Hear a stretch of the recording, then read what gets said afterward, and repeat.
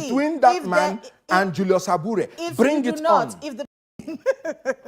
How come you're asking me what will happen in 2027? Well, if your party is moving towards, look, we're looking at engaging electoral processes before, so we don't all get surprised. I just told you that I support the idea of a coalition, and I told you it's a platform and it's negotiable. So we are negotiating, and there is no way I can tell you the result. So watch out the events. I wouldn't know how anything will turn out. What would be ideal for you? What I know is that Peter Obi is consistent in his fight for a new Nigeria, based on his 7-point agenda, which, if circumstances change, new things can be added. Before 2009 in Nigeria, we didn't have this kind of insurgency. Should he be pushing that 7-point agenda under the umbrella of the Labour Party? He's a member of Labour Party now. That's what he would do. That's what he will continue to do, except there is any new arrangement. I mean, is there a possibility of a new arrangement? Why not?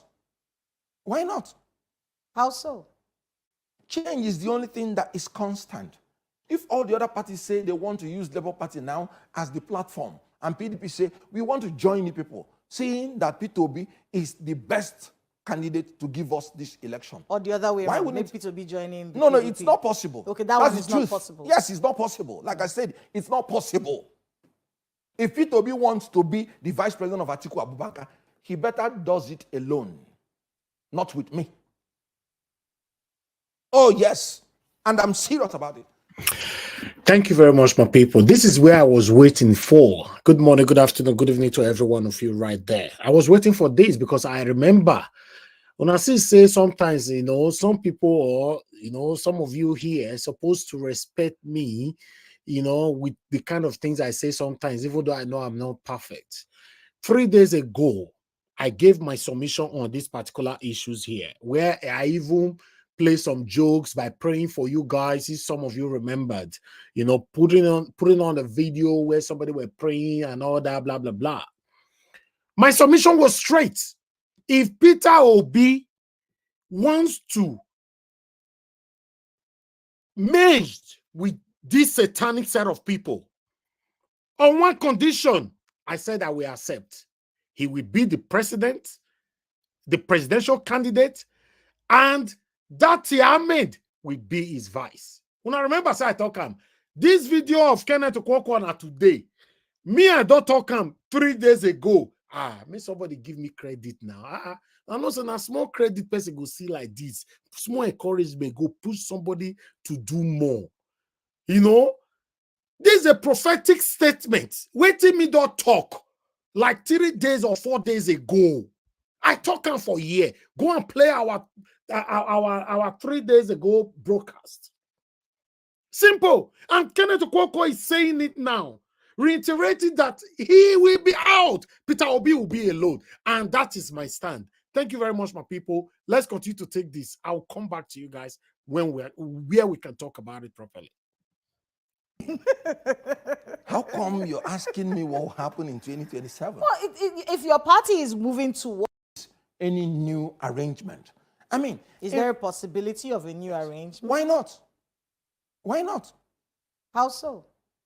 Change is the only thing that is constant.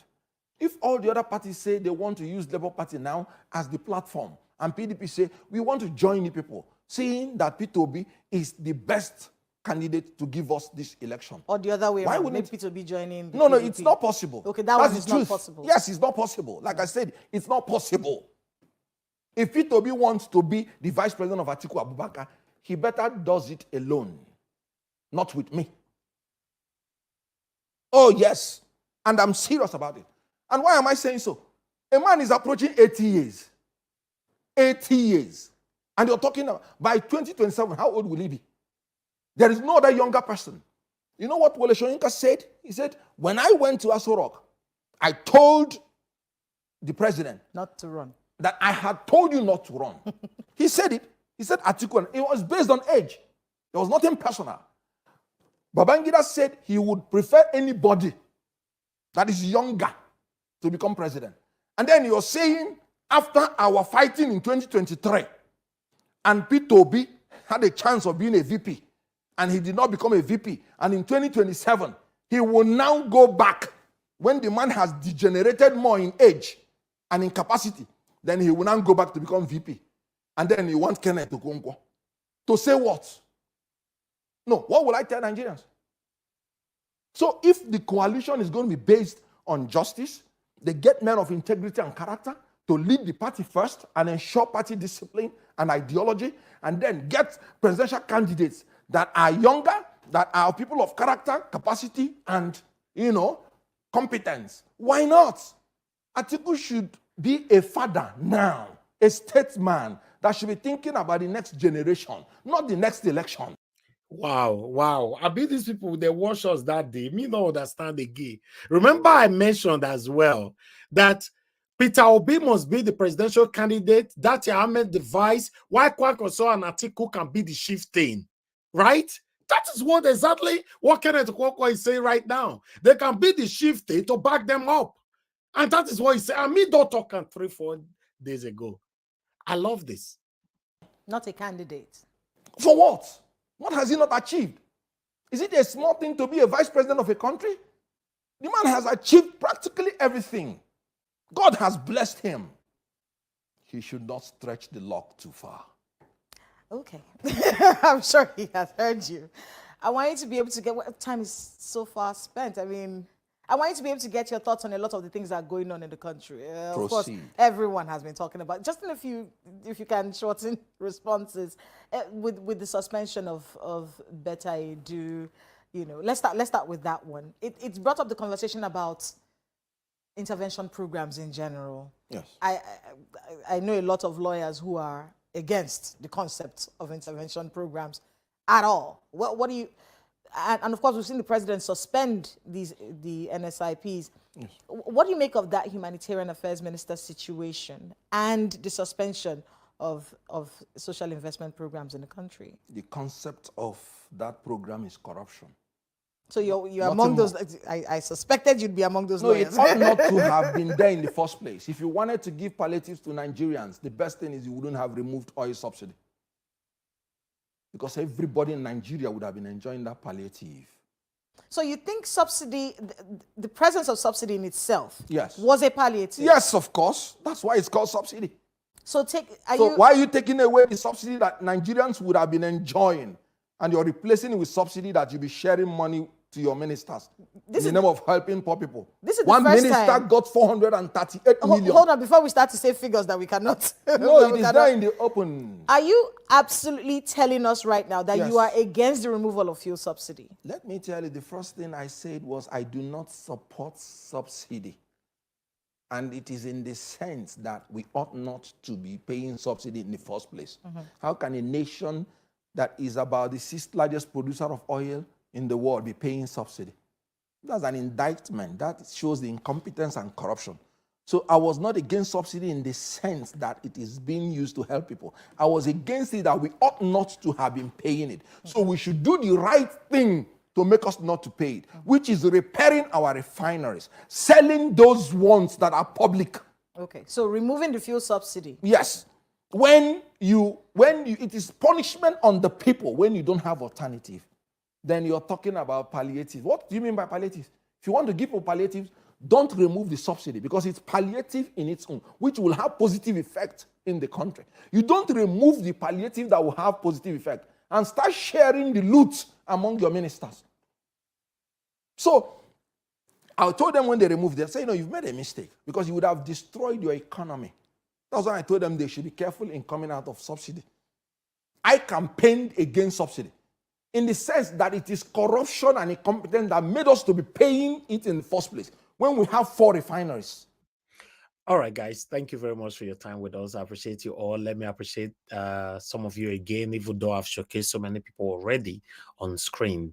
Good morning, good afternoon, good evening to every one of you right there. Mother of all, Mommy Diaspora, good evening to you, Mommy. Thanks very much for all you do. Thank you very much, Tony Africa. I can see you right there. Ejidima, I can see you. Good evening to every one of you. Madam Origin, thank you very much. Madam Luke, thank you very much. Thank you very much, Papi. I can see you. Faith Wilfred, Sing TV, Olga, I can see you all right there.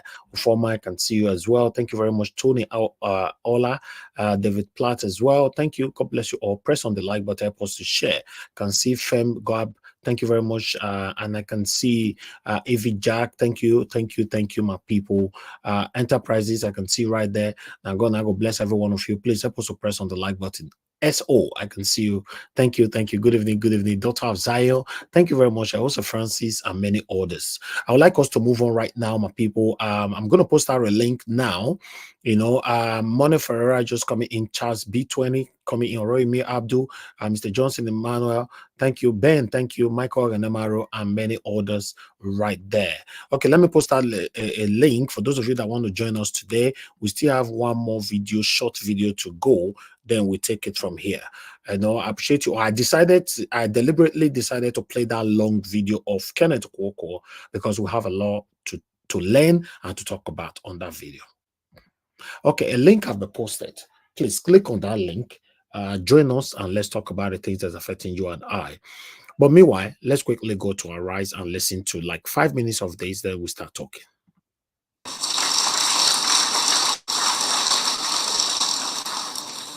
Well, Tinubu there saying Buhari did a wonderful job. Well, in the meantime, the former president, while speaking at his first public appearance since leaving office, expressed deep gratitude to those who supported him during his presidency, including President Tinubu. Buhari also highlighted the challenges faced by his administration and apologized for the tough decisions taken during his tenure, while affirming his unwavering belief in the nation's future. In our journey to the desired destination, there will be hard decisions taken, and the people would bear some costs. We can only seek their understanding and state that there was no intention to deliberately inflict pain and anguish on anyone. This is why I apologize to such people at the end of our time in office. Sacrifices are still being made now and will continue to be part of our national life and development. All right, Rufai, we're seeing former president there apologizing for some tough decisions that he made. You know, last night I watched his former advisor, Femi Adesina, on Newsnight, and he talked about how the president did a wonderful job. But if you recall, at the time, President Buhari had put in so many different policies that caused a lot of hardship in our nation, including, you know, importation, banning, imported goods, which affected some sectors as well. But also, we had President Tinubu here saying that, Buhari did a wonderful job. In the meantime, we are hearing that he inherited a bankrupt economy. There is an American band. I'm a lover of rock music and pop music. There's an American band called One Republic that sang a song. And the song goes thus: it's too late to apologize. It's too late. Yeah, it's too late to apologize. Really? It's too late. You're not accepting the apology, Rufai? No. Really? No. Okay, tell us why. And I'll tell you why. President Buhari came in 2015 with a lot of expectations. In 2015, if you shouted, say Baba, it was like a tribe, like a cult. Everybody loved that man. I loved him to bits and pieces. Everybody thought he was going to change things. But what did he do? He disappointed Nigeria. It took him 6 months before he gave us ministers. He took the state of growth the government of the PDP had then and he truncated it. The value of the naira then, they were saying they were going to bring from $1 to 1 naira, was about 200 now. They pushed it till about over 400 or something. Now it's gone over 1,000. The APC administration after 8 years now, has been one that has really dampened the courage of Nigerians in their country. When Buhari came in, he came in with the mantra that he was a general, he was going to fight insecurity and all of that. But insecurity increased. We had banditry and everything under him. He made some successes, don't get me wrong. He did a lot of projects, but there were many corruption allegations also in his administration. And people are checking what is even the cost of the project he said he did. He took this economy, shut it down on his feet. He shut our borders in the process of trying to get people to buy more Nigerian rice and all of that. Yes, some local production happened, but what happened? Inflation came. Many haphazard economy. At some point, he kept on blaming the fact that we're not getting enough forex. When the Ukraine war started, that we had a lot more money, what happened? Nothing. He printed 27 trillion in ways and means, and he kept on printing money that we cannot justify. He put our economy in this quagmire we are in today, and a lot of Nigerians feel the pain for it. Today, a dollar is over 1,000 naira. A pound sterling is going to 1,600 or 700 naira. He left an economy in shambles. President Tinubu keeps complaining about it. Yes. His problem is so much that President Tinubu can't even take the fall for him. He has to say every time that it is you that caused the corruption. Yes. Under its administration, he set up a humanitarian ministry that has become a cesspit for corruption today. Right. A minister under his administration is now going to the EFCC to give account. After all of this, you're saying tough decisions. President Buhari, you didn't think through those decisions when you made them. And that's why I say this morning, it's too late to apologize because the damage has been done. The Nigeria where we knew in 2015 that had a vibrant economy, that was an investor's hub for Africa, is no longer the Nigeria we know today. Right. And you started the process of the damage. You take accountability and responsibility. But as children of God, we'll take your apology, but it's too late to apologize. Okay. I assure you, it's too late. Well, Rufai has taken his apology, but, still saying it's too late. You made mention of the insecurity. Yes. And obviously, President Tinubu also inherited that insecurity. But you saw him there, praising Buhari, saying at the time he took over the government, there was, all the bombings in Abuja and terrorism reduced a lot. Well, in another development, President Bola Ahmed Tinubu has condemned the recent spate of kidnappings and bandit attacks, describing the development as disturbing, ungodly, and sinister. The president made the comment when he received a delegation of Jamiatu Ansar-Din, a highly respected Islamic movement, at the State House in Abuja on Tuesday. President Tinubu said while security agencies are acting with dispatch to immediately address the current challenge, all required resources, policies, and plans will be rolled out soon for massive education of Nigerian youth. The president said education is the antidote to the troubles ailing the nation, adding that there is no weapon against poverty that is potent as learning. I think that this was a very, valid point President Tinubu has made. Education, we need to see how this will be implemented. Though even during the book launch, he also talked about the fact that, history was taken out of our, curriculum. He would like to have, these books written for President Buhari included in our curriculum. While in the same vein, the Supreme Council of Sharia in Nigeria on Tuesday provoked a fresh controversy on the Muslim ticket of the All Progressives Congress for the 2023 election, which is said has fallen short of expectation.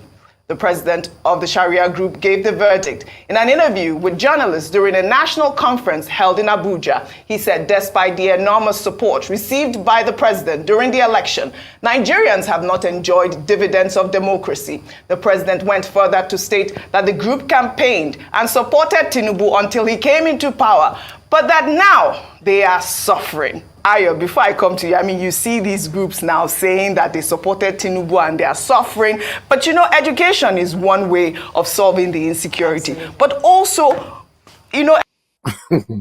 Voila. So they are suffering. You supported Tinubu, you are suffering. Guys, let's listen to this last one so that I can end this.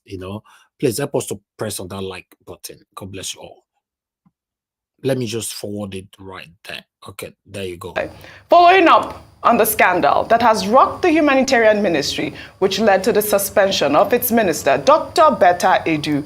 The minister was said to have received the sum of 3 billion naira of COVID-19 funds for the verification of the National Social Register. Well, in a letter dated September 18th, 2023, Femi Gbajabiamila, the chief of staff to the president, told Betta Edu that her request to obtain the 3 billion naira from the COVID-19 funds had been approved by the president. The 3 billion naira was reportedly disbursed to 9 companies, including one linked to Olubunmi Tunji-Ojo, Minister of Interior. The approval letter from the Chief of Staff has now elicited more reactions. Vimbai, this letter, is coming at the same time, that panel has been set up to investigate the ministry. But the issue here is about that COVID-19 funds. I mean, back in 2020, the World Bank had issued $114 million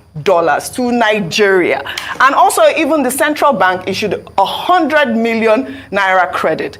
And we saw a lot of looting at the time. If you can pull up some of those videos where Nigerians were saying we are suffering, where is the money? But at the time, they also asked the Accountant General of the Federation to account for those funds. And now we are seeing that the 3 billion naira, that's the video, the 3 billion naira was issued for verification of the social register. I mean, this is absurd at this point.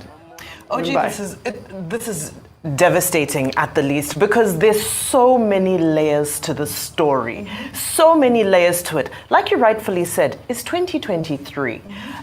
Our suffering is now, induced by other factors. But in 2020, 2021, at the height of the impact that was caused to businesses, people, property, so people suffered during 2020 because, COVID, it wasn't anything anybody could have planned for.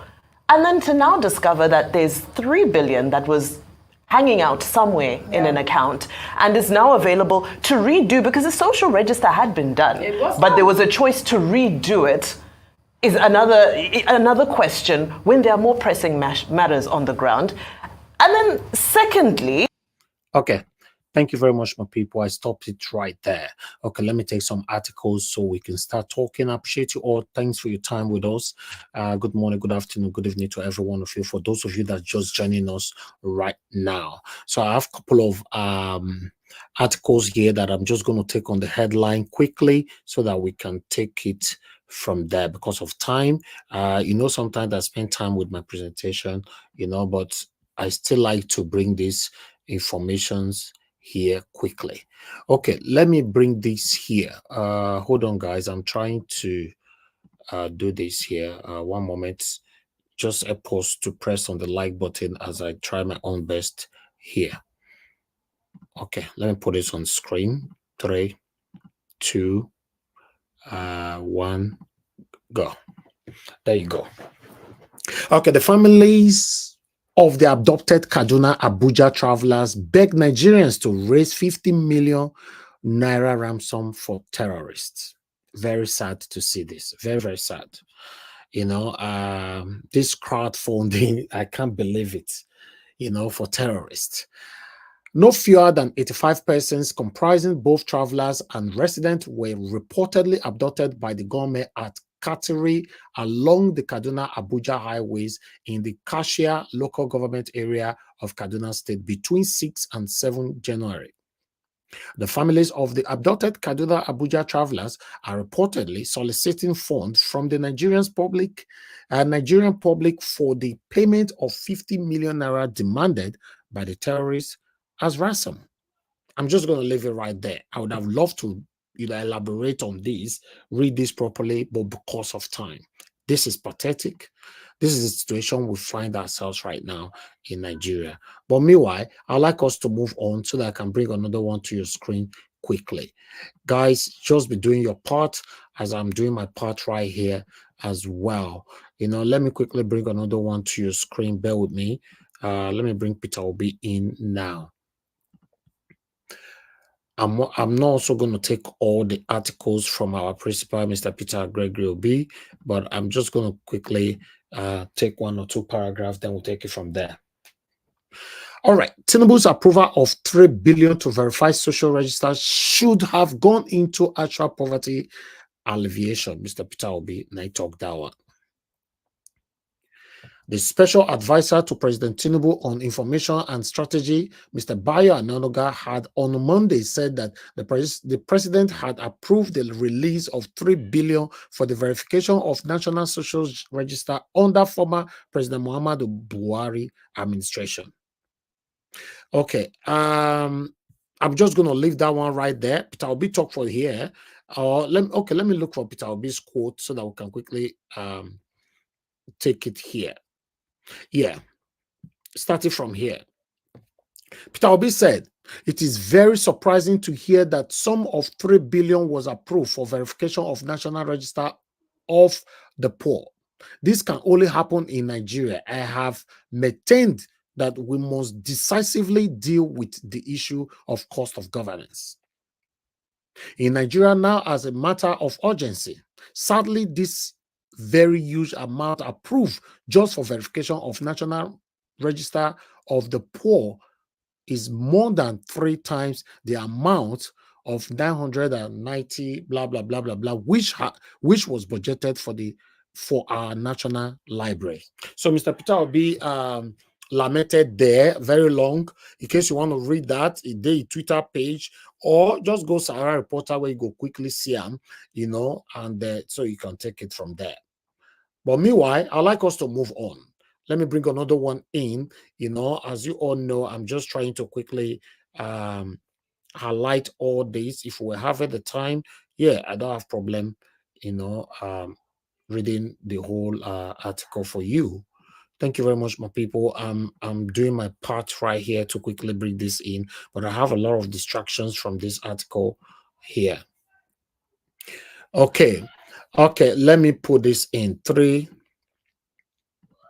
2, 1, go.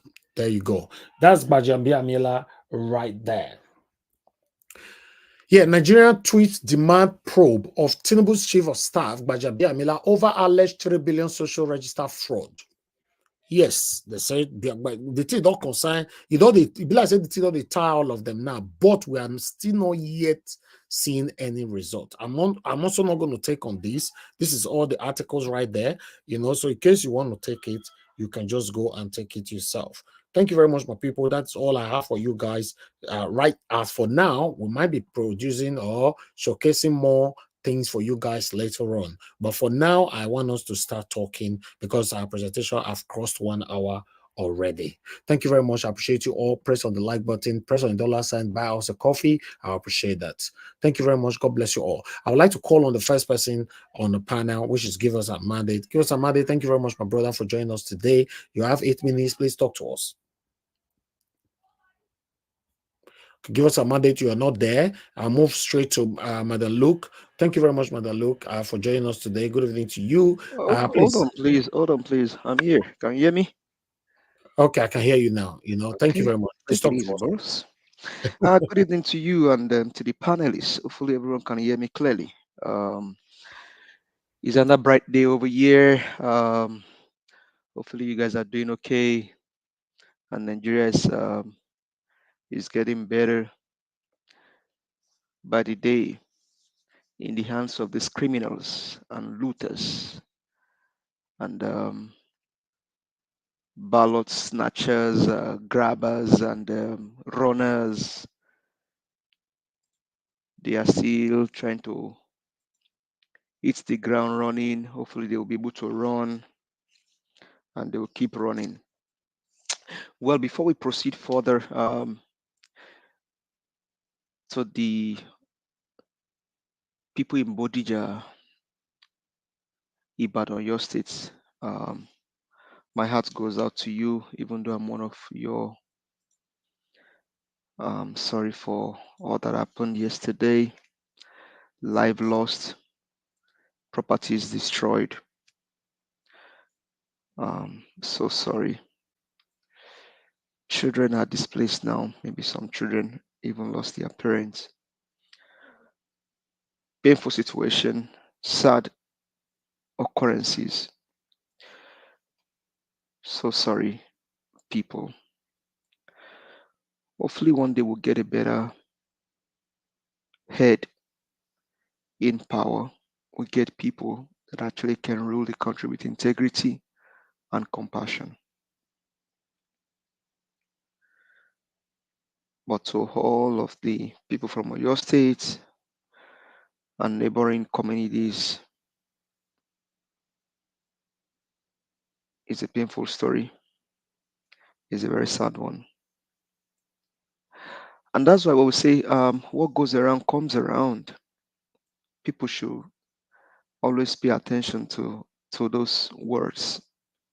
You may think they are just ordinary words, but those words carry powers. What goes around comes around. I never knew it was going to hit hard this way, and even in my own state. But so sorry. Hopefully, before the end of the show, there can be a minute silence for those that lost their lives. But so sorry.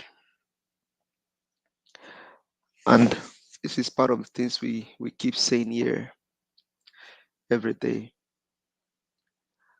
Coming out here every day to speak is not because one like to talk or you just want to speak. No, it's because you need to speak for your own people that basically have no voice to speak.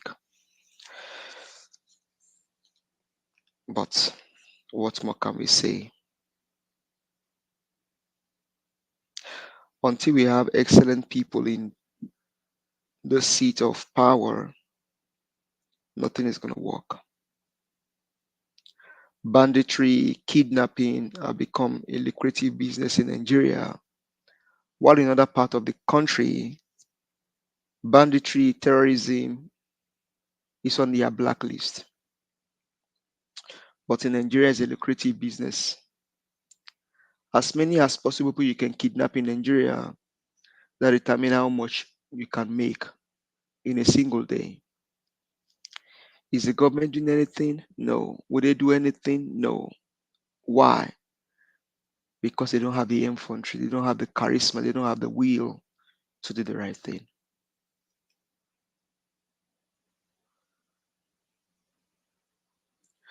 Hopefully Nigeria can get out of this old mess. Now to Kenneth Okonkwo, all well said, only sad to see how you see journalists interview people, and even interviewer, the person you are interviewing is even shocked at your questions. But on the issue of merging, honestly, I don't know what Atiku is looking for. If at this age, if at this time Atiku is still thinking of 2027, then it means that everything that is wrong, not just corruption alone now wrong with Nigeria, everything is just wrong with Nigeria. Because obviously, what is this man looking for? You're almost approaching 80. Is there something you could have done while you were with Obasanjo that you didn't do that you're trying to do now and you're going to fight tooth and nail to become the president of the country? I don't know. When you have vibrant youth. And an issue of margin, forming a coalition. Okay, you're forming a coalition to fight against the government of the day, not for Peter Gregory Obi to become a vice president. Mr. Peter Gregory Obi, should you be listening to us tonight? The people are in love with you. They believe in your ideology. They believe in your person.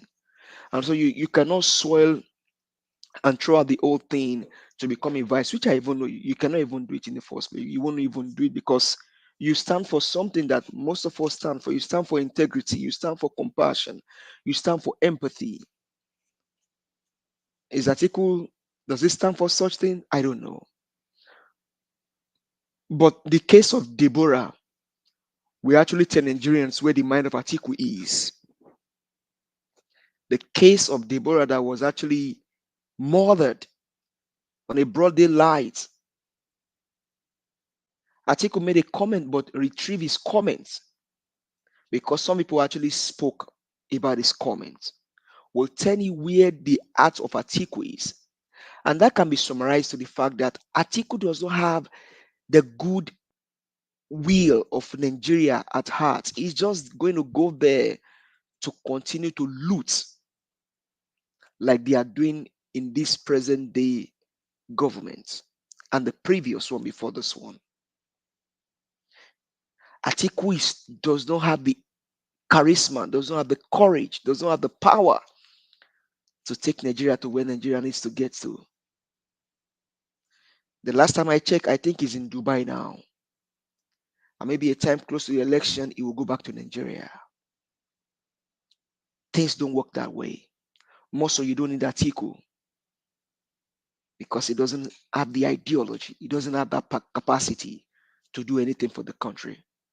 The last time I checked, SPV was prominent during the time of Atiku. Atiku used more SPV than anyone in government to loot Nigeria money. I mean, Obasanjo said it. Obasanjo said it. So, does he have anything to do? No. No. No. No. So, Mr. Peter, you have your platform, you have your own people, I mean, all over the world, people know who you are and then what you stand for.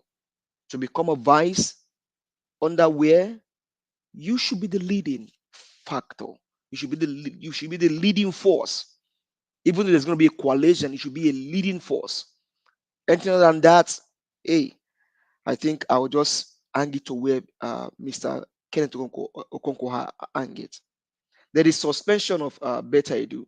Well, I mean, I said yesterday, if you can spend 3 billion to verify social register, now the amount spent to verify that social register, if you go check the budget, that amount is maybe times 2 or times 3 of the earth of the amount budgeted for earth and then education. Because all you have for education is just loan. It wasn't like the government is making provision for education. No, that was loan. And then they spent 3 billion naira to verify a register. Oh, Nigeria is a very great country. Then Buhari statement on apology. Hey, is there anything to say about that? No. Why? Apology about what? That the people that died during Buhari will come back to life? Will his apology bring them back to life? Or the apology that many people lost their properties during Buhari, or many people even lost their livelihood under Buhari? Would the apology bring those things back? No. This is the evil that we talked about these people. This is the painful thing about these people. You've done the wickedness against the Nigerians, and then now you're apologizing. Will that apology bring the people that have gone to their grave back to life? No. Will it even bring the fact that this election was rigged? Will it make the wrong? Will the apology make the wrong right? No. You've done the wickedness against the people and you're apologizing. About what? That the apology is going to resurrect the people that have died? Is going to the people that lost their businesses, lost their various houses? People cannot even go back to farm anymore. Will the apology bring those things back to life? No. No. It will never. But you are now an ex-president. You've achieved it, right? And you're apologizing to Nigeria. You've stolen more money. Your wife even stole money. You printed money during your own administration, during your own regime. The CBN governor stole more money than any other any other governor of the CBN. Both passed up until him.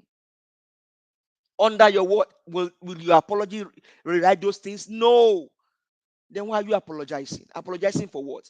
The Nigerians should forgive you and move on. You know, Nigerians cannot insult you, but you can insult Nigerians. You can even destroy Nigerians. You can even take their lives. And for you, they can create an echo chamber for you. Or for you, they cannot touch you. They cannot see anything against you people. Wicked human beings. Satanic agents. You destroy the country and now you're apologizing. And you are still alive, feeling the effect of what you have done. Ah, man. Is that how they apologize in UK or maybe in London or that other country? Other countries, they do well for their people, but only in Nigeria. Nothing can be done against you guys.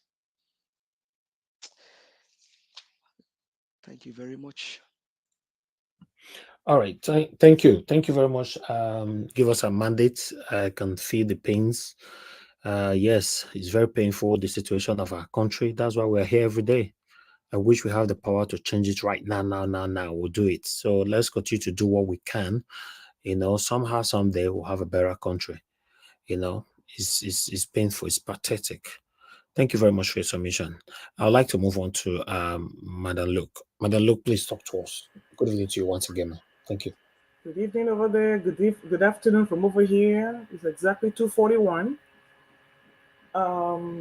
Thank you once again, Niger Watch family. Thank you, panelists. Thank you, commentator, Bummy Diaspora. God bless you for being with us every day and cheering us on and giving us the warmest welcome ever. God bless you all. I know today was going to be a long day. The latecomers haven't started appearing.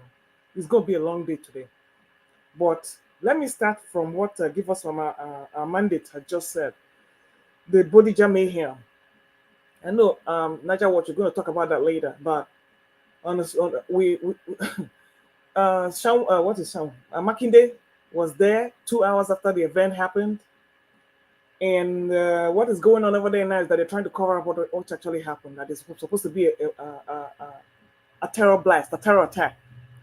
But they're trying to cover it up and say it's equipment, where they stored equipment for mining and all that jazz. But I will wait till the drone. I think drone photos are all over the internet now. I will wait till I hear what they want to say before, because I'm big on investigation. I am really, really big on investigation to see how they go. What is the damage was huge. I mean, the damage was so huge. I want to see how they're going to explain this one. Then, having said that, let's move to the topic of the day. Starting with Post TV, how insecurity is biting harder. And when will Nigeria stand up and fight? Well, when it's time to fight, Nigerians will fight. But like I always said, it's going to take somebody who can lead. Babangida is there making mouth. Obasanjo is there making mouth. This one, Buhari, has come out. These are all the people that should just be locked up and just, that diaper island. That is where they should all be, according to Mr. Niger Watch. That diaper island is where they should be. All of them, and they are making noise. People who contributed to ruining this country, they will come out and be talking. It is very painful. Yes, Nigerians will stand, but you lead. Because if they keep dying, you will still be where you are and be enjoying your loot. The Nigerians will be dying and nobody will remember them. So I can understand how the youth feel. They call them youth. The people, why can't they lead? Kenneth Okonkwo, oh my God.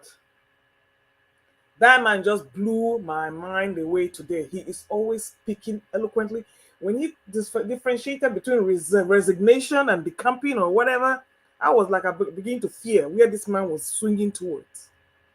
But he just like, and I don't blame the TV presenter, because they have to choose their words well to goad you.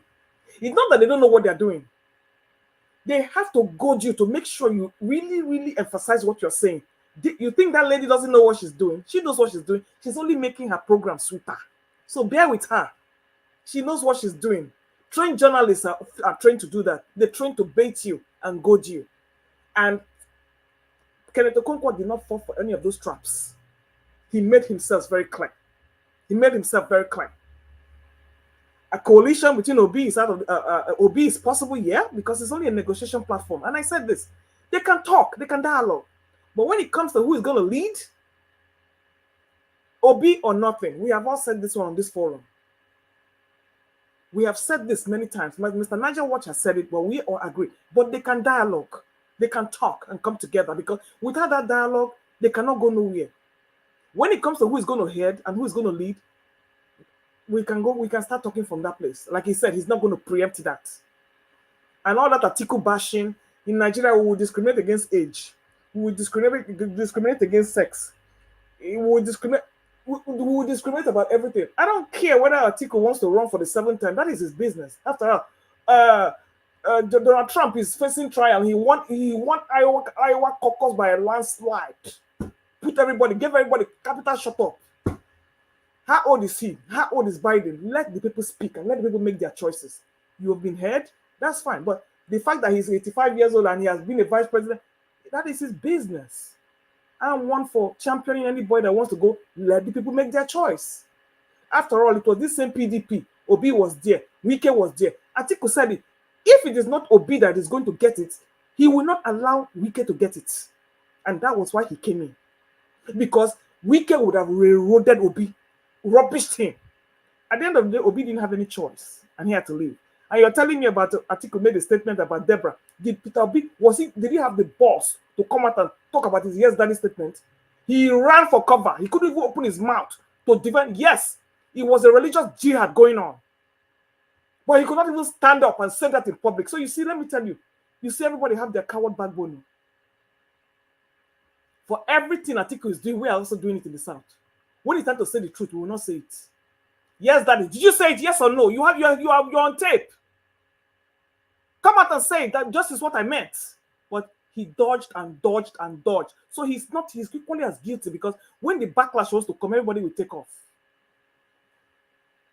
And now moving to stomach infrastructure, we already know that, and kissing the ring, Donye Coupe and all that one. We all know that. But hey, that special purpose vehicle, like Obi said, should not apply to Labour Party, because it's synonymous with corruption. And that was why I agreed with him. You can have a vehicle to champion your plans, but it cannot be a special purpose vehicle because it is synonymous with corruption. I praise him for clarifying that. Mahmoud Yakubu, he even just, in fact, he made that clear. To sum that situation up, you cannot be thanking a president for the work of the judiciary and then blaming politicians for the flaws of INEC. That is where he nailed the coffin, the final nail on the coffin. We got it all wrong. You cannot hail President Tinubu for the work of the judiciary, because then he's influencing it. And you cannot blame the politicians for the work of INEC, because INEC is supposed to be an umpire that has no bias, but we don't have that in Nigeria. And until we have that, coalition or no coalition, these are Badorians will do what they did again. Whether Obi is in Labour Party or whether it's Atiku, they will do the same thing again until we fight that elephant in the room. The imperfect umpire called Mahmoud Yakub. We are not going anywhere in that country. All right. Is there division in Labour Party? He said absolutely none. And I like that. There is no court case between Apapa and Abure. What we have are charlatans in the party, and we have charlatans in every party. I was happy he was able to clarify that. Buhari apology. I like Rafai's song. It's too late. That's what's his name? One Republic, one of my favorite artists. Yes, it's too late to apologize. That man should be in jail. I don't even want to hear what he's saying. I didn't even listen to it. Oh, talking about the ungodly Sharia. There was a program this morning where I watched on VOP, where they said if it was Igbos that was Gumi and all these people doing all these things, I think it was even here, they would have leveled the whole place. They would have leveled the whole place. So that's to tell you that different laws for Nigerians, depending on, I think that was what they said, you are geographically disadvantaged. Better I do is geographically disadvantaged. Peter Obi is geographically disadvantaged. I listen to all kinds of platforms and I got a lot of education. And so I can pick up these terms to see exactly what our problems are. It's first of all is the North. Tinubu liaised with the North for 20 years to get where he wanted to go to. Then you have the Southwest. Then the Southeast and the South-South. We don't know. Apparently South-South is even better because Wike is there. And Akpabio is there. So what did they give the Southeast? Nothing. So you see, we have to go with geographical relevance, and it is obvious. It is real in Nigeria. The racism that we are running away from, we are practicing it here in Nigeria. There is segregation big time. Now we're talking about better I do with the COVID funds. People were dying of COVID. These people held the money to today and they're sharing it now. Why people were dying? This is not wickedness. And Tinubu was aware of all this. And he okayed it because they had held it till now. And he okayed it. Now Betta is on the hot seat, but his aburos like Baja and Tunji, they are busy telling us the terms with which they're going to come for questioning. What does that tell you? You have to be geographically opportune and favored. Peter Abi has said whatever he wants to say about the 3 billion. Only in Nigeria can this happen for real. By Orlando that confirmed it, that 3 billion was given. IMF, Central Bank, they made provisions for people. Even here in America, I know what I got from this government in COVID. It was over $30,000. And I'm working, I got over $30,000 in 1 year, tax-free. Then you are telling me what? People, how much is it going to cost to put a smile on people's faces? Yes, I agree. But just to be probed by Nigerians, as Nigerians are calling.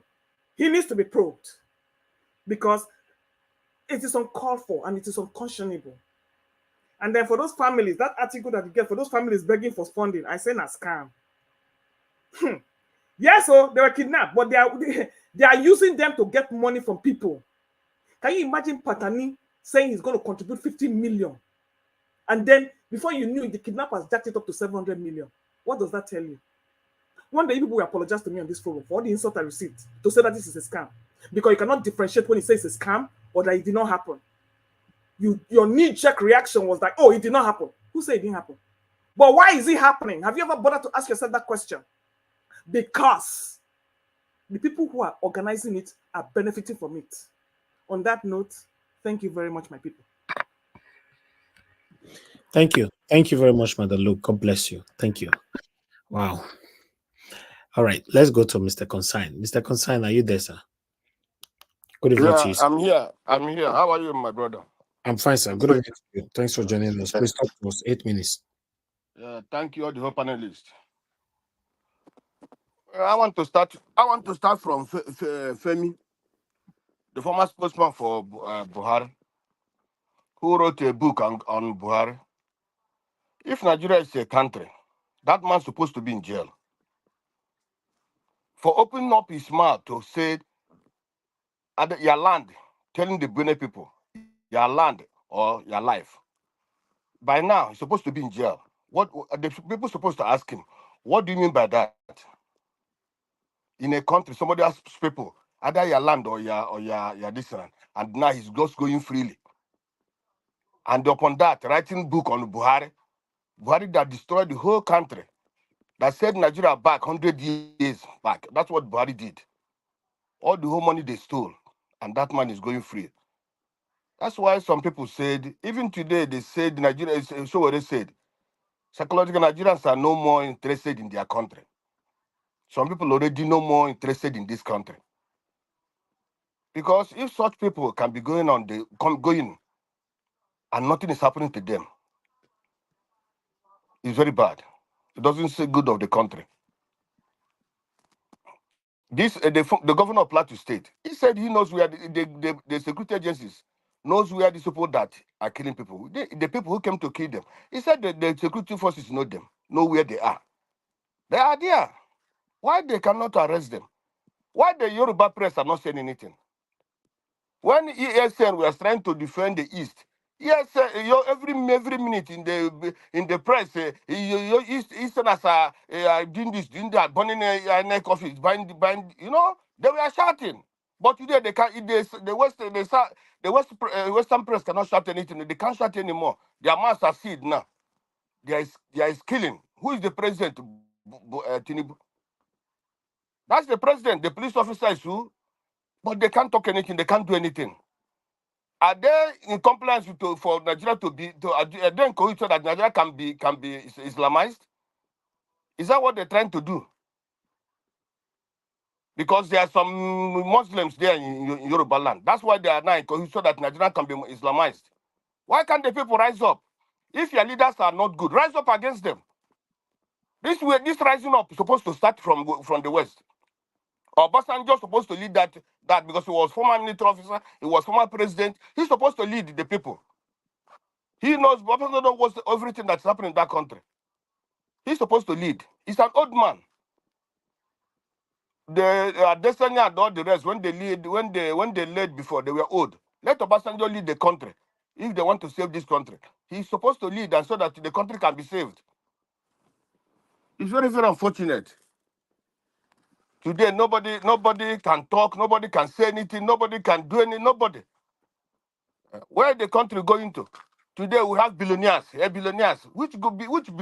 A country when billionaires are not inventors, real business people. Then you come, they say the country is moving forward. Just moving backwards. Using the money to make party every week, every weekend. People are suffering in Nigeria. Some people are making party every day, but dancing, and many families are begging. It's very very bad. Very appalling that many people are today. The money they get the money, they share it for themselves, and the many others are suffering, begging. Nigeria become a beggar nation. This merger. For me, honestly speaking, even if the INEC chief is removed, it doesn't help anything. All these people now they are clamoring, they want the Supreme Court to join. All of those people, all those governors, all of them we are going to Tinubu. They went to Tinubu before that Supreme Court gave them that judgment. They are going to pay lawyer to Tinubu. What a country is this? All of them went to Tinubu. And if you don't go to him, you cannot win you cannot win your case. The country has been hijacked by a big criminal.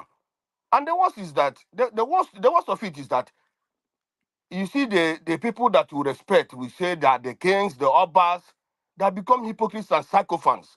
That's the problem. These people are supposed to be take care of their family, the people that are ruling, be honest to them, tell them the truth, tell them what to do. But today, they are the ones that are the sycophants and hypocrites. That's one of Ogun State, chief from traditional law from Ogun State. He was given a musician money. I read news comment on it today. The way he paid the money and was given to this thing, my God.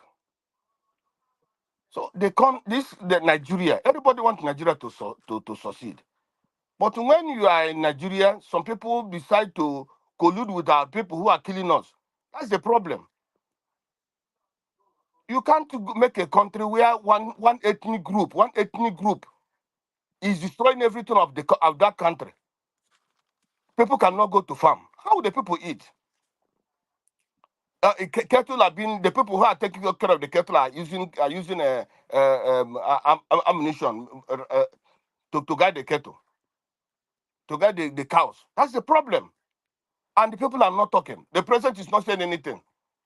Now today they are making a meeting to stop this. What are you stopping? Next week now or next 2 weeks, we'll see more will happen.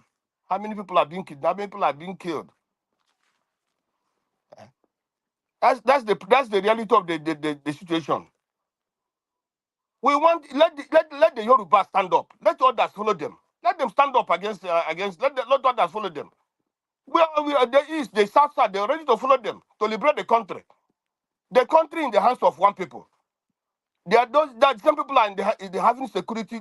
They are in proportion of all those good security this in the country. Now today, the money even 32 billion budgeted for national security advisor. What kind of nonsense is that? They are saying they better do steal money, but now 32 billion for another building for national security. What is national security advisor doing? Now they are going to give him that money to eat. They will put maybe 1 billion on the ground, and then they say this is the structure directing, and the remaining money they will eat it. The only accusing the Beto Obi, all the whole ministries are doing the same thing that Beto Obi did. All of them are doing the same thing. So that is when you think of this country and see what is happening, you start crying. Because by now we're supposed to be one of the richest, one of the best countries in the world, where everything's supposed to be moving. But at the end of the day, we are backwards. We are not even a nation. We are not like a company. Nigeria is just a company where criminals have hijacked.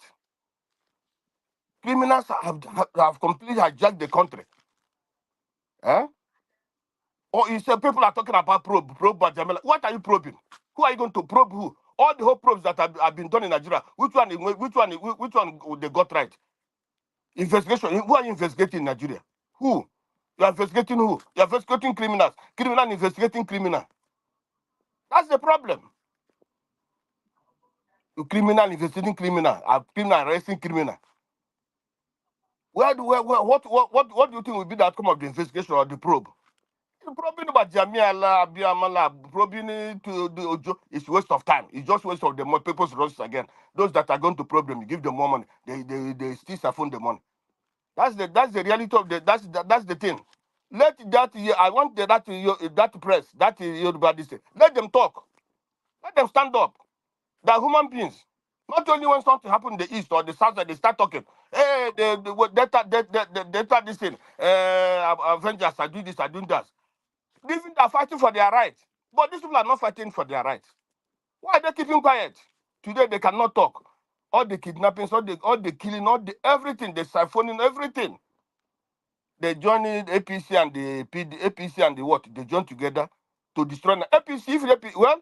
If APC doesn't destroy Nigeria, Nigeria will destroy APC. That is the reality. Because all the whole people in that APC, I've said it before, they're evil. Evil from pit of hell. That's where those people are coming from. I never see anybody there that's a good person. All of them are real evil. Destroying Nigeria. Our people are suffering. Our people are crying. Our people are suffering. Look at our women today are nothing. No more morality. Nothing at all. No more dignity. You see you have different kind of news in that place. What young ladies are doing? Those young ladies, if there is job, they can't be doing those kind of things. Those young men, if their job, nobody can go to doing stupid things, doing yahoo, doing ritual. If there's job, even their job, nobody can start going to gossip. No, and there is opportunity for those things. The God that the Lord will worship gave us everything in that country to become a good country. The good Lord gave us everything. He gave us human resources. People who can change unchangeable. The Lord gave us everything. But today, what are we seeing? Somebody can siphon billions. Somebody can all that Buhari did. People can go and start shaking him. Now, even if, for example, let us see that let's say a good person come to rule Nigeria. After ruling Nigeria, another zombie from the north come back again to destroy the country, and everybody keep quiet. That's the problem. Another zombie will come back again. Let's say Nigeria is good now. Okay, let's say Tinubu work hard and the country become good in 8 years or 4 years. Then another person will come from that place, did the same thing Buhari did, and nobody will stand up, nobody will shout, nobody will cry. The Easterners were crying and they were killing them.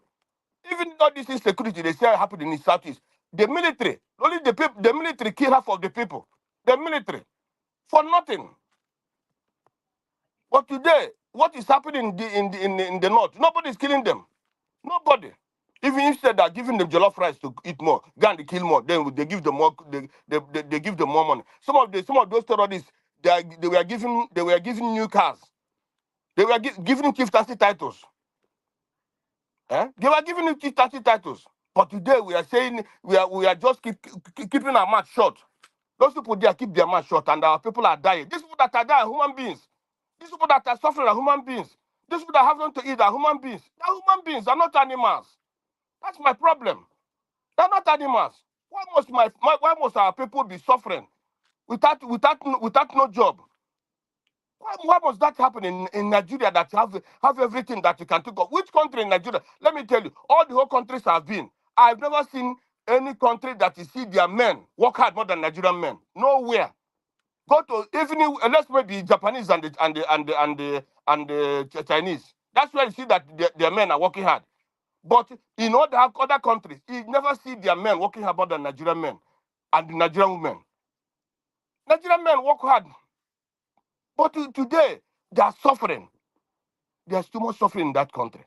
Because people have decided, the people we trusted, the chiefs, the kings we trusted, have become sarcophagus and if you look at a king going to the club, going to weapon and spreading money.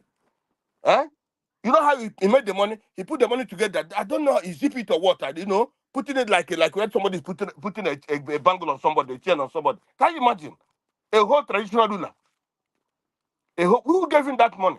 The money is supposed to use and help his community. That's what he's using to come to the club to do nonsense. Honestly speaking, my brother, if I cry. I cry every day for that country I cry. Thank you. Thank you, sir. Thank you very much. Yes, the situation of our country is enough for anybody to cry because people are losing their lives in the process. Yeah, people are dying every day. If I have to be giving 1 minute silent for everybody, I believe we'll be giving it every hour because a lot of people are losing their lives every day. It's pathetic. Thank you very much, sir. Thank you, everybody, right down the comment section. May God bless you all. Dr. Alexander Gomez, I can see you. Thank you very much for all you do. I appreciate every one of you right there. Amaka E, thank you. Thank you. Let me move on to Mr. Jonathan. Mr. Jonathan, it's good to have you on the show, sir. Please talk to us. Good evening to you. Thank you very much, Mr. Elvis. Thanks to everyone there, all the panelists and all those that are on the comment section and those that are listening. Welcome to everyone. I just want to quickly, talk about the Kenneth Okonkwo's interview today. He said something very, very profound that we must all take to heart, which is, I know one or two people have emphasized it here, which is the fact that what is going on right now with respect to the merger is a discussion. And I want to believe that if that is the case, nothing will come out of it if it ends up to be a transactional discussion, or if the discussion is going towards that direction where it wants to be transactional. I want to believe that Peter Obi will not be part of that. But if it is not, I want to believe that going into that discussion is fine and there is nothing bad with that. Hopefully that it will not be, they will not be coming in, the other parties will not be coming into the discussion with the full mindset of discussing transaction, which is just the way it is. I want to make it a transactional thing. And that's just what I will leave it at that, and then we'll see how it all pans out going forward. For Atiku, we all know Atiku is a desperate politician. He has no ideology specifically. He himself alone, Atiku, has single-handedly, he himself alone is single-handed, and he continues to bring down PDP by his action, by his greed, his selfishness, and his greed has brought PDP to where PDP is today. Him alone. And then on Kenneth Okonkwo, statement with respect to to INEC. I love that.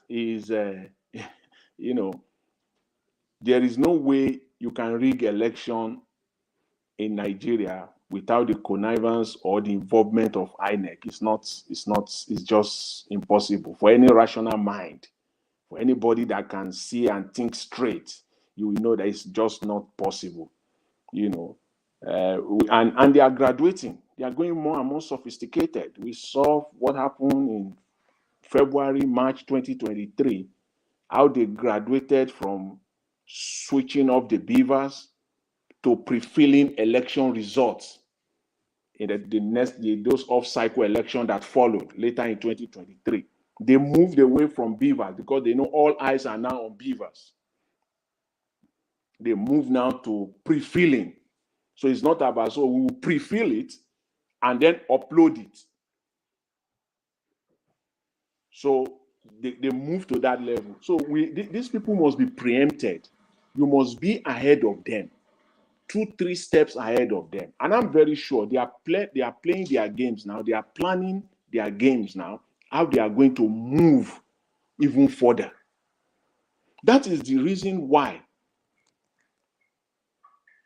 the position that any election in Nigeria going forward, and I hope this will be part of the discussion that Peter Obi of Labour Party is having with all these other individuals with respect to merger or whatever they want to call it. I hope this is at the center of that discussion. That any election going forward in Nigeria, all results must be counted at the polling station, which we already have. Not only that, they will go a step further. Right there at the polling station, the result will be uploaded.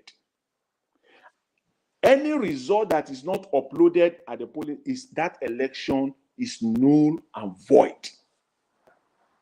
You see, that is the only way you can checkmate rigging in Nigeria. Any other laws or any other regulation is just still dancing around it, looking for ways to circumvent the law. That is the only way, pure and simple. This idea of collation after election result, they must bury that. That cannot go on. If INEC is serious about conducting true and genuine elections going forward in Nigeria, it will do away with all this collation system. Election must be announced at the polling unit, result uploaded at the polling unit. That's the only way. Any other way, it's not going to work in Nigeria. The rigging will continue. All they need to do is just to go to the next level, get more sophisticated about it. Yes, that's what is going to. That's the only way moving forward.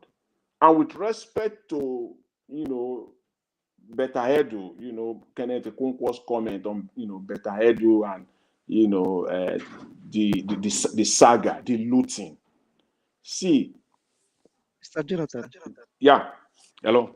sorry to I just have a question for you.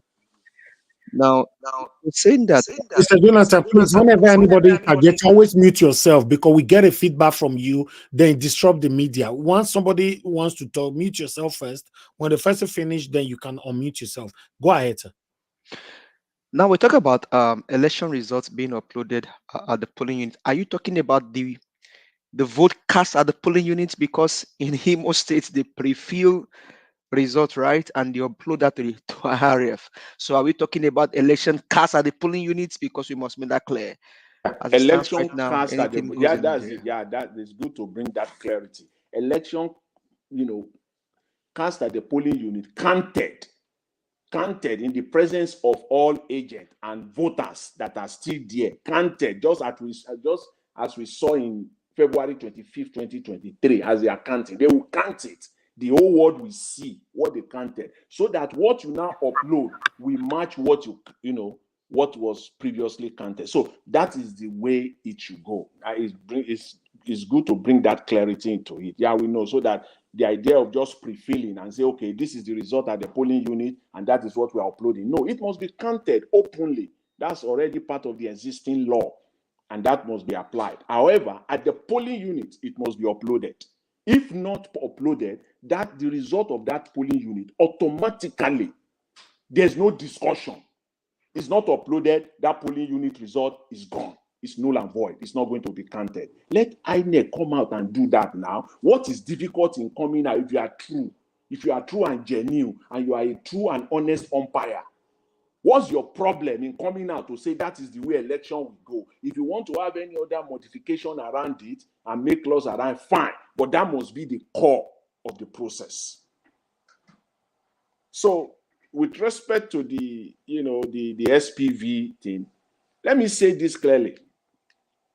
Every ministry in Nigeria, an agency, federal agency, ministry in Nigeria, all of them, without exception, have their own SPV templates to loot Nigerians' wealth.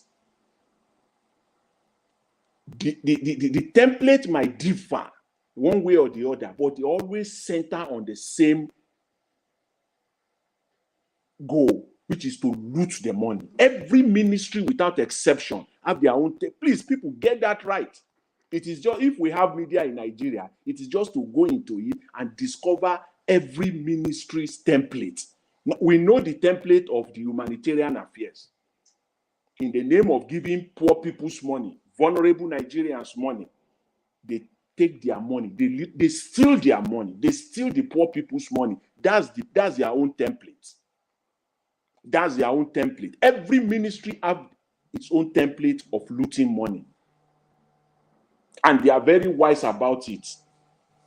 They are very wise, they are very smart about it. The reason why we're talking of the humanitarian ministry now is that template has been revealed. It is now a public knowledge. People now know. That is why it will not continue at the end of the day.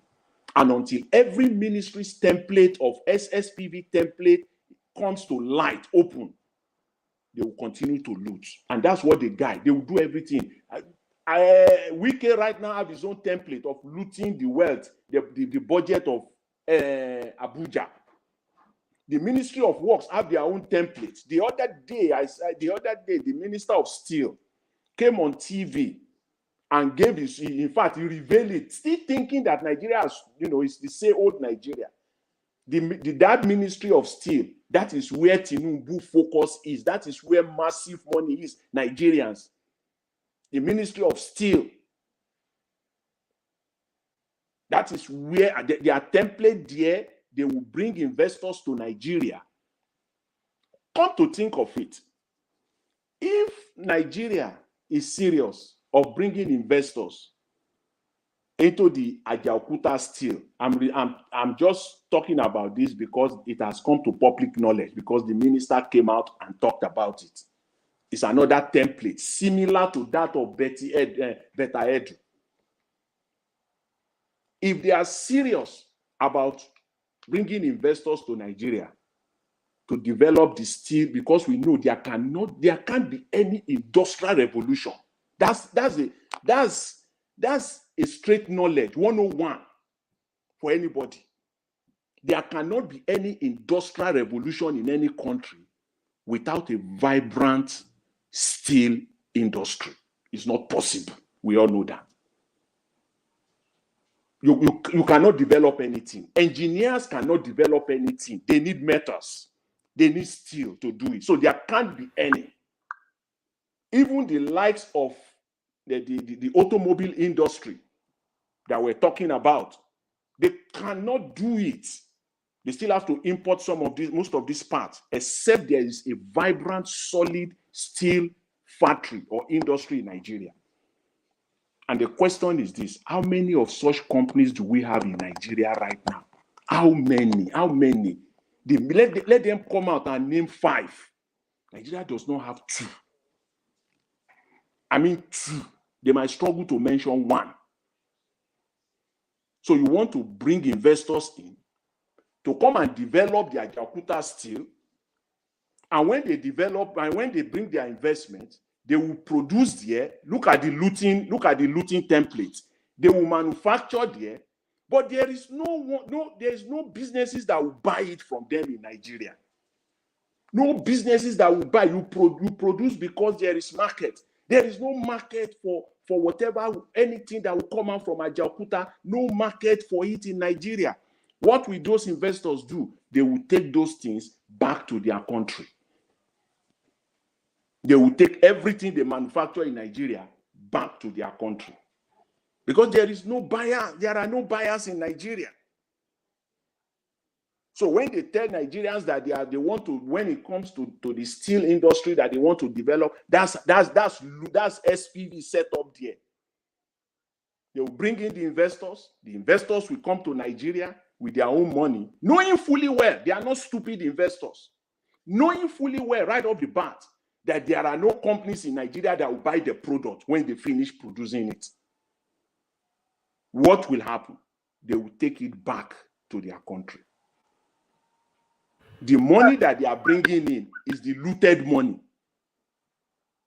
The investors are only coming in as front for them, so that when they manufacture, because there is no serious government that will be talking about that when there are no industries in Nigeria at all. I just want to bring that out. Sir Joe, sorry. Joe, sorry. I have a question for you. If Oga Niger Watch will let me. Yeah, go ahead, man. Thank you. Still on that Obi's clarification of Obi's approach to the elections and the Labour Party, you remember that he had made a statement, or the Labour Party representative made a statement a few days ago saying it was not possible to place um, polling agents in all polling units, and that is why they were losing most of their credibility, because most of the people they put there were volunteers and they didn't have the funds to go all over Nigeria. How will we address that? Thank you.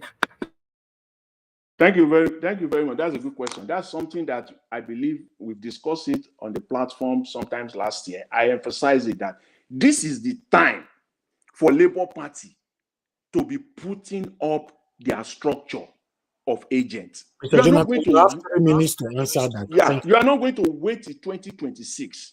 You must, if you are serious about winning election, I don't care whether INEC come up with 200,000 polling unit agents.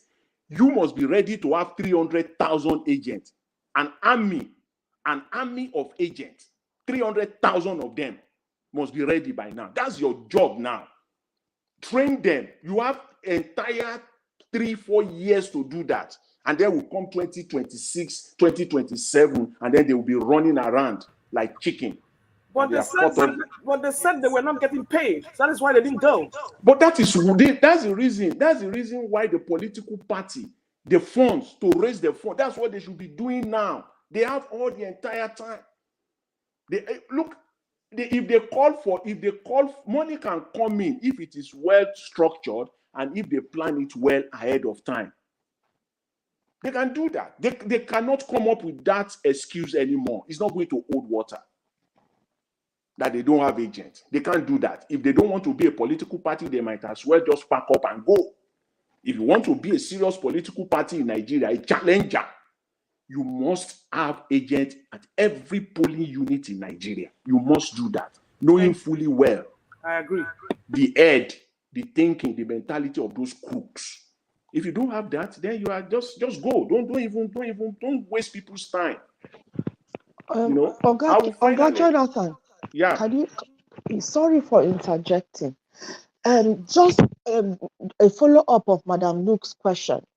You answered it, but what about the integrity of the money handlers, those who are going to disburse those funds to the agents on ground? The Labour How Party, do we? Yeah. Sorry. I believe that the Labour Party must come through and be transparent. They must come through and be If you want to lead Nigeria, this is your test. If you cannot undo 200,000 polling units, if you come out and say, okay, we need 2 billion naira, we need 5 billion naira, we are working on it now to raise the money. This is the time for you to do that, and you have to be transparent about it. Mr. Elvis, finally, I just want to, if you can give me a minute. Okay, please be quick. Thank you. I just want to talk on Buhari's book launch, which is, to me, is rewriting history. They are just rewriting the history. And this again is taking Nigerians for fools, thinking that we are fools. They can launch how many books that they want. Again, they kept on forgetting the fact that this is 21st century. This is 2024 going forward, for crying out loud. You can write all the books you like. Everything you did, every of your policies, every of your mediocre ministers and appointees that you made during your tenure in office, there are digital footprints of all of them. These days and time, university students, scholars don't even go for books. Everything is online. So you can write all the books that you like. You cannot rewrite history. You can't rewrite history. So that is an effort in futility. You can't fool people anymore. Okay. Thank you very much, Mr. Elvis. I really appreciate it. Thanks to everyone. Thank you, Mr. Jonathan. Thank you. Madam Origin, thanks for calling in. Good evening to you, ma. Please talk to us. Hello, my people. I greet everyone, all commenters, everyone. Our panelists, I greet everyone. Mr. Niger Watch, God bless you. God bless you for your tenacity, your consistency, and being a prophet. Today you proved it. Kenneth Okonkwo said, almost like verbatim what we were talking about that you highlighted. While we were just talking, I am here for a few, the youth, and why I raise my voice is as you people are lifting your voices, as you are here, the ninjas here that are not saying anything, but you are here soaking it. Everyone that is here has a role, and it's also playing a role. My voice is just your cheerleader. I don't even want to comment on all the topics, because if Mr. CM doesn't catch it, Mr. Jonathan will. Miss Madam Busy Brain, I salute. Thank you so much. Glad to see you. And everyone that is in the panel, you all are awesome. So I try to concentrate on my little role, which is your cheerleader, trying to say, please go on, go on. That brings me to the template of looting and stealing that is being mentioned. And I address you all, my youth. Think of it. Just think of it. When the person that is your mentor, your role model, your leader, the leadership, the elders, those that speak on your behalf, those even when you didn't send them, they say what they say, and they say they are speaking on your behalf. Mahmoud spoke on your behalf. There is that one that was running his mouth like you, one that ate hot yam, was speaking on your behalf. They speak and their loudspeakers are high. And they tell the world that is who you are. I am here to let you know, by my own assessment, the Nigeria youth is like an orphan.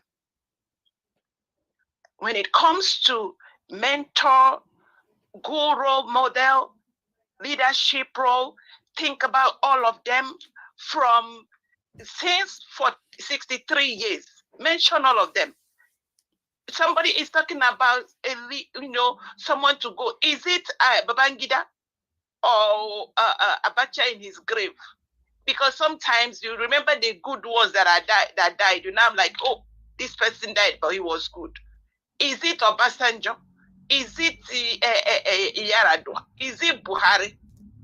Good luck, Jonathan, or Sibanjo? Which one of them will you call out now and you'll be like, yes? So bottom line is that you never had a leader. These are people that have made it difficult. That is why, let me tell you this. Nigerian people, we have lived in lies. Lies. Either we were lured into it, or they made us believe lies. At some point, we were just. That's why every Nigeria is suffering from PTSD, because it's like it's beyond your imagination. Everything that makes a human being human has been bastardized. And I tell you today, and this is what I'm leaving for you. Think about it. Think about how you carry yourself. Think about how you can make this happen. They don't believe what they are saying. Interrupt, interject, intercept. That is the solution. You see, this party thing they are talking about, I hope it is not a way to confuse. Mr. Jonathan said it. It is no more, the more you look, the less you see. The devil is in the detail. We must see the detail before we believe what anybody is saying concerning the governance in Nigeria. Everything, there is no governance. Thank you, Mr. Niger. Well, God bless you. Thank you, ma. God bless you. All right, let me come back to the panel again. Augustine, you're on the backstage. We can't put you in now because you can see the screen is full, but when it gets to your time, I'll make a swap, you know. But meanwhile, we have Dr. Aruna with us today. So I would like to prioritize him. My people, please understand with us. Thank you very much, Dr. Aruna, for joining us today, sir. Happy New Year to you and good evening to you, sir. Please talk to us. Yeah, Mr. Elvis, you're still on fire. I really want to say thank you. Thank you for keeping the torch shining and allowing the microphone volume to still be on for people to hear. As it is said, keep speaking, somebody's listening. And I believe one look back and say it wasn't a waste after all. That this journey is not a sprint, it's a marathon. But one day we will get there. So I just came in so that I can directly speak to you and to everybody, because I just keep thinking that how do they keep doing this every day? And people have to come out and they see things happening. They've addressed different issues, but while you're busy addressing another new problem, another new challenge, you know, people dying, the corruption, where it's like it's been taken to another level, because now we have somebody that is known, you know, everything around him is built on corruption. So no wonder we are seeing what's happening now. So keep up the good work, my brother, and to all the panelists that keep coming in here every day. Thank you. Really, I just came in to say very, very big thank you. Wow. Thank you very much. Before you go, I would like you to comment on this, their plan for Menja. You know, I don't know if you listened to Kenneth Okonkwo earlier on, you know, saying that if they have to merge and if Peter Obi is going to run as a vice to Atiku, they should count him out. And that is my stand as well. So what can you say about that, sir? Yeah. We know, I mean, I was actually thinking that I think the handwriting became so obviously clear that as we know that Prince Obi had the highest votes, but it was stolen from him. I wouldn't doubt the ones of Atiku 100%. However, I think he was giving votes, you know, just in allotted votes so that he will be made number two. Looking, appearing to the world as if Peter Obi is just a Johnny just come, and he never got what, you know, it took to come near being number one, talk less number two. So Atiku is a desperate politician who is doing this not necessarily because of Nigeria, but he's doing it for his own personal, whatever is his agenda. He's determined to ensure that whether he's in his 90s, he wants to have that thing, not just like maybe Tinubu, who wants it on record that he ruled Nigeria as president, even if he fails, because he said Emi Lokon. So, but the one of Atiku, there's a clear agenda and he's determined to do that. So he thought that he will get it, but then now that he lost, he's thinking that, okay, I had made Peter Obi my running mate before. And this time around, Peter Obi is out and he's standing on his own. So let me talk about merger, that APC is our problem. Unlike the old team of before to unseat PDP, they are now trying to come up with the narrative or the idea that the only thing that will unseat APC is when there is a merger, a strong force drawn from all the other parties, especially the three, coming together so that they can unseat APC. The agenda is to unseat APC to enthrone not a new party, but to enthrone one man, that is Atiku. So that's what they're busy with. But for me, anything where they do a merger and they don't allow Obi and they start coming up with the idea of Obi becoming vice, I would not support that. And I can tell you, it's a vision that is death. I mean, it's already dead on arrival. All the 90-something% of the obedience that were the force behind the change that Nigeria was about to experience, if not for the broad daylight robbery that took place, aided by Mahmoud Yakubu, and then finally enforced and rubber stamped by the rogue judiciary. So going forward, I wouldn't say there's maybe they're planning and wanting Obi to come in.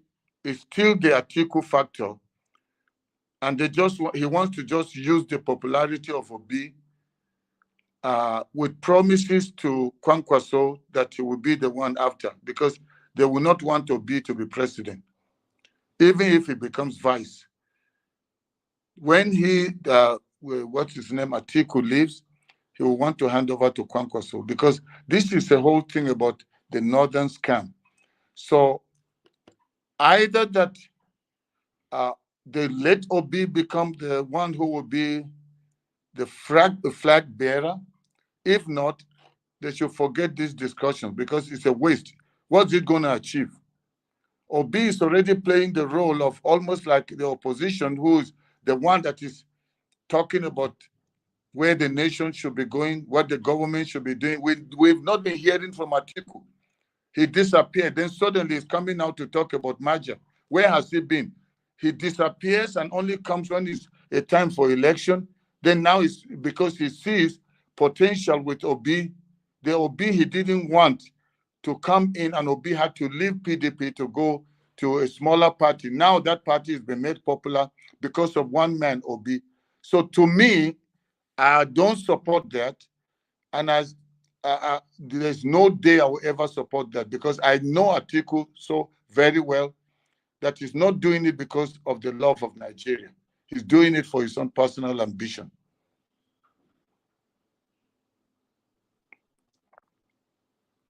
All right. Thank you very much, Dr. Aruna, for that. Everybody knows that Atiku is not doing it for because of Nigerians. He's doing it for personal gain. You know, for me, like I've said before, if there should be any reason for a merger, Peter Obi should be the presidential candidate, and that Ahmed should be the vice. Why Atiku and Kwankwaso can be the chieftain of whichever party they are going to come out from. Anything more than that, or anything less than that, rather, I will not be part of it at all. So I don't know if anybody want to ask Dr. Aruna a question before we let him go. Maybe before any question, Okay. I didn't touch on the. You see, they will not want, even if for any reason they bow to pressure from a lot of people by saying, you know what, it's a waste if you do any merger and Peter Obi is not the one that will be the flag bearer. This person is going to try and push for himself to be the deputy. That is what's his name? Kwankwaso. Okay, Kwankwaso. No, okay. No, Kwankwaso will say he is is either made as the presidential candidate, or he can agree to be the deputy on condition that they sign an agreement that the person coming in does one term for him to be the next to take the after 4 years. So, but I'm telling you from the north, coming from the north, and I can tell you, I've not seen one northern, especially among the Hausa Fulani, that has what it takes to move Nigeria forward away from the wickedness that we see right now, apart from dirty. So if that combination does not work, I will not, my support will not be there. And they're doing this trying to push Dirty aside. They will not want him to come in. To be honest, for Kwankwaso to run, even though they accept Peter Obi as the presidential candidate, Kwankwaso to run under him with any kind of satanic secrets contract or agreement, I'm still not going to support Mr. Peter Obi if it happens like that. Thank you. I don't know. Somebody wanted to ask. I strongly follow that. Sorry if I'm Yeah, interjecting wrongly. I strongly follow that. Dr. Haruna, considering you are on ground and you are in the north, have you heard of any conscientization of the Hausas being undertaken at the moment? This is a reliable intel that I got by a Khartoum. I don't remember the surname or I don't know if it's Khartoum or Khartoumi, a female who is radically pushing the word out that Fulani are not to be trusted. Have you come across that, Dr. Haruna? Yeah, not that much. I don't have details about that. But if you hear anybody pushing and saying Fulanis are not to be trusted, that person may be a Hausa, because the Hausas are currently being persecuted. Yes, so the person that said this to me is it's reliably. He's not Hausa. He's from Zulu and a Christian, and reliably informing that the Hausas are really going out, conscientizing other fellow Hausas that the Fulanis are out on an agenda. And one thing that I would want to be clear is that we need to start identifying the Fulanis. They have a very strong agenda. Be brief, please. Sorry? Yes. Make sorry. it brief. Okay, maybe I should just hold it and then let them finish. Then I'll during my submission. Okay, but if I may say this, we actually don't need anybody coming out to tell us about the Fulani thing. The agenda has been long there, and it's just now they have the platform or they have this regime, the past regime and the current regime is enabling them. And Tinubu can do nothing because the one that is his vice is among the terrorists. He's the sponsors of the terrorists, so he can do nothing. And because he's accepted because of his selfishness and his greed, and he wanted this by all means, by hook or by crook, and he said, Emiloko, that's why he went in for the Muslim ticket. And so whatever they say now, whatever they are doing, they are he has to dance to their tune. Because if not, they already are threatening him that they have what it takes to remove him, even as he's sitting there now. They are letting him know that they are the ones that put him there and they can remove him. Part of what is happening in Abuja is all planned out. All right. Thank you. Thank you, Dr. Aruna. I appreciate you, sir. Thank you very much for your time with us. I'm going to take just one more question from somebody else. Anybody want to ask a question? Only one. Okay, nobody else anymore. Oh, yes, I do. I do. Okay, Mr. Evans, I want to ask a question, please. Yeah, but I just asked questions. I just asked just now. Everybody stay mute. Sorry, my distance was on mute that time. Thank you, sir. Go ahead, madam. Oh, Dr. Haruna Goro, nice to have you here. Thank you for your wonderful input all the time and your passion to see a better Nigeria like we all want to. My question for you is, even if we have an Obi Dati repeat of 2027, how in the world are we going to bypass INEC and the judiciary again? Thank you. Okay, I think the only way that we may be able to bypass them is to have a very, very obvious, strong opposition or force that will come in, almost like what APC did when they came in. However, APC would not have made it had Jonathan stayed put and refused to let go. So it doesn't matter the force that is garnered by another new party, or it doesn't matter what name, if they all gang up together, they will have to still go through INEC, and the ones that decide who is the chair or who are the people on INEC is the incumbent.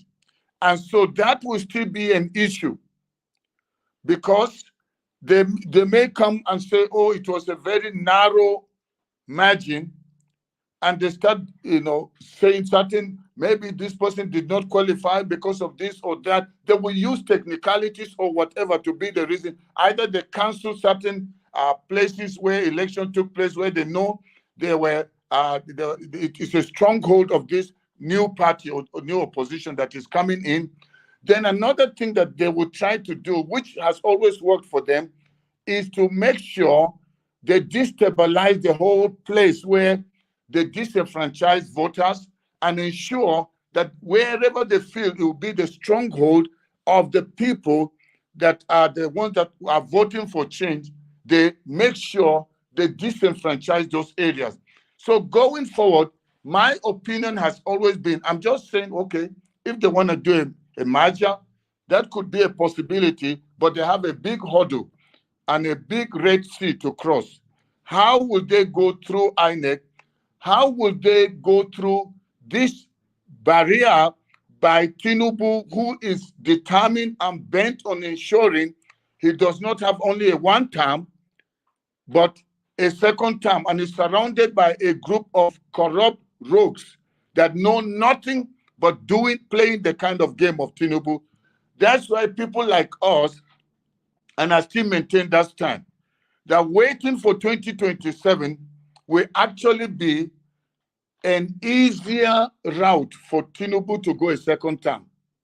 Because if somebody was from outside, not inside the pitch playing, and could determine where the game goes, how much more when he's now inside, probably even like the referee or the umpire, how are you going to expect change to happen in 2027 just because people ganged up? Because the issue of Obi not being president has nothing to do with not having enough votes, because Tinubu is not there because he had enough votes. He came number 3, but he's now sitting as number 1 in Aso Rock. So going forward, unless if there's another thing that is done in Nigeria that is more revolutionary, not ballot papers, not uploading results, because that is already been compromised. And they are already, see, if just within months, we are seeing this level of corruption, then look at, just go through another 4 years. They will master it so much, and Nigerians will talk and talk, get tired, and then go quiet, and everybody says, I'm going to Japan, or they say just, and then crime will increase, more kidnappers, because they feel like and even people that never dreamt of joining that, becoming kidnappers, they will join because they see like, wait, this is like the way to make money. These people are stealing billions. So let me go and abduct people and request. Before they were asking for 10 million, 50 million. Now it's hundreds of millions because they are saying there is money.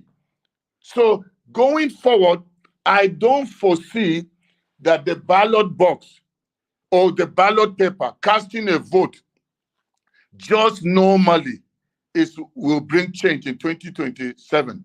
Something has to happen before 2027. If not, I'm telling you, that discussion would, to me, almost be like it's just a waste. Because even if they come together, see the way Wike worked against his own party because there was a promise made to him. See how Autumn came and kept trying and saying Obi is the best, Obi is the best, and even lost. He said he lost. He's prepared to lose his seat or his chances of going to the Senate because she's standing for truth. But the same autumn now is supporting Tinubu and is supporting Tinubu's 2027 bid for presidency. Many of the people see what Boala did. So it's right now what many of them are doing, people that appeared as if they wanted change, they were behind Obi, they are now queuing behind Tinubu, looking for what they will get, because they are saying 2027 is a long way and I can't die. I need more money. They've enjoyed stealing, so they want to perpetuate what they have always done. So going forward, to me, Nigerians themselves have to find a way of saying enough is enough. We can't continue like this. But waiting and thinking they will carry their voters' card and go for election 2027 again, I name it daydreaming. Okay. Thank you very much, Dr. Aruna. God bless you. Please, everybody, keep your question for now. When it gets your turn, you can give submission. Thank you very much, Dr. Aruna. I appreciate you, sir. Thanks for coming in. Thanks for coming to enlighten everybody today over everything that is affecting us right now. For me, I agree with you 100%. Nigerians needs to be wise now. 2027 shouldn't be something that we should be discussing at the moment. Because for me, Mahmoud Yakubu is still the head of INEC. I don't know what you guys are thinking, though, to be honest. I don't know what you guys are thinking. If you think that even though the whole Nigerians come out to vote for Peter Obi, they will still decide it how they want it to be. That's what they did in the past. And we could not do nothing about it. And 2027, you no go still do anything. That's it. So I would like to give opportunity for someone else to speak right now, because we have lots of people. We have 2 people on the backstage. We have Tone on the backstage. We have Black Panther on the backstage. We have a lot of people on the panel that have not said anything at all. So let me come to Madam Busy Brace. Madam Busy Brace, thank you very much. Okay. Mr. Kosai, do you want to say something? No, well, Mr. Davis, I don't know, since I came to this panel, I always hamper. I don't normally talk about that election, because I said before that the people that put Tinubu there are the Fulanis, and they're the people they can't go against them. And okay. I've been always saying that this election, whether anyhow you make it, it can work out. But I want to ask Mr. Goro if he's still there. If, for example, Mr. Goro is gone now. Okay, because I want to you can still pass your question. He's listening to you. Quickly. Yeah, what I want to ask is this: if the South want to go on revolution, are they going to follow? The Christians there are supposed to rise up also. They're supposed to rise up first, because they are the one being killed mostly. That's what I wanted to ask him. If, for example, the South stand up, are they going to rise also? And again, why Israelites today are going against the Palestinians, are killing them? Why are they keeping their mouth shut? Why they not doing anything? That's what I want to ask you. Thank you, sir. Okay. Thank you very much. Okay. Madam Busy Brace, please. It's good to have you on the show. Good evening to you. Thank you. Good evening, Organa. Sorry? You have 8 minutes. Work with your timer. 8 minutes. Okay. Thank you so much for the opportunity, and I salute you. I greet you for keeping watch. I also want to specially greet Mommy D. Mommy D, thank you for all you do, for your support. I just realized that she is your mommy. Oh my goodness. God bless you, ma, for the womb that you used to carry this man. God bless you. I don't know how I didn't know that, but anyway, I greet everyone on the panel and all those in the comment section. I will start with a solution where, in terms of how we cannot rely on INEC, we cannot rely on the courts. What my suggestion, maybe somebody has a counter suggestion, would be to start from the ward. You see, now we know that we are fighting people that have no shame, no scruples, no values. So they go with violence. We should not, they say the kingdom of God suffered violence and the violent take it by force. So we too, we should match them for what they are bringing. But we will need to secure it from the word. When election votes have been casted, they are counting. Our the people that our, what do you call them, that go to the ward, that from the ward level, our collation staff, LP, they should stay there. There should be a bodyguard for each returning officer.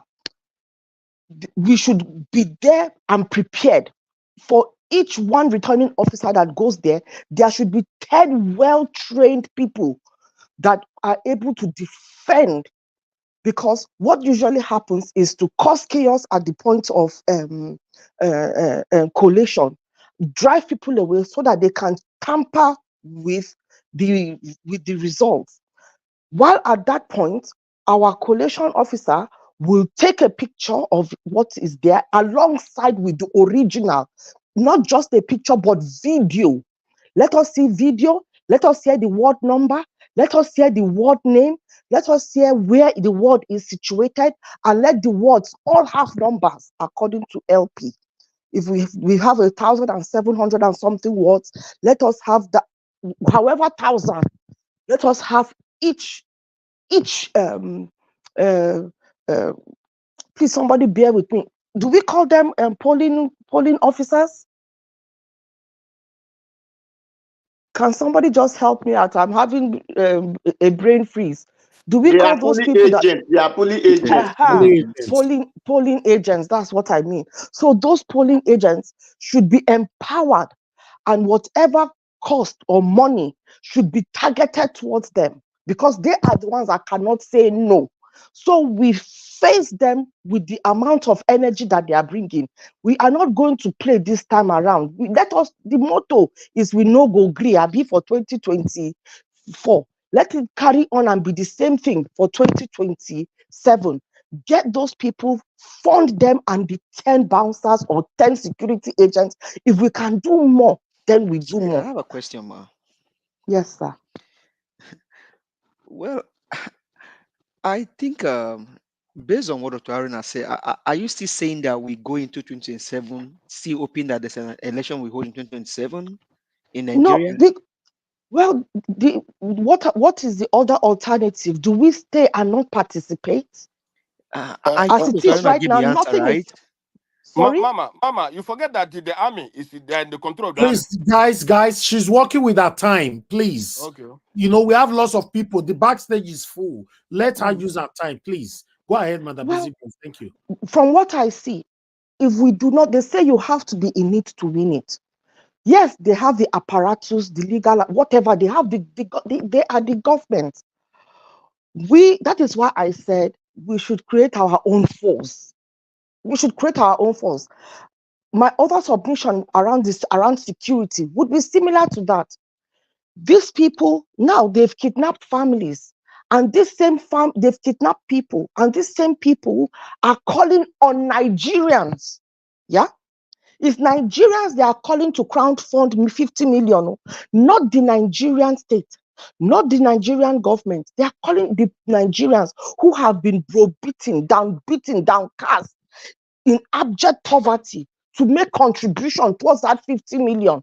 Can you imagine the another side of trauma that they are making the Nigerian people go through? Are we in charge of security? If we are going to be funding to release hostages, then we might as well be able to secure ourselves so that they will not even have the effrontery to take our hostage, to take our family members in the first place. If the security apparatus cannot guarantee us safety, then what are they doing? What are they doing? They should target. We cannot sit as sitting dogs and be waiting for them to say, okay, go to court. This or that, pushing us from pillar to post. It does not make sense. If you do not secure us, what do we do? You cannot secure our property. You cannot secure our lives. You cannot secure our territory. What do we do? We cannot be sitting ducks. And that is why Americans do not want to give up their arms. They do not want to give up their arms for times like this, because their forefathers have already seen a time like this, where their government will become the perpetrators of injustice, of all things wrong. To be honest, we are the government. And as our vice president, that's Baba Ahmed, said, for those who are, democracy is only played by those who are able to stand up and secure it. So we are going to secure our democracy from the poll, from the word. But if we don't play the game, how can we change it? As it is right now, we've not been able to do anything. I cannot believe I'm even saying this 2027, because it is it's so heartbreaking. But one has to sit down and think. Nobody's doing anything right now, because there is no clear targeted strategy or plan. Okay, then maybe we can use this time to strategize and plan and see how we will do it. Nobody is going on the streets. Nobody is doing anything because of one thing or the other, because of self-preservation. But at the polls, we have every reason to go out. We have every reason to defend our votes. And that is what we are doing, defending our votes, standing our ground. And if we know that we have people who will secure us, we will stand and fight. We will stand and fight. We will stand and defend our votes in whatever shape or form. And let us not be sitting ducks. We should not come here and be spelling things out. You should be prepared. If somebody comes and break into your house and rape your wife and your daughter, will you sit down and be looking at them? Will you just stay there? What kind of a man will you be? You will do something. Or will you be the man that will run and climb upstairs and enter ceiling and then comes down later and asks the wife, have they gone? What a shame.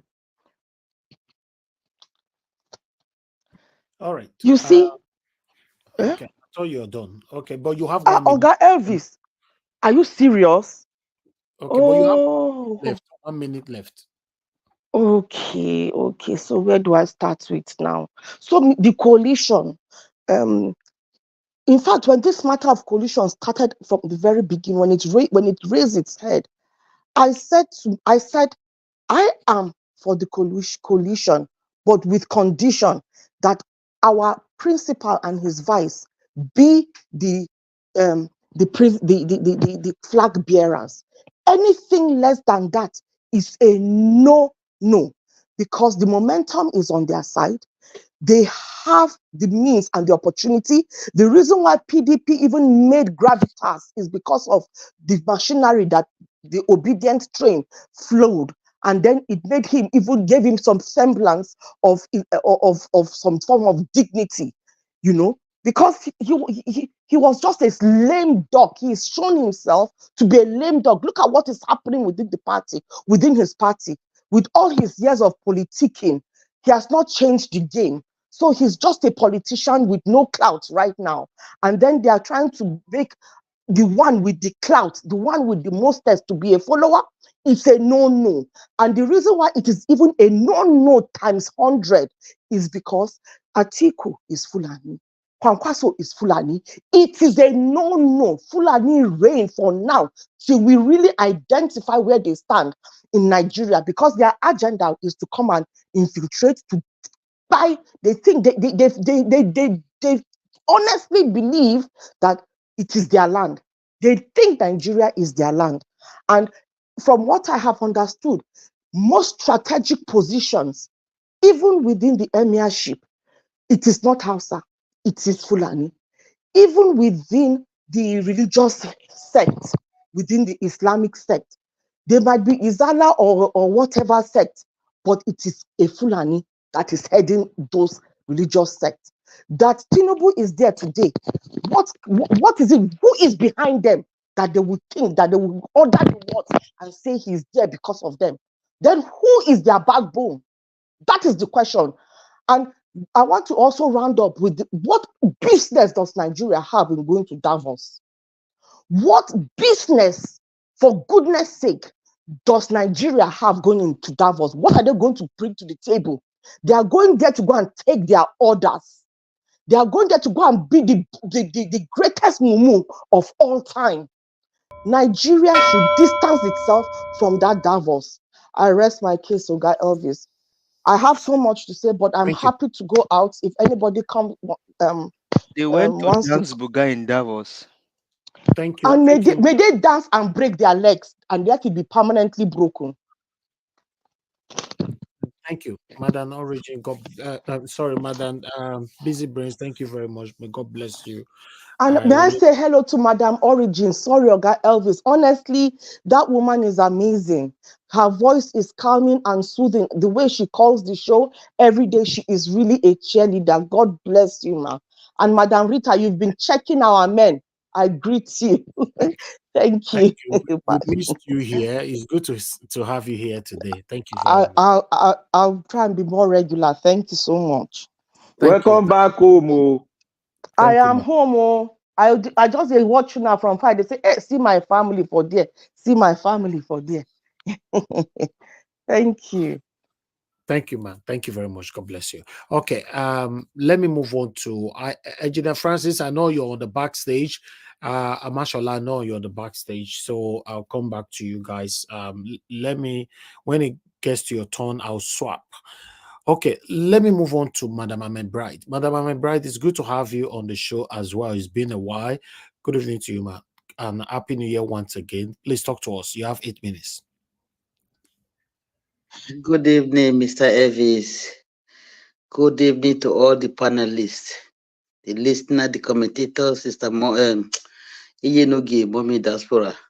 My greetings and love to everyone. Please, Brother Elvis, I will excuse myself. I'm not going to say much because I'm still not too fine. I hope I'll be fine. So if you are not seeing me always, you know maybe I'm attending to my head. May God heal you. May So God heal sorry you. to hear that. So I never listened to your presentation from the beginning. I think I came in when one of our brother was talking about launching Buhari's book. I don't know the name of the brother again. And when Madam Origin called in, that was when I came in. What I want to say, I've been listening to you people. Sometimes I'm still weak. I just sleep off. I wake up again. I continue. I've been listening. There was a day you were just alone yourself, and you said there's nobody there, but there was one man and Sister Rita with you before CM came. I saw everything. I'm listening. Me myself, now you know somehow I'm very, I don't know what to say. I can easily get touched with something when I've seen something too much for me. But I just try to be strong to be with you. I want to be there with you. So what I want to say, I listen to where my point is going. I listen to Dr. Guru Haruna.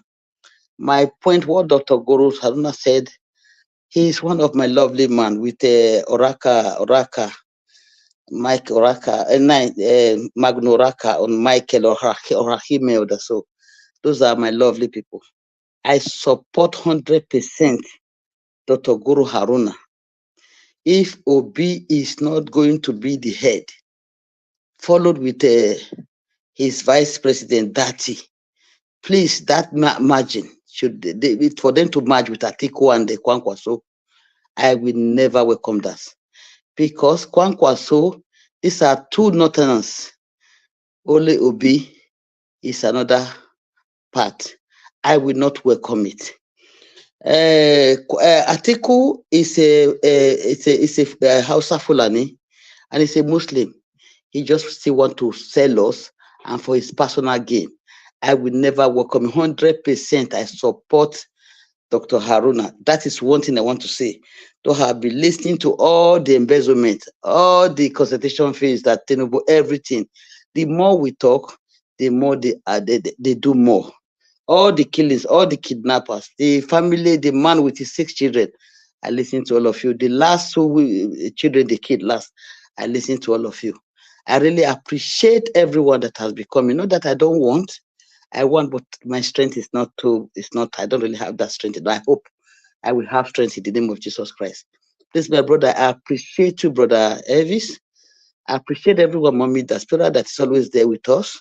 And every one of you, I appreciate you all. I'm just listening, but my heart is heavy with the problem of Nigeria. And I don't know how we are going to go out of it. And I pray that the Nigerians, they should please wake up and take their country back. Please, Mr. Elvis, permit me. You should understand I'm still with you 100%, but I'm strong. Thank you. Appreciate. Thank you very much, Madam Ame Bright, and I wish you a quick recovery. You and Mr. Joseph Orji, I pray God heal you all in the mighty name of Lord Jesus Christ. Thank you very much, man. God bless you. Thank you, my brother. All right. Thank you. All right, let me quickly take a call before I come back to orders. Callers, please. I'm only giving to 2 minutes, and that's it. Hello. Oh, your line is not even good. I think your network is very bad. You're calling us from Nigeria, So let me take another call. Hello, good evening to you. Your name and where you calling us from?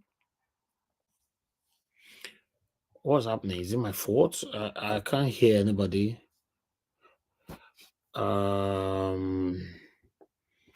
Okay, let me go back to the panel then. I don't know. Let me switch off the phone. I don't know if it's my fault.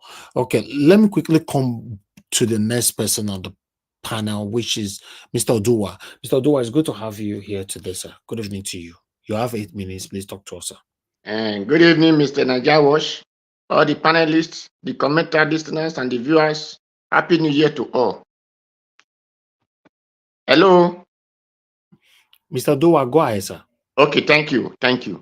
Yes, for the articles of coming together, the APC, the Kwankwaso, Atiku, and Peter Obi, well, they have not really spoken themselves that we want to become one party, and they did not bring the name of any party. So it's a view on people meditations. Well, let's coming together, making a meeting is good.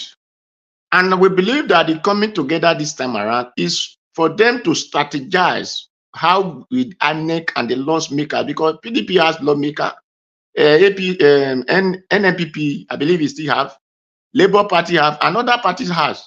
So it's for them to hold their lawmakers responsible to change laws that will work for Nigeria, not the one that will be working for the lawmakers for them to buy 160 million SUV.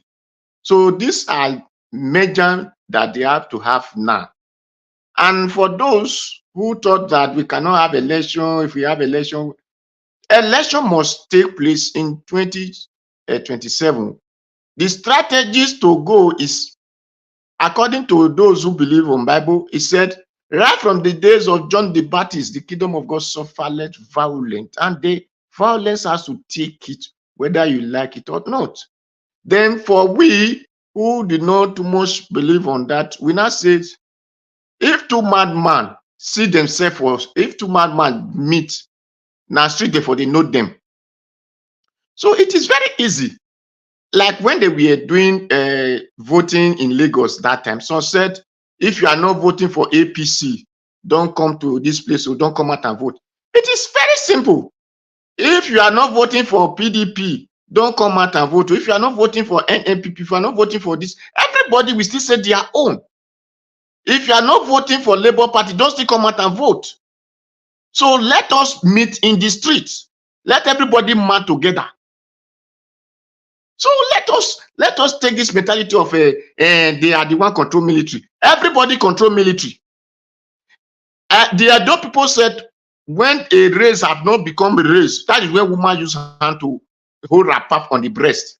But by the time race become race, he did not even know if he did not wear pants, not to talk of he still had breast.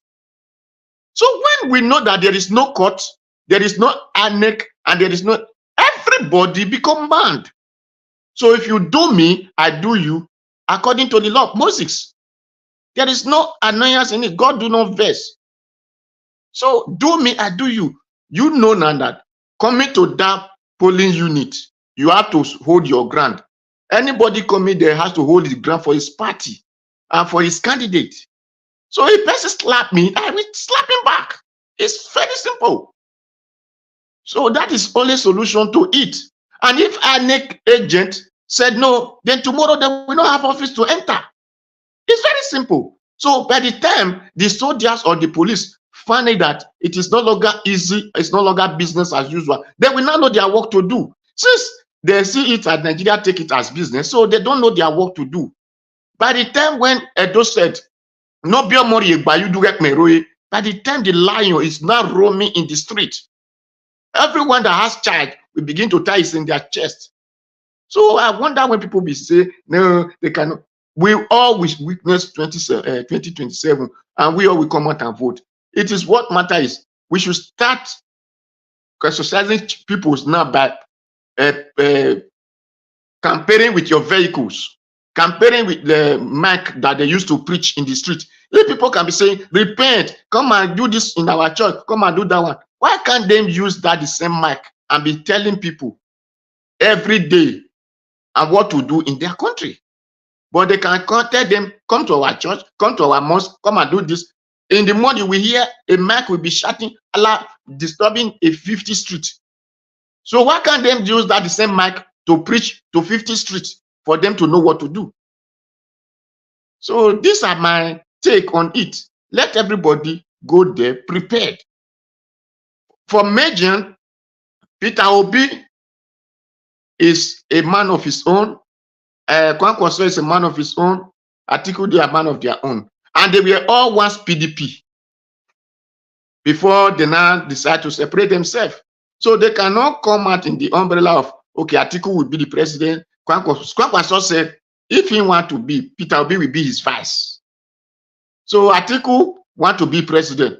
Peter Obi, who want to be a boy to the other one? No, it is the Nigeria now we now choose for them. This is who we want. So these are strategies to lure people to think that you cannot support Atiku or you cannot support Kwankwaso, or they are now one. You see, they are one. Because I remember when even in the note, PDP people were sharing that card that Peter Obi is vice to Atiku that time. So it is now, we have to start consciousizing them from now that they are not. They are different people, different body and different party. But it's good for them to work together for a betterment of Nigeria. But no one, because Kwankwaso will not step down for anybody to behead him. He will not. Atiku can say, okay, I'm old now, let choose any of this person, but with agreement. But Kwankwaso will not do that. So for me, let us fight for pulling agents. Let's call Labour Party to order and know if they are ready, so that we can now bring our strategies for them to work on before 2027. Or if they are not ready, let Peter Obi now change a party for us to know that we will not work with that party. That is what I will advise us, and I will request for Labour Party and Peter Obi himself.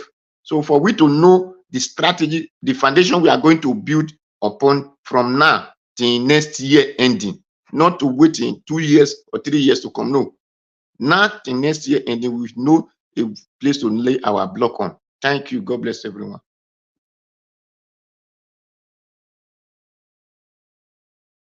Mr. Dua, God bless you. Thank you very much for your submission. One thing I want to let you know, Mr. Dua, we don't incite violence on this platform, directly or indirectly. The direct one is when people just come and say it. The indirect one is when we think we are smart, but we are still passing it on. We don't do that. People slap you, I slap you back on election day, another. We don't say these things here. You know, we should just respect the rules of the platform. You know, anything. The people you are talking to in Nigeria, they are not children. If they don't know the right thing to do, you can't pass message from my platform to them on, you know, how to slap person. The person slap you back. The other one, you know, left a comment the other day, a submission saying that carry this one, follow body, go this. I don't want these things on this platform. People should just, you know, I don't want to offend anybody, but let's respect the rules of the platform. That's all. You know, there's no need for that. And two, you know, mentioning body, the parts of the way you mention, I use PG talker. They mention the part of the women, waiting the women body. These things are not allowed, sir. It's not allowed. You know, this thing is not allowed. You should have called it another name. You just mention the name, you know, woman they run with it, they use hand, they hold and all that. Please, please, let's respect the rules of the platform. You don't think why they talk. We can't have a better Nigeria when instructions from this small platform we try to bypass it, or when we argue, when we tell people to follow the rules, then you see people arguing with you, telling you, no, this is how I have to say it. It's baffling. We're talking about a nation now that we have problem. We cannot, to have a better Nigeria right now is a big problem for us. But this small platform where they take only 10. Rules not big problem for us for here, my people. How you can say me 200 million people to follow rules? You know, please, please, please. On this platform when we are coming, you know, you don't need to learn from me if you don't want to, but learn from other panelists that is here. You know, I know some panelists here, when they are talking, they listen to themselves. Let's listen to ourselves. You know, in case you mistakenly say something that is wrong, you just say, oh, sorry, I take it back. That's the result of listening to yourself, because you're not a perfect person. But when you're not listening to yourself, your belief say, no matter, I go talk, I might be. Now only beer parlor or our living room. Now if we talk these kind of things. Not here. You know, please, my platform is not a platform to incite or to call on any kind of violence. Anything to do with women and any organs in with the woman body. If you want to talk on for here, use another word. You can't just mention it like that. This thing can be flagged. Please, please, please. Now beg at the beg now. Because I don't want to say tomorrow now person can say, oh, Mr. Elvis is a bad person just because I pass rules. I understand no matter how you try to manage human beings, it's still not easy. Maybe later on, you still see one person that will still say you are bad. But at least I don't want to lose any of my panelists, any of my followers, any of my good people that is fighting for a better Nigeria today. So let's follow the rules. Now God bless all of you. Thank you very much. The next person is Black Panther. Black Panther, thank you very much for your time with us. Then before I come to August CM, please talk to us. You have 8 minutes. Thank you, Mr. Najawa. Can you hear me clearly now? Hope it's not bumpy. Yeah, you are good. You are good. Go ahead, sir. Your okay. 8 minutes have started. Okay, thank you very much, and thank you, everyone. My dean, I greet you, and you know, go answer me, dean. CM, the dean. Hello. I greet everyone on board, and I have to also greet everyone. Mother, I beg Black Panther, hold on. Mr. Odua, Mother Luke say next time, you say blow. He said, I put that on screen, just say blow. Mother Luke, why is laughing this festival? You did parlay, you want to finish people for comment section. Go ahead, that matter. I greet everybody. I greet the commenters. I greet mom, our great mommy who has been like an inspiration and watching over. And I want to especially thank her for what she did for me, where she assisted me to get more hours. Iye, God bless you. You knew the urgency of the case, and you have to come in so that we can, you know, try to elongate and make a very good way ahead, and make a point so that people can really understand what we are speaking. I want to say one thing, Naija Wash. I want you to start fact-checking, or put somebody to start fact-checking, and somebody to start looking at the videos when what we said during our election and what we are saying today, so that we can draw people back, so that people cannot have double tongue and double standard when they are speaking. Except if you want to add to what you have been saying, because most of us were changing direction. It is not today. I'm not talking about particular today. I was in the weather yesterday. Somebody was here. I don't know which country it comes from. He was talking about the history, what the colonial this and that and those and that and those. Some people were saying, even Nigeria was saying, yes. You see, let me say this to every one of us. The colonial masters have done a great damage. And the onus is on us to change the trajectory, to change our destiny. Our destiny is not in the hands of anybody. They can as well stand somewhere and use perpetrators among us to maneuver things to suit their own condition. But when we see that, we should as well put up our headlamp and know what is going on. We have the capacity to think. God has given us one gift to think, analyze. The greatest computer God has given us that is above every computer on earth is our brain. But most of us, we don't really, go deeper because there's something very great inside of us that God has given us that we have not exploited. Some of us are exploiting it, but some of us are not exploiting it. You see, when somebody comes here to change the trajectory of what we are trying to do, he might be saying something very sweet, but watch out. What is the direction? What is the direction? Is it taking us out of our path, or we are going the same way? We know what the colonial master did. We are not talking about that. We are going to purge ourselves in-house to have a stable and a strong and a very country. That is what it is all about here. We can defeat them from in-house. We have so many ways which Nigerians have done and have removed a sitting government. How did they go about it? We have not even talked about how did they go about it.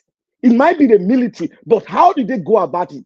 We might be able to make sure that we work on that and improve on that and make it suitable for our own use. But anytime with Nigeria have this thing, they throw away they throw away anything that we've done. They want to set up their new thing. It is also happening in our government. Now, what Okonkwo said was absolutely right. And I've consistently said something here. You see, Okonkwo said, if the INEC man is intact, INEC was born as a result of our constitution, or born from our constitution. If the structure that was born from our constitution is straight and headlong, it does not compromise, no matter how your politician will be, they know that the man there, they cannot move him because there's a law in his hand that he can use against us. When the constitution itself is an aberration and something has gone wrong, we keep on floating. Look, let me tell every one of you, everybody, every Nigerian, Nigeria can never have a headway. I believe in measure, but Nigeria can never have a headway. When a country called Nigeria, a president can come, sit on that driver's seat, and just change your course of change. He said we are going to the north. He will just change the course to the south, east, west. Why is he doing that? Because all the power that belongs to the people that was enshrined into this Glancoyon constitution is in his pocket. You know why? The 95% of power, 100% in that constitution, 80% was given to him. They are in the exclusive list. Some were told to us that has been expunged, but they have not come out to show it black and white to every one of us. That is why I keep on. It's like the thing is like this. In America, the constitution is a guide to our prosperity. It's a guide because the constitution gives birth to a structure. And a president cannot just come in and change the name of the account of the federation without seeking for the people's advice, for people to debate on it. You know why Nigeria is like this? Nigeria is like this because we don't have a constitution. That is why anybody can come in and drive anyhow and drive the country anyhow, because the power, the onus is in his pocket. 80% power in that constitution belongs to one man and not the people. And you people are still standing, somebody is telling you history. Oh, even if we change the constitution, the people driving it are the problem. Who told you? The constitution gives birth to a structure that will take off the people that want to be corrupt. Thank you, Mr. I'll continue with it because this thing we got to watch our direction because most of us have deviated. Thank you, Mr. Naja Watch. When you're talking about deviation, anybody deviating and all that, allow people to be.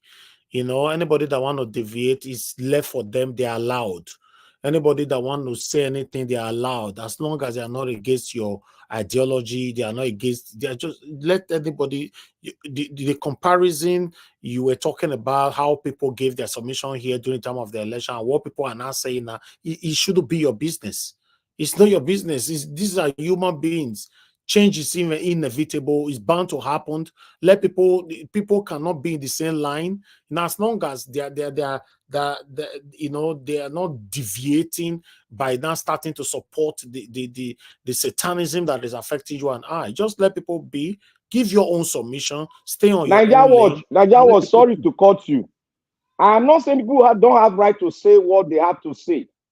But the onus that I'm saying is that what they are saying, how will it bring about a viral country? Yeah, that's what I'm saying. That's your submission. What you needed to do is to come in, correct them, and add to it. Don't say, no, we need to bring. You got to be fact checking us. You got to be fact checking us. No, you can't. Like I said, everybody's adult here. You can't say the way somebody gave submission 3 months ago, they must stay in that same line to this month. It doesn't work like that. So as long as they have not changed from good to bad, that's a good thing. But in terms of the submission to be following one particular lane, that cannot work. So your duty, if you recognize or notice such things, is to draw people's back, add to it, and that is it. But don't step on their opinionism. Thank you, sir. Let me come to Ogaciem. Ogaciem, thank you very much, sir, for joining us today. Good evening to you. And please talk to us. You have 8 minutes. And once it gets to after Ogaciem, is going to be Omashola. So Omashola, I will swap somebody from the screen for you to come in. After Omashola, then Engineer Francis, I will also swap somebody on the screen for you to come in to give you submission. Ogaciem, thank you. Your minute starts now. Thank you, sir. Okay. Thank you, Naija Watch. Good evening, everybody. Please, all protocols duly observed. Let me use the first 30 seconds or thereabout. Black Panther, I agree with what you are saying. I know where you are headed. It's just that we may solve this problem 2 different ways. As for me, if I've known somebody and know what you're up to, if you like, talk from here to infinity. You can't convince me. But I know why you are saying it. For those that may not see through the gimmicks, that's why you are saying it. I understand. I'm with you. But for me, I may not admonish the person or whatever. But in the end, I know where the person is headed. So you can't convince because I analyze everybody based on what you say. And if I've known that you are not with us, probably you just want to come and play around and then brandish one type of some theory. You can't convince me now without facts or even if you give your reasons, I agree. But the logic, if it doesn't fit in, I just leave you. I may not argue with you, but even after saying, I say, well, just let the person go. I know where you are headed. So for today, I say the merger is dead on arrival. You see, you cannot win an empire and you'll be negotiating for a province. What do I mean? Peter Obi scored the popular votes. In the end, IREV was switched off. Just because of him, not because if it were Fulani versus Fulani, they can switch off their IREV. Even if it's Fulani or somebody from the southwest, they can't switch it off. Instead, they use another thing. It's just because of that animosity that why should somebody from there get be commander in chief? That's why they did it. Now, given that background, which I believe to be true, why should somebody now tell me Peter Obi must have gotten an empire? Now he's going to settle for a province. You've won a state and you are going for, say, you want to be in charge of local government. I mean, who does that? Atiku is wasting his time. He's dead on arrival. The thing, I'm not a P2B spokesperson. I'm not his brother, but I've read the man.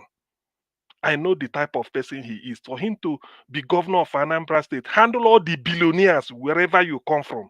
He knows what to do. He's a billionaire himself, so you can brag. And he has that's he might not be professor, but that's what they call innate intelligence. Carry come from your mother's womb. That is the one they call somebody is be streetwise, but he may not show it. He knows he can't settle. He can't. That 2019 governor, I mean, sort of what is it called? Vice presidency was because they zoned it into the north. PDP and it, from all indications, is the north. They believe that Obasanjo, Jonathan is only Yaradua, so let the north have it. It's just like a consensus. Buhari has done 4 years and so terrible, and people wanted okay, let's get another person from the north. So the presidency should come from the north. Then who better to go to the south? P2B's lecture at what is it called 2017 at the platform and everything. He's trending. And PDP, if you come down to the south, which is the home of PDP, so to speak. Who is the best among them? They were talking of Kuremada, the one in prison, and all those people. In the end, they said it's P2B. That's why he was giving P2B. So how can you now come South through Jonathan, 8 years, 3 years as vice president? I mean, 4 years, 8 years, yes, 5 years as president, 3 years as vice president. Southwest, 16 good years, 8 years as vice president Ushibajo, 8 years as president Obasanjo. Now this apparition is there now. Then to the north, the one they call Northwest, 8 years of Buhari, 8 years of what is it called? Namadi Sambu. Namadi Sambu was 5 years or something like that. Making 13 years.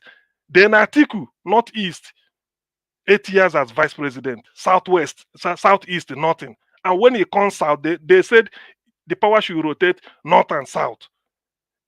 If power goes to the north, it will be foolhardy for you to go to northwest again because Kasena is part of northwest.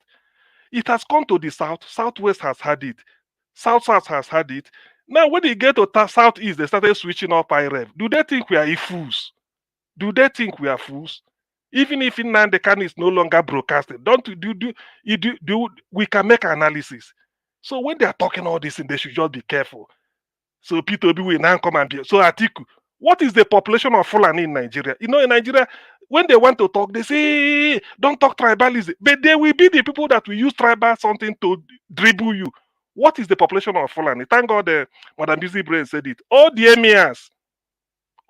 emirs in the north are Fulanis.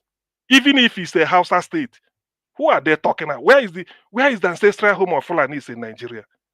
Then you come and be dictating head or tail. You will P2B will come and then for what? So that tomorrow you come and say you just railroad everybody. God, anyway, let me not say something because of the platform. That is dead on arrival. Anybody, P2B, we cannot be doing vice president. If you can't do vice president to me, I can never do for you. We are not Southeast are not cut out for vice president. Let people hear it. Southeast are not cut out for anyway. P2B knows all these things now. If they are doing power equation, but the real thing strategy is let them pass a law if they want Nigeria to move forward. That any election result that is not uploaded from that primary school or that cattle or that church or that mosque area or that street where the voting took place, if it cannot be uploaded real time, it is as good as no election took place that in that polling unit. Just like when you snatch ballot paper, if you in those days you snatch ballot box, take it and run away and then go and do. Immediately you snatch it, everybody knows that there's no election in that. So you are wasting your time. Until they do that, that is the thing they have to do. P2B doesn't need it. Look, in fact, you don't need to campaign. Nigerians are wise because they've tested power. I mean, tested the PDP 16 years, tested all their wayo with APC. People want change, and they saw P2B as the right man that can change it. Nobody has P2B's character and credential. No dent. Can Atiku stand up and say, if you find anything on me, I start campaign? Let him say it now. So P2B will say that nobody will find, no people find nothing on him. Then P2B will now stoop low. Then somebody who cannot boast likewise, you now, I mean, what are we talking about? Are we really serious in this country? What really are we talking about? You have a dent, just like somebody forged certificate you did. I didn't forge. Tomorrow you are telling me, let us pay for what? Pay for what? It can never happen. So they had better drop that idea. It's dead on arrival. It's as simple as that. Nobody is a fool to each other. Nigeria belongs to each and every one of us. If they doesn't want it that way, then to hell to your tent to Israel. It's as simple as that. Why should people even saying it is? You see, I'm being provoked. P2B will come and be to who? If anybody feel that he's too big to be vice president, in fact, it's even an honor for you to be on the same ticket with P2B. Look at the person he chose, Dati Baba Ahmed. The man had a record, said when he was a senator, there was something they were sharing, which he's entitled to. He refused. He's the only senator that said no. As if he knows that he will meet somebody like P2B. That's a record. That is to show you. Dati Baba Ahmed, means of livelihood. Go and see it. Well educated, despite being Fulani. So if Kwakwa and so or whoever they're just wasting time. It can never work. P2B can accept that to their tent, Israel. By the way, why don't Nigeria push for independent candidate? Let all this nonsense off from it so that anybody can stand. You stand on your own merit. Nigerians can vote. They know exactly what they want. In those days, they used to say, the North, you have to win in the North. Now, P2B won in Benue. If you ask them now, where do you mean the North? They say North has 19 states. They will count Kwara, Kogi, Benue, Taraba, Nasarawa as North, up to Plateau to Katsina and Borno. Okay. He said, you have to come and win in the North. P2B won in Benue, Nasarawa, Plateau, with even wide margin, even Taraba. All they could say is that it is not far north. So we are not having far north and north. Nigeria, they had better be careful. All this nonsense is just too provocative. But let me stop here till next round. Thank you. Right. Can I interject it? Thank you. No, your time don't finish now. You know, I wanted you to finish before I talk. Go ahead, 30 seconds.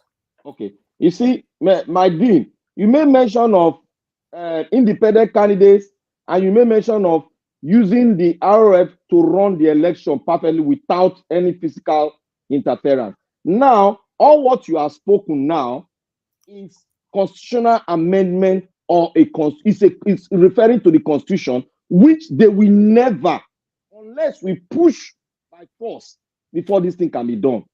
Thank you. Okay. Thank you. Thank you very much. Garcia, you want to respond to that? No, well, I think he got what I'm saying. It's like without any election that cannot be, whether it's a local council election, if it cannot be uploaded real time, it's as good as it didn't take place. Let's stop all this nonsense of do this, the TPEX, changing. Who do they think? Nobody own Nigeria. Forget about we concede the fact that nobody own it. This time, it's just that you have to stand your ground. Who are they cheating? Southeast, okay. the turn of Southeast, people are talking, then they maneuver it. Tomorrow they say Tinubu has ruled. Now South don't go, you go north again. We start to do the same one-way traffic. It can never work. Thank you. All right. Thank you very much, Augustine. You know, the thing is, anything for me though, the only person now after God that most, I can't say all Nigerians, most Nigerians respect right now is Peter Obi. Yes. Peter Obi must do everything possible to retain and sustain that respect. Remember, I talked for this same platform, if I remember, I talked a couple of weeks or months ago. I said, Peter Obi, be careful. may not go allow the use oil and rub a white shirt. Now remember, I said I talked that thing for this platform. You did, Okay. you did. Okay. So because we are waiting, obviously he will come out to address us, right?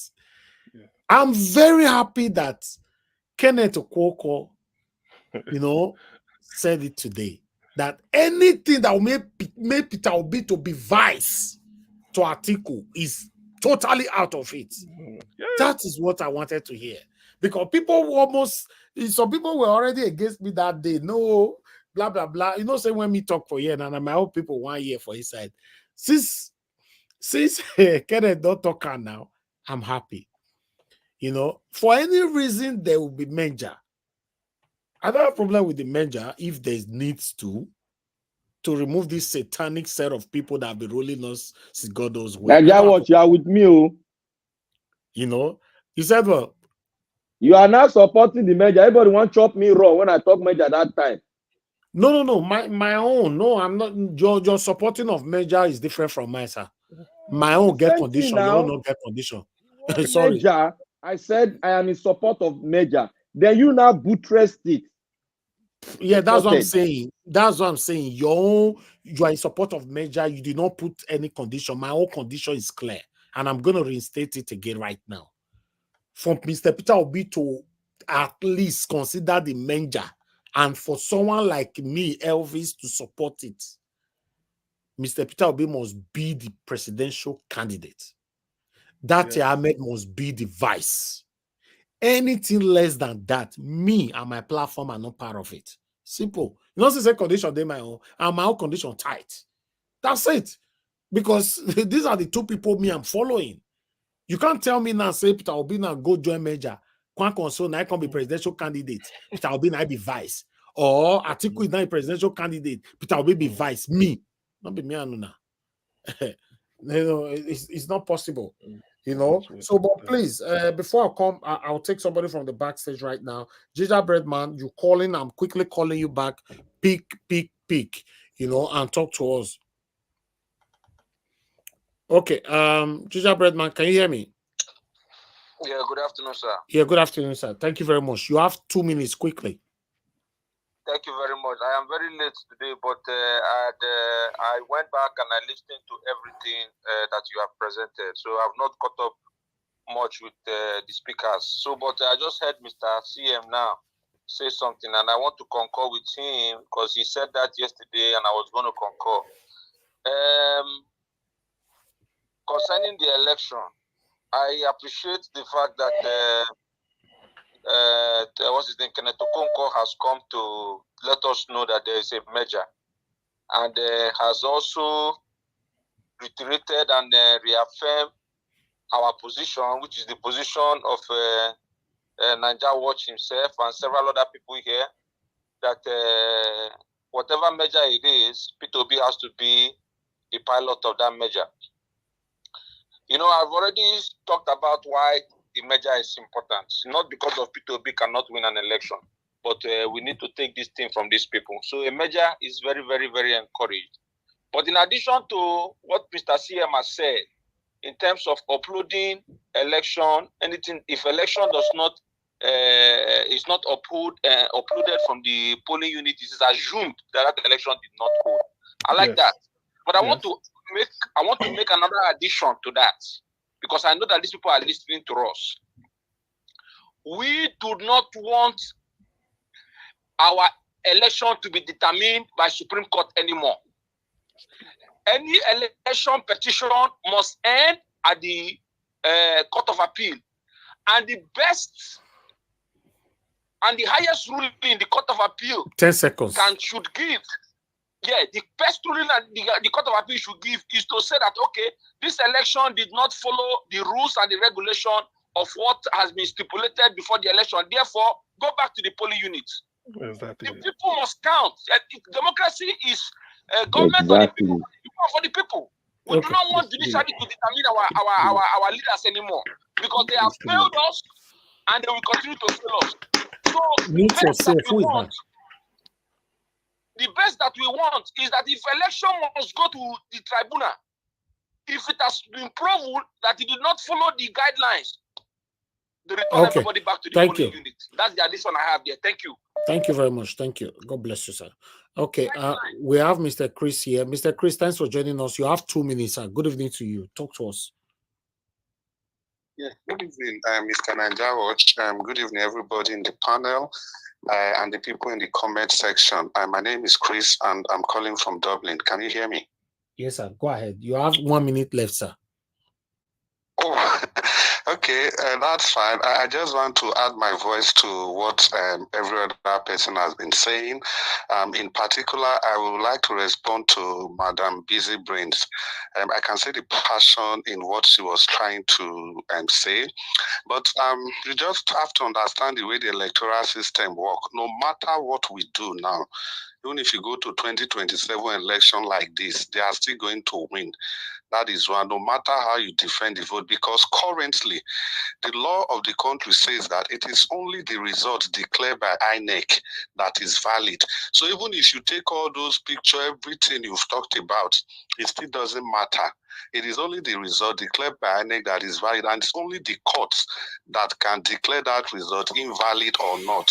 So no matter what you do, it's never ever going to make sense. So what we ought to do is to go for that measure, but the purpose of that measure shouldn't be for election.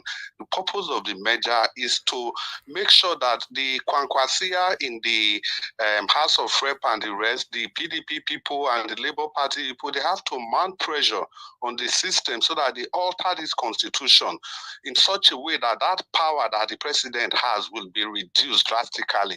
Because the way it stands now, Tinubu can appoint any person as the Chief Justice of the Federation, and that will be the person that will look over the electoral cases. And that's exactly what Buhari did. He removed somebody from the South Northern and replaced the person with a Fulani man. The head of the INEC was also a Fulani man. So how was Buhari going to lose in 2019? It wasn't possible.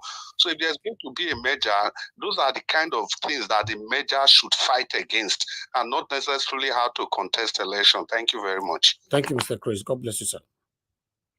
Okay, let me come back to the panel. I'm going to the people on the backstage right now. Okay, let me bring in Mr. Omashola. I'm going to put somebody that have contributed already in the backstage. Let me put Madam Amebride on the backstage, so that Mr. Omashola, you can come in. Okay. Omashola, please unmute yourself, sir. Good evening to you. Thanks for joining us. You have 8 minutes. Please give us a submission. Thank you. Good evening, and I greet my fellow members of the panel, and I greet Nigerians. I agree with Mr. CM and Black Panther and the last caller. This measure is, to me, is the height of distraction that we're having now. They are not PDP and Kwakwaso people. They are just a bunch of confused people. Before the elections, the merger issue was there. They didn't merge. They didn't think of merging when you knew you have an APC that finished the country. You have gone into an election, now you have lost. You've gone, you left Peter Obi alone. Throughout the court cases, he's been there and was speaking to the same government. The article in question has not said anything tangible to this government. He has not said anything. Kwakwaso that is there that openly said he can never be a vice to Obi. And he's in that saying, I can never be a vice to a man from the East. He's not the one, they're not the one guarding themselves again to tell you they want to merge. Peter Obi, left on me, I believe he's just watching them fooling themselves, because these are a bunch of fools that have confused the Nigerians and don't even have ideas of solving the problem. I have a vehicle that almost got me to my destination. The entire country was on my vehicle going there. And then a thief amongst them came, took the election, and is now the president.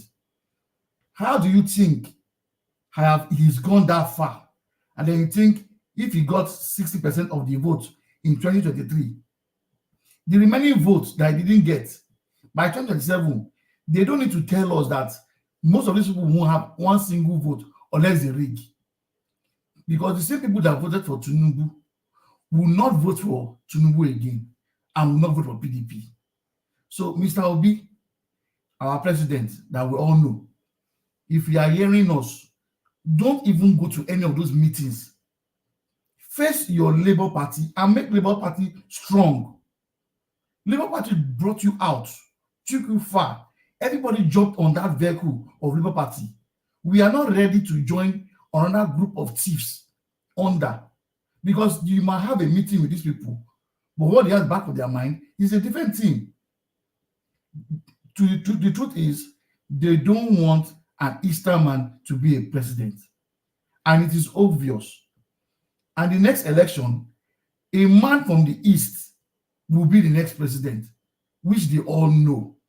And that's why they're bringing this confusion, wanting to come and be a vice as compensation. We cannot be second fiddle in anything we are doing.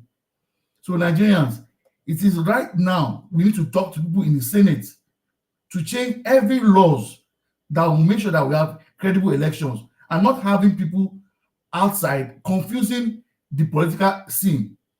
Things are happening. Are we sure we'll have election 2027 when they have started going to people's house to kidnap them? Are you sure you have people that won't come out and vote for you by 2027? Or will people still be in Nigeria? The number of people that have jacked back from Nigeria now is alarming. Everybody I knew in Nigeria, they've all gone. They're all calling me. I'm getting them congratulations. It's like everybody's just leaving. And we're talking about 2027 that is still far away. And these people have not done 1 year complete. And the suffering is this high. The best is for their coalition to see how to unseat a illegal government, which is Tinubu. It's not us coming to talk about 2027 that's still far away. You do not know whether you still have people to vote for you or people will even come out to vote with the issue that is happening in Nigeria, kidnapping left and right. Saw a video today. Nigerian police is now recruiting thieves, armed robbers, gangster into police. When I saw that video today, that's the highest of all. It is only now, it's no more so military, it's not the Nigerian police. And they are putting people, they showed video of a criminal in police uniform. So what are we expecting? And you are talking about coming to merge. Merge for what? We are merging to vote election for who in 2027 when people are not happy. Nigerians are the small money they are having to feed.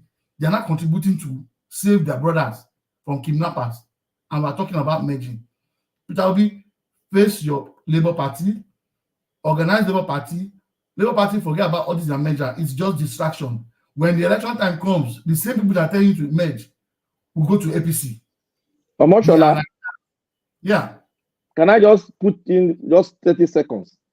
Yeah, I can hear you. Yeah. Thank you for mentioning that last part. I saw that video. And that is to buttress your point. It is absolutely true that they brought in Boko Haram into the Nigeria army. That shows it is true. Black Panther now it's not only police, it's not only the army now. 222 repentant thugs, they call them thugs. How can you put a thug into a police? And then you didn't call them police, you call them one funny name. Those two guys they start from Nigerian police, the same kind of setting, and then you say they are part one arm of the police force, and then we are seeing what's happening in the country. Left for me, there won't be election in 2027. There is no way out. We have rogues in the House of Senate, and they're not interested in fixing things. INEC needs to be refigured, and elections setup needs to be changed. And the only measure they should be doing now is to come together and organize themselves in the Senate and make sure that our laws change. And INEC should not have the sole right to announce the result. Thank you.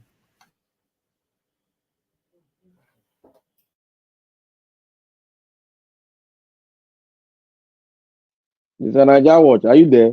All right. Yes. Thank you, my brother. Thank you, mashallah, for your submission. God bless you. Okay, let me bring in Engineer Francis. Mashallah, I'm going to put on the backstage again. I'll bring you back again. Engineer Francis, thank you very much, sir, for your time with us. Please, I'd like you to talk to us. Good evening to you, sir. You have 8 minutes. Thank you. Thank you very much. And thanks to everybody that's been on the panel. You guys have been doing good. On the merger, let me tell Peter B one thing. His position should be this. The same thing that Papa Bush told Lloyd Benson during their campaign. He said there's no problems with changing horses in the middle of the stream, provided the horses are headed the same direction. So, P2B, no problem getting Atiku and Kwankwaso, provided they can pass that corruption test, which you are not corrupt. There's no need messing with them. If they will come and confess to the nation and relinquish some of those things they obtained through corruption and expect us to take them as repentant corrupt officers, fine. In that case, you can bring them in. Outside of that, Mr. Niger Watch and Kenneth Okonkwo are very liberal by saying, oh, it must be you and Dati as president and vice, and then they can come in. No. If they come in with that, their corruption, that one finger will mess up the whole bunch. So as far as I'm concerned, please remain your sane self. But this is by the way. I heard that Ruth Okunleye was court-martialed. And then I heard also from one of those pundits on the TV who said that she did not go through all the available ranks when she was laying her complaint. To that, I want to say something. She said this thing started in 2022. So remember how long it's been. This girl has been suffering this. And then another thing that she mentioned, which I am yet to hear them comply or confirm, is that the colonel will say that she has a mental problem to make them just take her not serious. If she has a mental problem and she is attached with the medical corps of the army, and she has not given any of those officers that come there for their medicals, she has not given any of them rat injection or injected any of them with rat poison, and she has a mental issue. Whoever bought that kind of nonsense from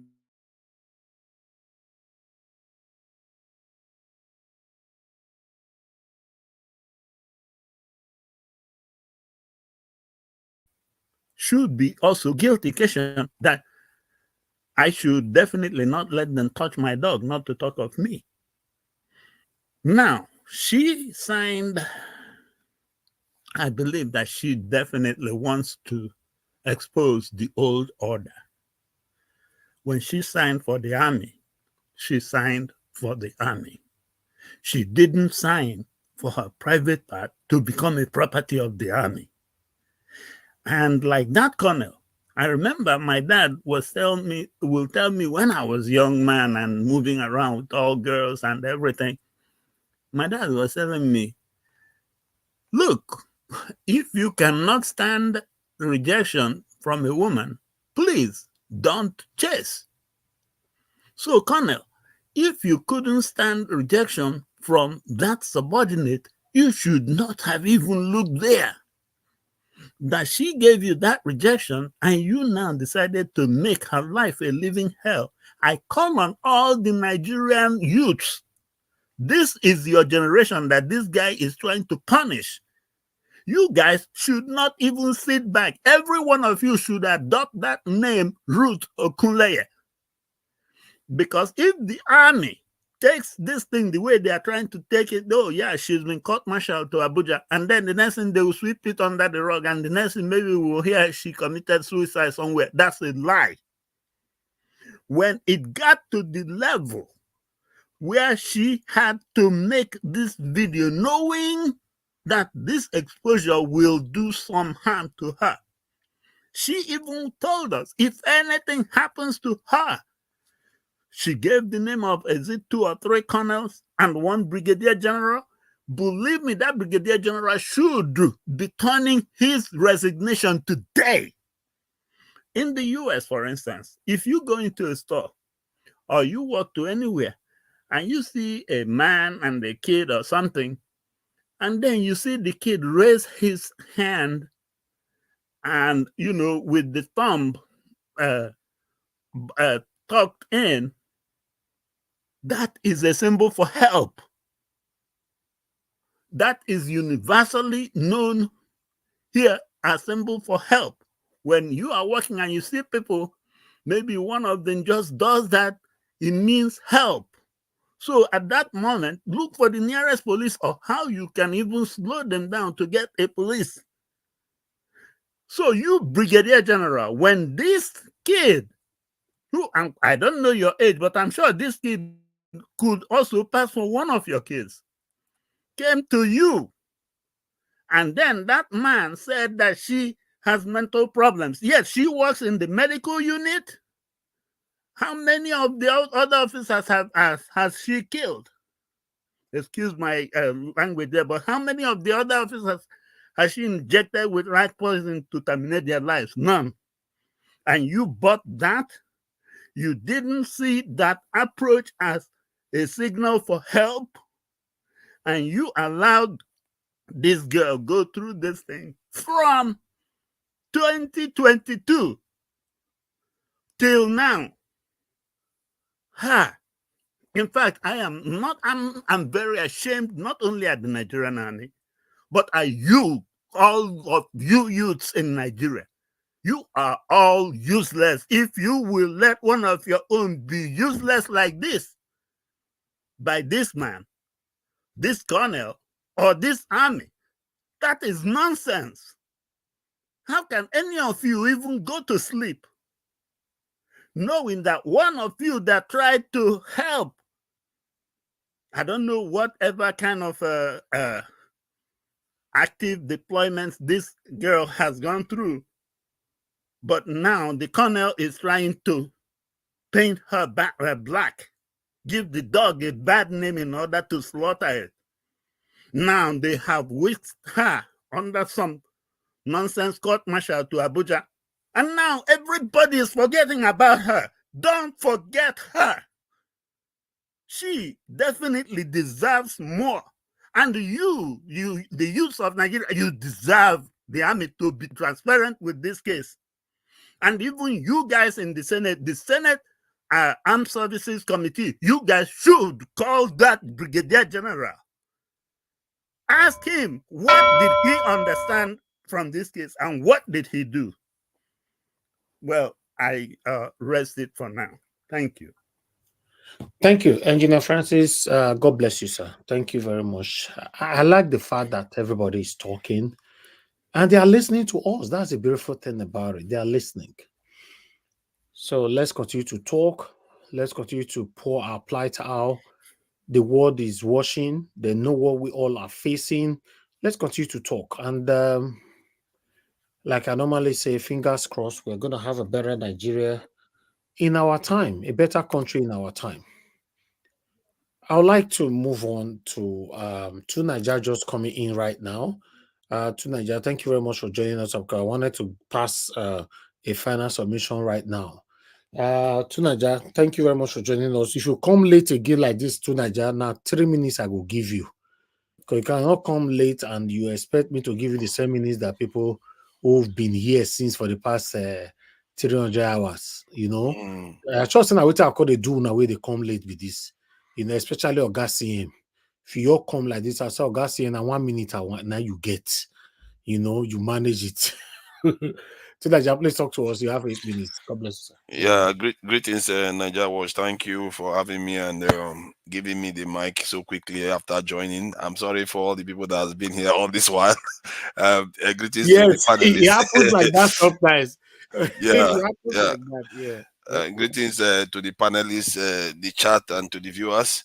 Yeah, I have been hearing a lot about the insecurity, and I think somebody mentioned 700 million naira that the bandits are asking for. This is the problem that we've been facing, and our president decides that he was going to say yesterday that things are getting better. I don't know how things are getting better.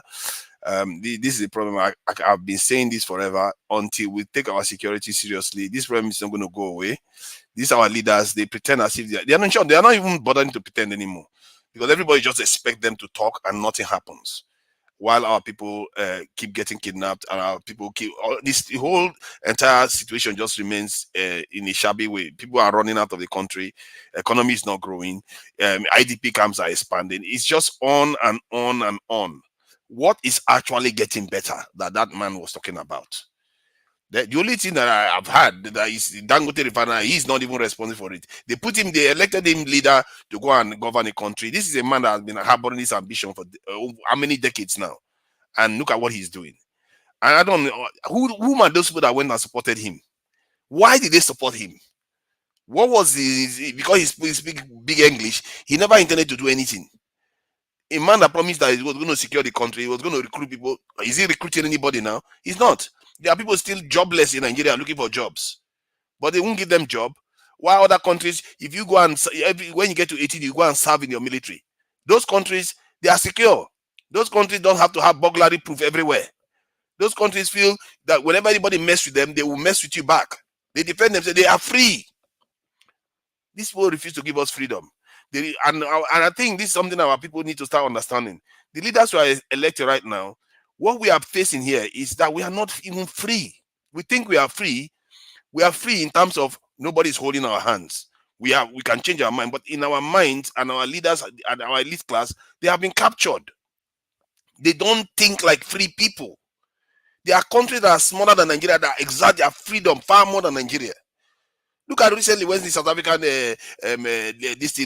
lawyers went to the this UN court, and somebody was putting the picture online, say, look at the South African leader lawyer with his own African hair, but why Nigerian lawyers carry white British wigs? Because we still haven't shared those things. Why do you think South Africa feels so bold? They think for themselves. They don't fear anybody. But Nigeria, every time Ogasa, that's all they do. And they come to Nigeria and act as if they are gods. They want to play Godfather for us. None of them are powerful. They don't have any power. And we have to start knowing that these are our leaders. They are very, very weak leaders. That is why they cut out to anybody that tells them what to do. And if our people realize that, they will realize that they can make them do whatever they want them to do. Who is going to save them if our people turn on them? With one soldier to 1,000 citizens, who is going to save them? If the people decide to turn on them right now, they will be the ones begging for mercy. And we haven't been organized enough to press them for one thing. Has there been one agenda that Nigerians have come together and say, you know what, North, South, we push this leader to do this thing? If we do that, they are going to move. Because this is what they are scared. They don't have any power at all. They just act as if they have a lot of power when they're in Nigeria. And because you are in Nigeria, you are poor, you don't have any means of seeing the world for what it truly is. It appears that they are powerful. They are not. When they come to the West here, even a small boy that you will see that you are hanging around with, they'll be shaking around him because the person belongs to one of the authorities in the country here. These people are weak leaders that we have, and there are many in Africa.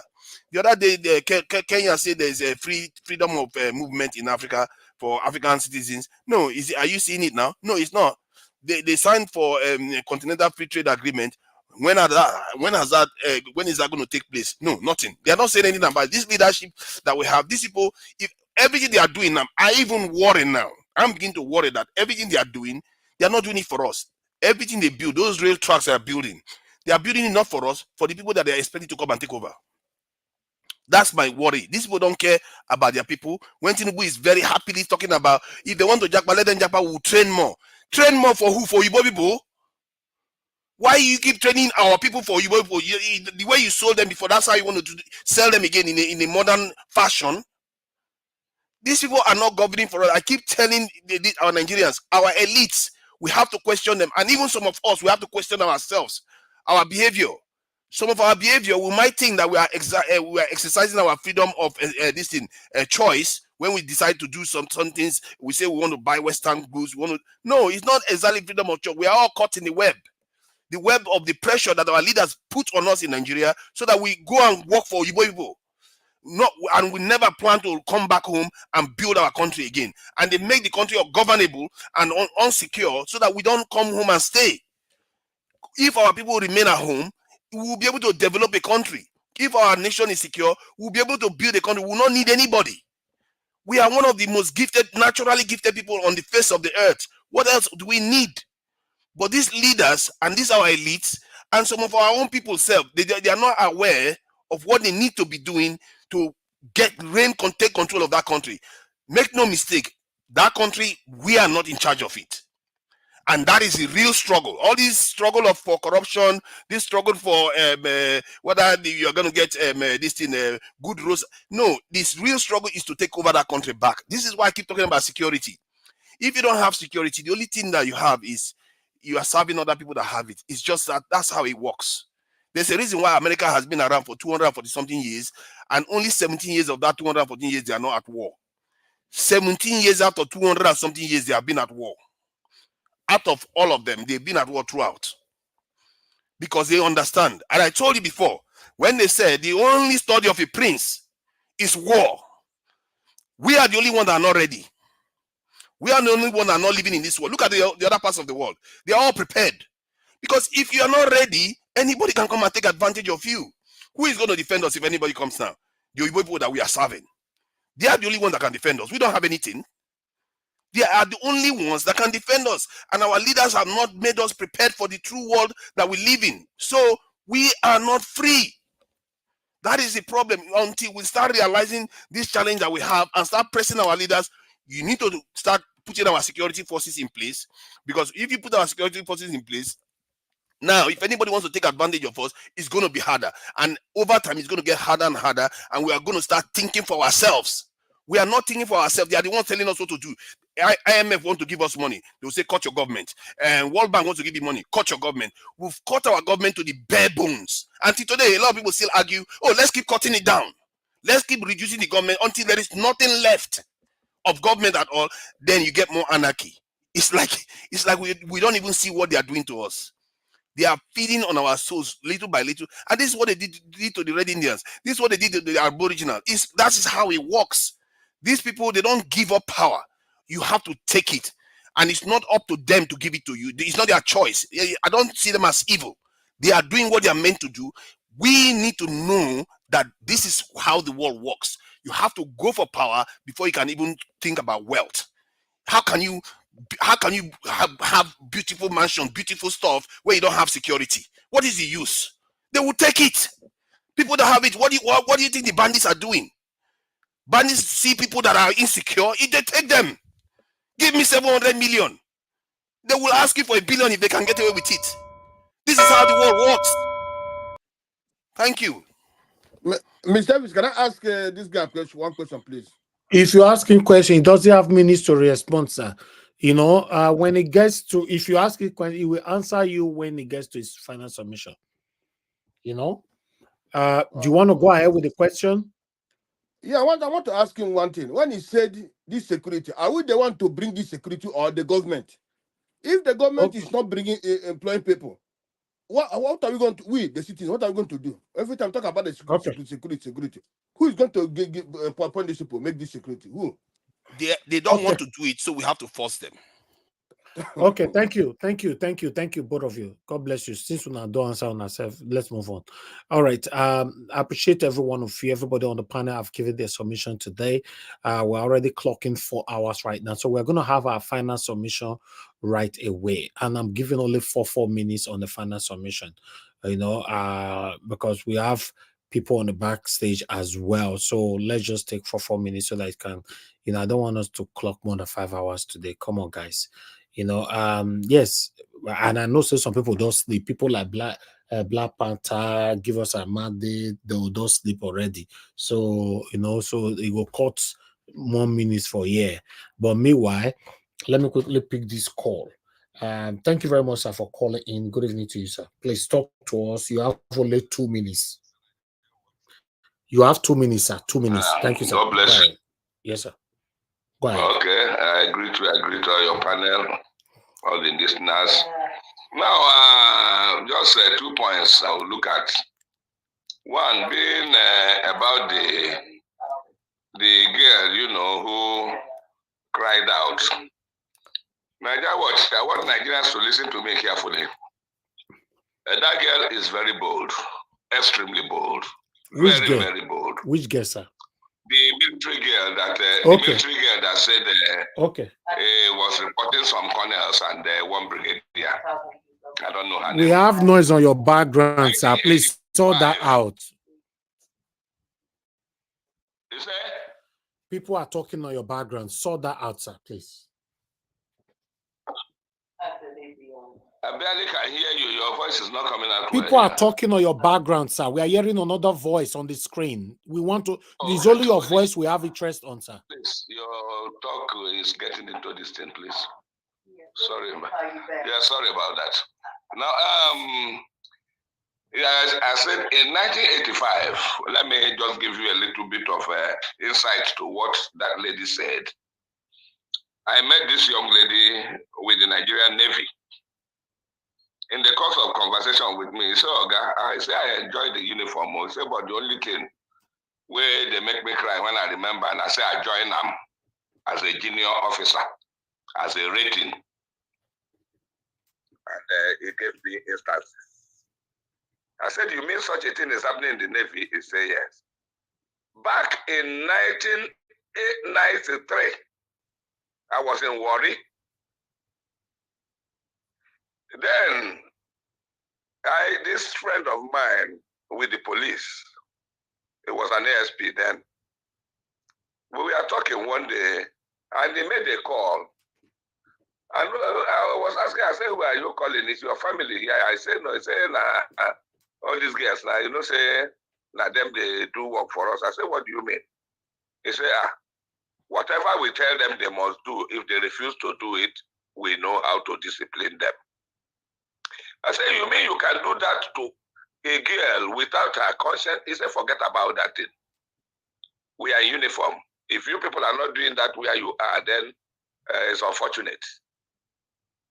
And I want to use this opportunity to tell Nigerians that this young lady that spoke out, she's the second person now I'm hearing speaking out. 2 years ago, one of them spoke out on one of these programs, in Abuja, this Berekete, or what do they call it, family then. One spoke out there.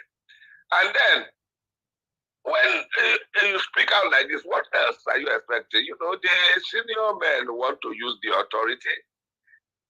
They've called her over to Abuja. The next thing now is to persuade her to keep quiet and never to talk again. And if she continues, she may be dismissed. She may be dismissed. Okay, sir. That will be the most lenient thing they will do to her. Then the issue of P2B, and sorry, just permit me a little time, I beg you, don't be offended. The issue of P2B and the merger thing. The other day I tried to call, but I didn't succeed. I sent you a little clip. See, like what you said, yes, if there should be a merger, which I resent. First and foremost, let me say this. I don't buy the idea of anybody thinking of the 2027. Whatever Nigerians have to do to make sure that this Bola Tinubu administration comes to an end abruptly, whether it be in this year, next year, whatever, they should not allow it get to 2027. If they are marching to talk, let them march to talk. People should invite Tinubu. And then one major thing I want to add. Sir, you'll be talking for the past 5 minutes, please. You'll be adding major things, major things. I beg you in the name of God. Let me just voice this out. Go ahead. Our senior citizens are there. They are complaining that you should go out, you should go out.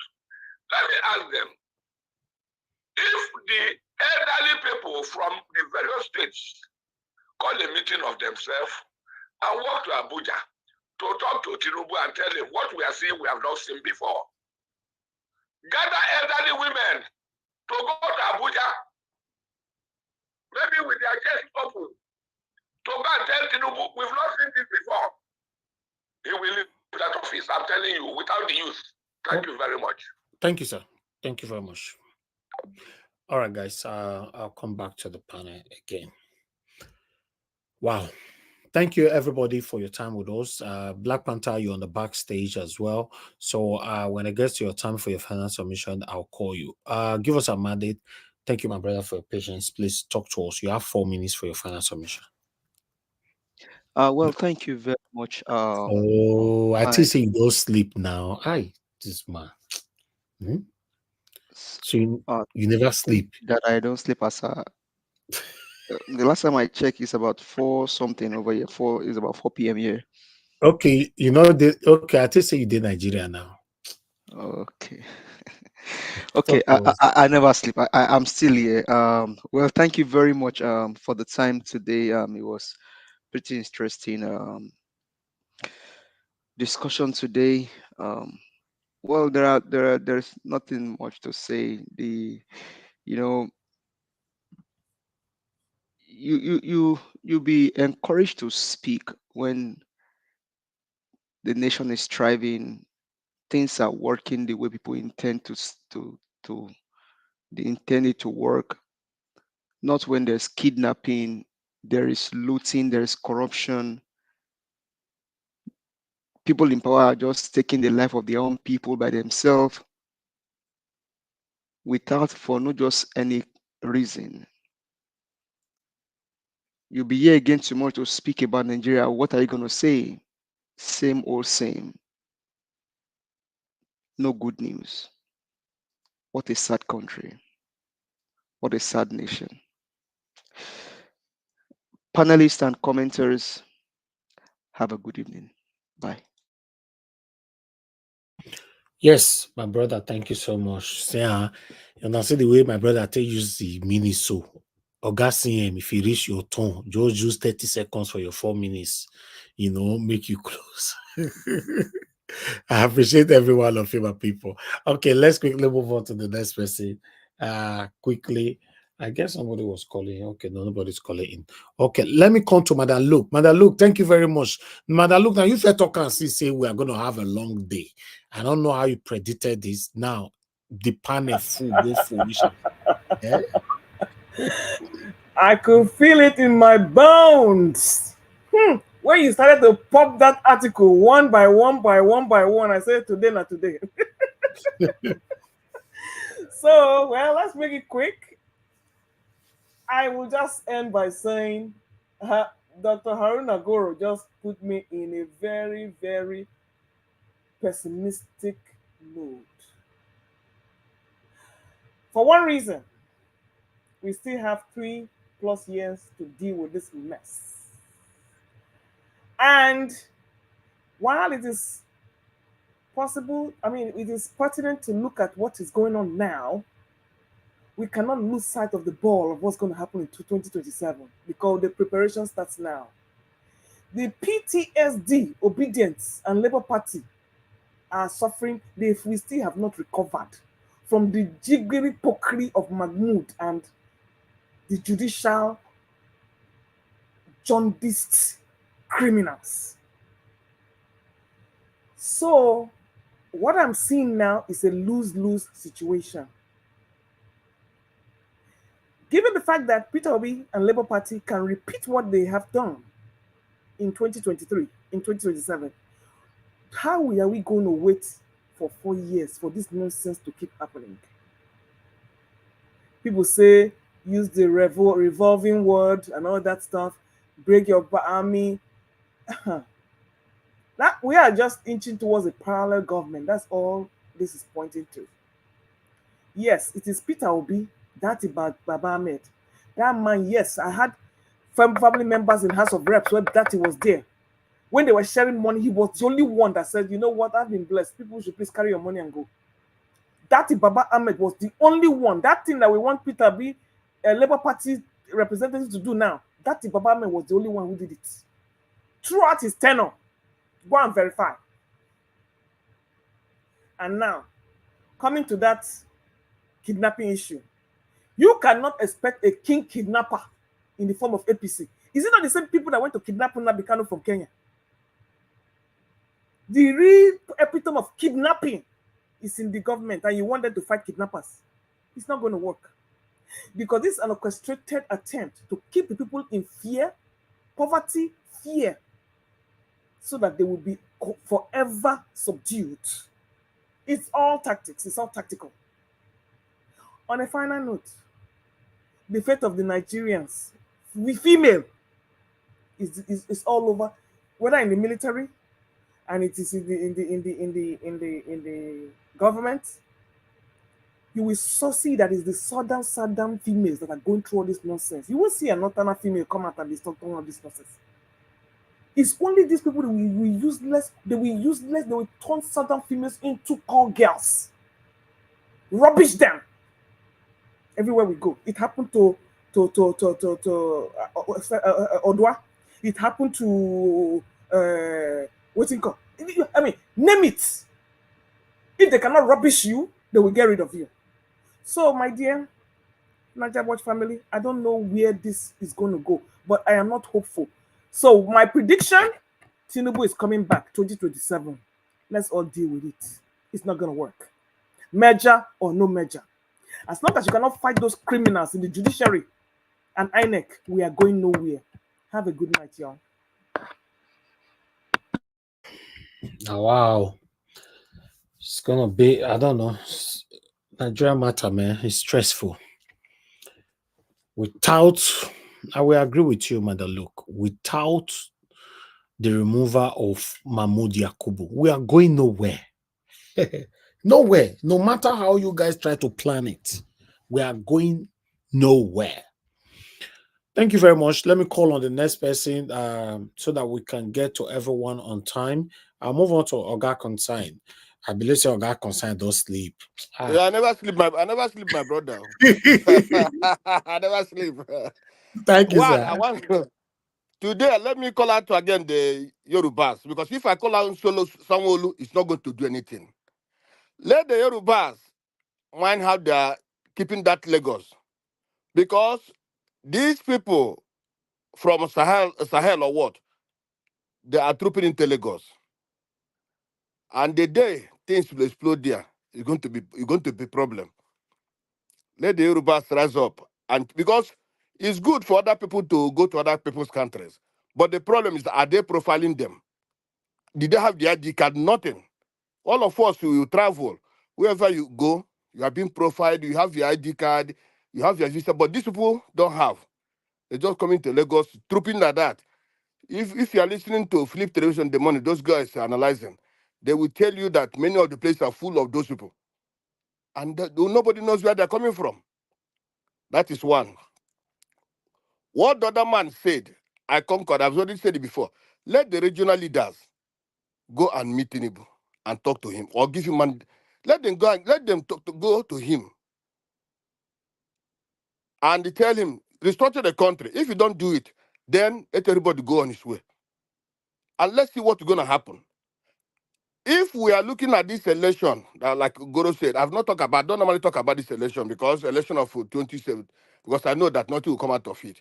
Even the INEC chairman is removed, nothing will happen. Because now these people are stealing the money. Nigerians are becoming poor. In that time also, they will still splash out that money, and everybody will lose his conscience. So if these people, the people of Nigeria doesn't rise up, or these regional leaders don't go to Tinubu and tell him to structure the country, change the constitution, nothing will happen. Anything we are doing, we are just wasting our time. In as much as we can talk, we can come here and say our minds, but then the ball is on this supposed court, because they are holding everything. Even the people now, before even next year, you will see many people will join this APC. That's the danger. The military, everybody with is name a member of APC. That's the danger. Another thing is this, like what Goro said today. I know what he said, and I know that. I've been following Nigerian politics for many years. With what happened last year, this man have taken over to take that thing out from him. If that Jonathan didn't give these people that power, Nigeria couldn't have been like this now. But things are giving these crooks that came with propaganda. They are giving them that power. My brother, everything is finished. Unless there is revolution, no people standing up, taking over their country, or the regional leaders go and meet him. I've been saying it all along. It's the Fulanis that gave him that man that power, and he not go against them, and they know why they gave it to him. They see that that's the only one they can manipulate.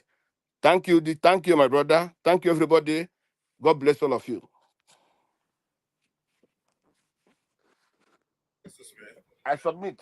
Thank you very much, Mr. Concern. God bless you, sir. Thank you for your time with us today, your submission. I appreciate you. All right, let's move on. Mr. Jonathan, thank you very much, sir. Please give us your final 4 minutes. Mr. Jonathan, we can't hear you. Unfortunately, that your network does start because you unmuted yourself, but we can't hear you. So let me move on to the next person quickly. Since we cannot hear you, I would like to go to Madam Busy Brains. Madam Busy Brains, thank you very much, ma, for rejoining us again. Please, you have 4 minutes for your final submission. Okay, Elvis, thank you so much for the opportunity. I'll try and make it brief. One of the things I wanted to talk about was Buhari. He launched a book, and I gathered within the book he was apologizing. To be honest with you, I think rather than him apologizing and launching a book, he should be behind bars. A lot of the time we hear they try to make excuses for him and say things like he didn't know, he's a very astute man, he hates corruption, the people around him are the corrupt ones, he didn't know. There is no such thing as ignorance. Ignorance is no excuse, and I don't believe he was ignorant. It was done with he was complicit in every breaking down of the Nigerian system, most especially the influx of insecurity in Nigeria. He cannot say his actions did not tally at all with someone whose hand was not in the perpetration of the evil that was going on, most especially the way our borders have been violated, bringing in all sorts of people called cattle herders and them taking claim of Nigeria. To be honest with you, as far as I'm concerned, when they say there is no hope for Nigeria, with the multitudes of what is going on, one would be forced to agree. But I am a very hopeful person, or else why are we here? Why are we on Niger Watch, keeping watch? It's because deep down in our secret, we all are hopeful that there would be a turnaround. While I'm still hopeful, I'm not blinded by the fact that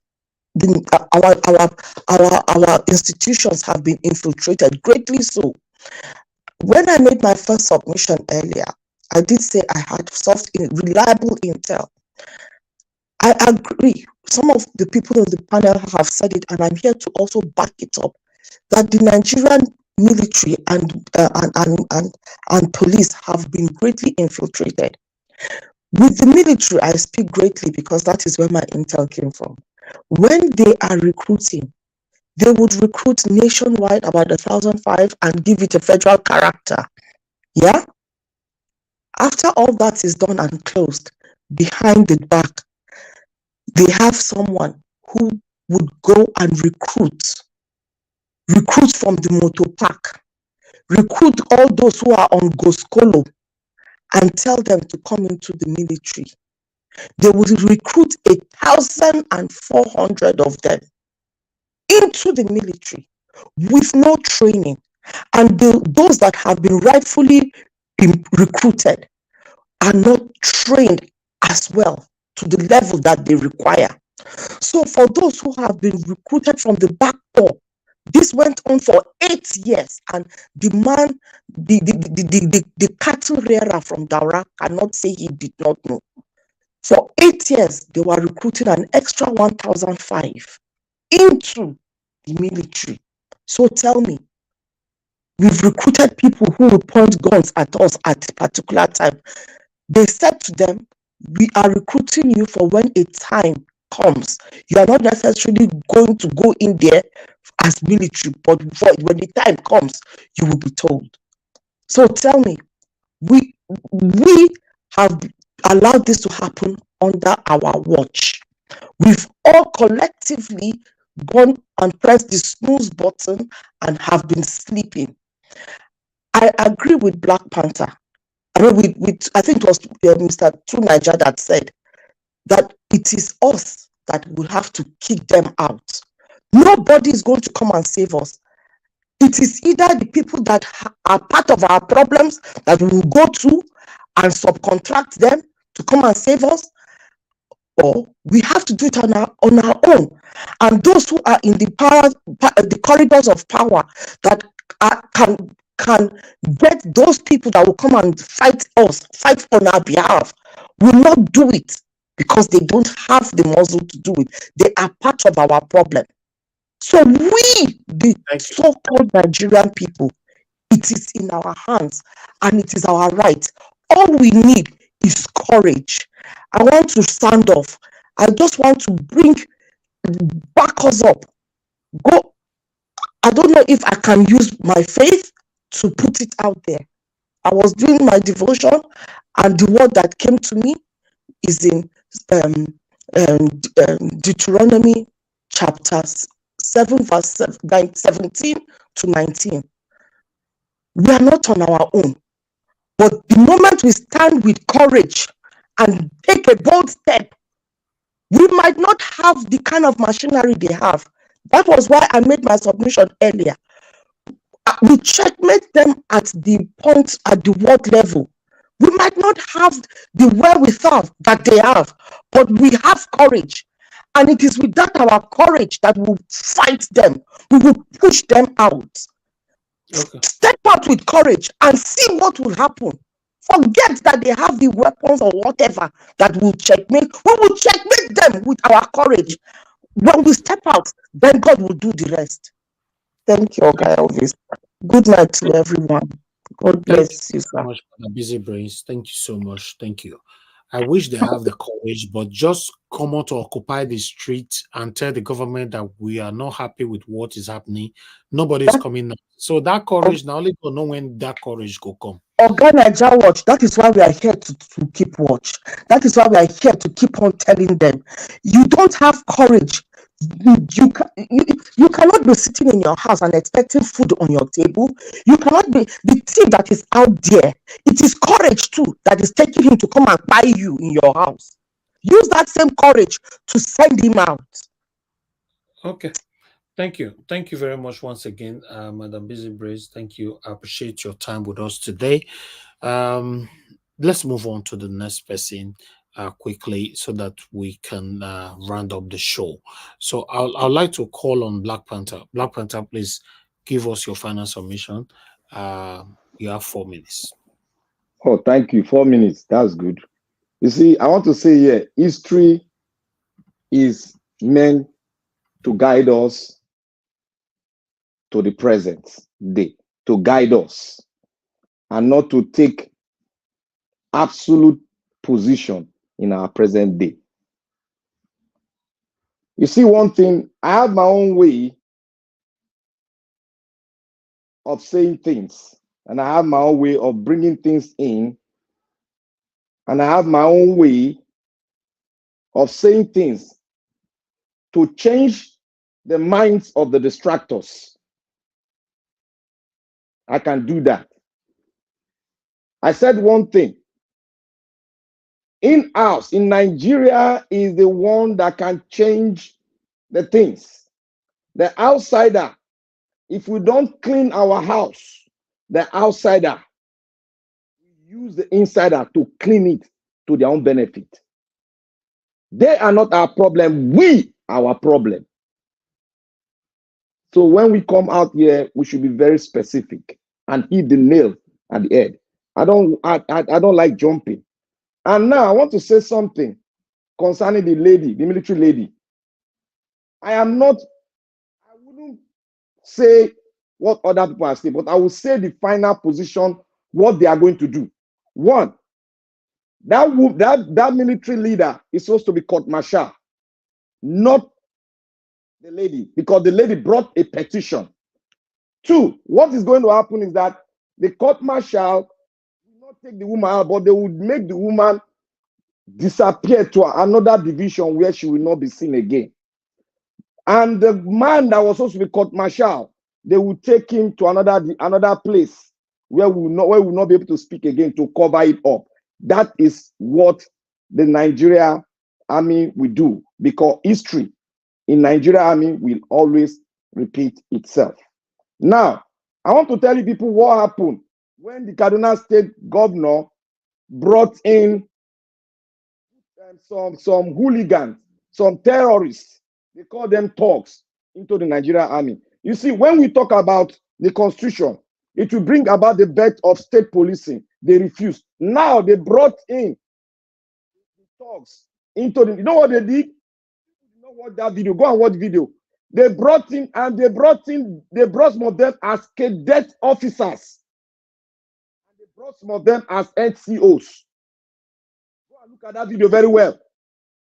They are bringing them up as cadet officers, and by the time they grow up, they are going to be in charge of your Nigerian police, because a cadet officer has the potentials of becoming the IG of the Federal Republic of Nigeria Police. Within the space of 20 years, he will rise up to that position, because he comes from a favorable zone, which is from the Fulani clan from the north. I'm very specific. That is what's going to happen. Nigeria is in a turbulence now. That is why I said increasing your military is not now. You can defeat Boko Haram with your technology. When you do that, then we will now come and speak on the new formation, new ground, and new potentials, and a new constitution, which will take and give about to a modern and professional Nigeria army and policing. But what we have now is a shamble. They put hooligans who don't know how to spell their father's name, and he's now become what? He now become a cadet officer. He's going to learn how to speak English in their own way and become your IG within 20 years. They are breeding the new breed of Nigeria that will take over in a short time. So my brothers and sisters, we have a serious imperfection of our security network in Nigeria by the Fulani Janjaweed from the Sahel. Anybody, I can stand anybody, any ground on this issue. All right. Thank you, Mr. Nigeria Watch. Thank you, my brother Black Panther. Thanks for your final submission, and thanks for your time with us today as well. Let's continue to do what we're doing until we have a better Nigeria. Hopefully, fingers crossed, we have it in our time. That is my most concerned. In our time, I want to experience a better Nigeria in my time, by God's grace. That's why I'm doing what I'm doing. Let me call on the next person. Augustine, I'm deliberately keeping you, please. You never reach your turn back. Let me go to Amashala. Amashala, please give us your final submission. 4 minutes. In my final submission today is going to be on the topic Black Panther spoke just now, the Nigerian police and the Nigerian security. When I say it is over for Nigeria, it is over. It is finally over. Because what I saw today was really annoying. You say you are a cadet officer. You can't speak English, you're speaking Hausa. Is Hausa the general language of Nigerians? And the majority of them were from, only God knows where they brought them from. And to let you know that they don't even have regard for Nigerians again, they put their repentant thugs. It's like saying Tinubu brings Oluomo and his crew into Nigerian police. And we're expecting ourselves to do an election in 2027. It is over. Let us forget it. Nigerians are listening to me. The only way our elders that still have the belief that this country can still come up, gather yourself and work to this Aso Rock and talk to your colleague that is there that's told mandate to do something about it. Without that, wait from now to tomorrow. This same person that is there will be your president. He was not with power, he was with money. He got the presidential ticket, got into power, he's now their president. Now he's the president, he has the power over police, army, and all the security, and want to do an election. He even has power over INEC that he used money to buy. Now he doesn't need money to buy INEC. He is the one that is INEC. And we are hoping we'll do one coalition and we'll do election. The only solution is now. It is now. Judiciary have done their own. Supreme Court has done their own. It is our own we should do now. All these politicians, it is what they want to get from politics. That is what they are hoping for 2027. The way security issue is going right now, like that, now getting so bold to come to people's estate and pick them, and then it's the same citizen that are managing to survive and don't gather money to pay for ransom. And then your president has not said anything about it. And then you have a vice president that told you during the election he will be in charge of security. I can see he's in charge of security. Because if everybody can remember him saying, I'll be in charge of security, he has taken over the job. That means he's our president. Tinubu is just a figurehead because he's not saying anything. They are killing your people, you are not saying anything. Right in where you are governing as the president of the country, people are being killed now. Police do not say anything till today. It's a shame. So Nigerians, my own talk this night, they say, if una sit down for house, you not concern me, not concern me. You not concern me. You don't reach Abuja. You not concern me. Ibadan, they blow Ibadan. They will soon give us another story saying I want to bomb that place. Ibadan to Lagos is not far. Thank you, Naija Watch. All right. Thank you, Mashallah, for coming around today. God bless you. Okay, I would like to go on now. Let me move on to Engineer Francis. Engineer Francis, please give us your final submission. 4 minutes, sir. Thank you for that opportunity. I will still remain on the issue of this girl, Ruth Okunleye. Let me call on you, Senator Abdulaziz Musa Yaradua, and you also, Senator Luwole Fasuyi Cyril. You guys are the chairman and vice chairman of the Senate Committee on the Army. Please, when you get to the office in the morning, call a session of your committee and subpoena that girl from wherever they are court-martialing her, are doing whatever kind of nonsense, and listen to her. Please, for one moment, put her in the position of your own daughter. Remember, she said that they inject her, and then on one occasion, they injected her and he was about to rape her, and then they came in and then he told them that something like she was mental. That means they inject her and rape her. Maybe when she wakes up, she wouldn't even know. That word start with R, so pass it. Thank you. Well, I'm sorry, but you guys are the Senate. Please Subpoena this girl tomorrow and hear from her. Get everything you can get, and then have your committee and subpoena, especially that brigadier general who couldn't use his judgment when this girl complained to him. He would have known that this is a cry for help.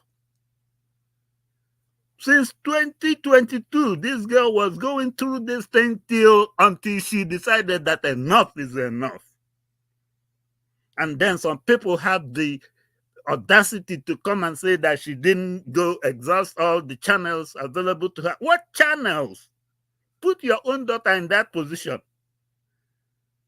So please, you guys, Senator Abdulaziz Musa Yaradua and Luole Fasoyi Cyril, please put this girl in the position of your own daughter and then fight for her. And you Nigerian youth, you shouldn't sit down. Follow this case. Follow this case and see what these people are doing. Thank you very much.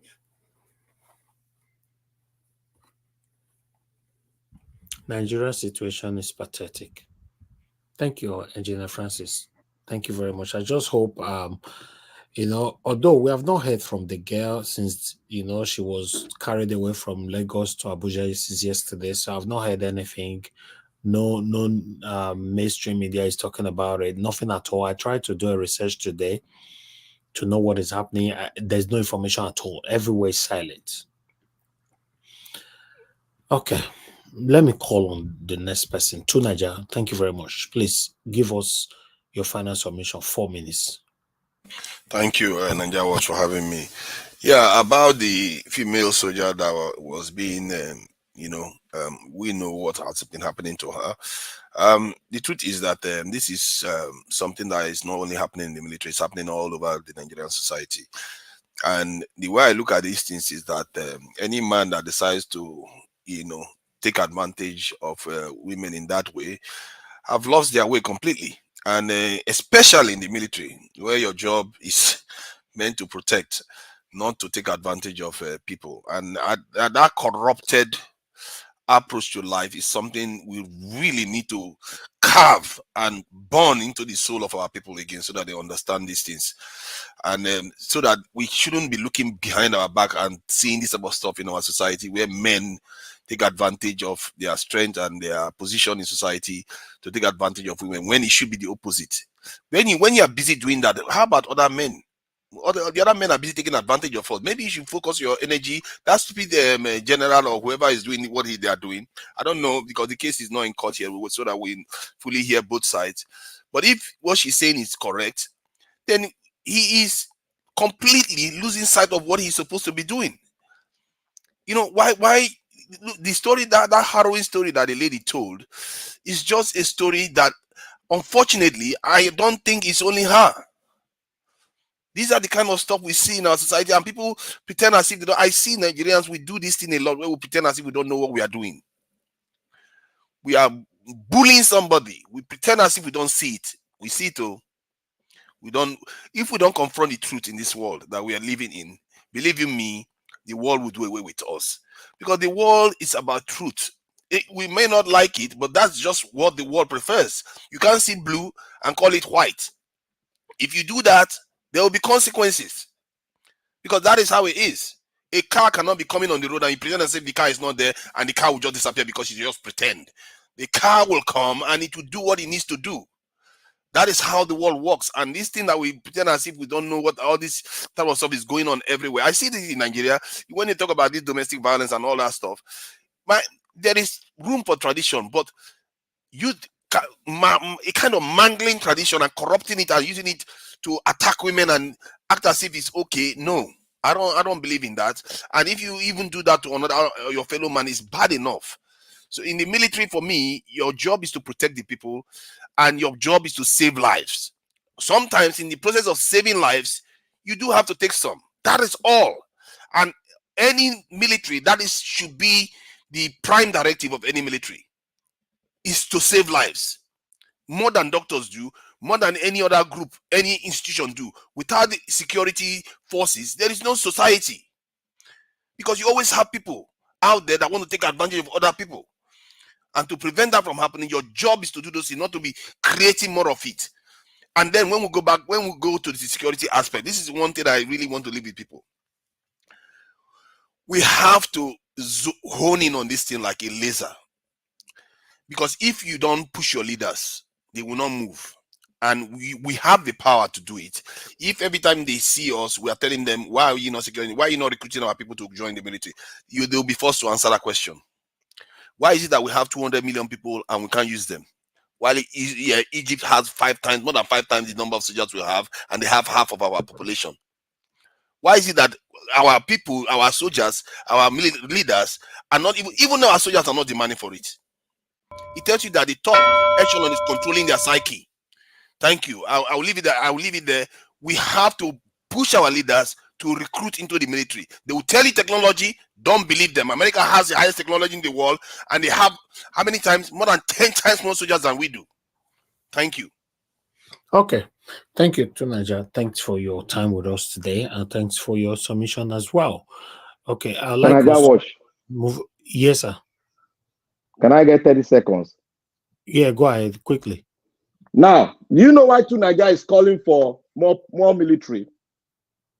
Tunaja is calling for more infiltration into the Nigerian army by Boko Haram clans. That is the purpose. You say you are alleging. I'm not alleging him. Yeah, but no, that's accusation now. How do you know name? that? Let me remove his Without name. any evidence. Do you know why he's calling for? I'm not putting his name now. Why he's calling for more security? As they have infiltrated into the Nigerian police, where you have a commissioned officer who does not know how to write his name. They are being infiltrated into the Nigerian police. Now, who is going to stand when the election is held? Thank you. Thank you. You have to ask yourself, why this guy doesn't want our nation to be secure? Can I ask? Okay, Black Panther, that's it. Thank you, Black Panther. Can I just clarify something? So, what do we do? I mean, of course, I don't think that is what he means about recruiting from the Hausa Boko Haram people. It is recruit real Nigerians, real people who are really after the security of Nigeria.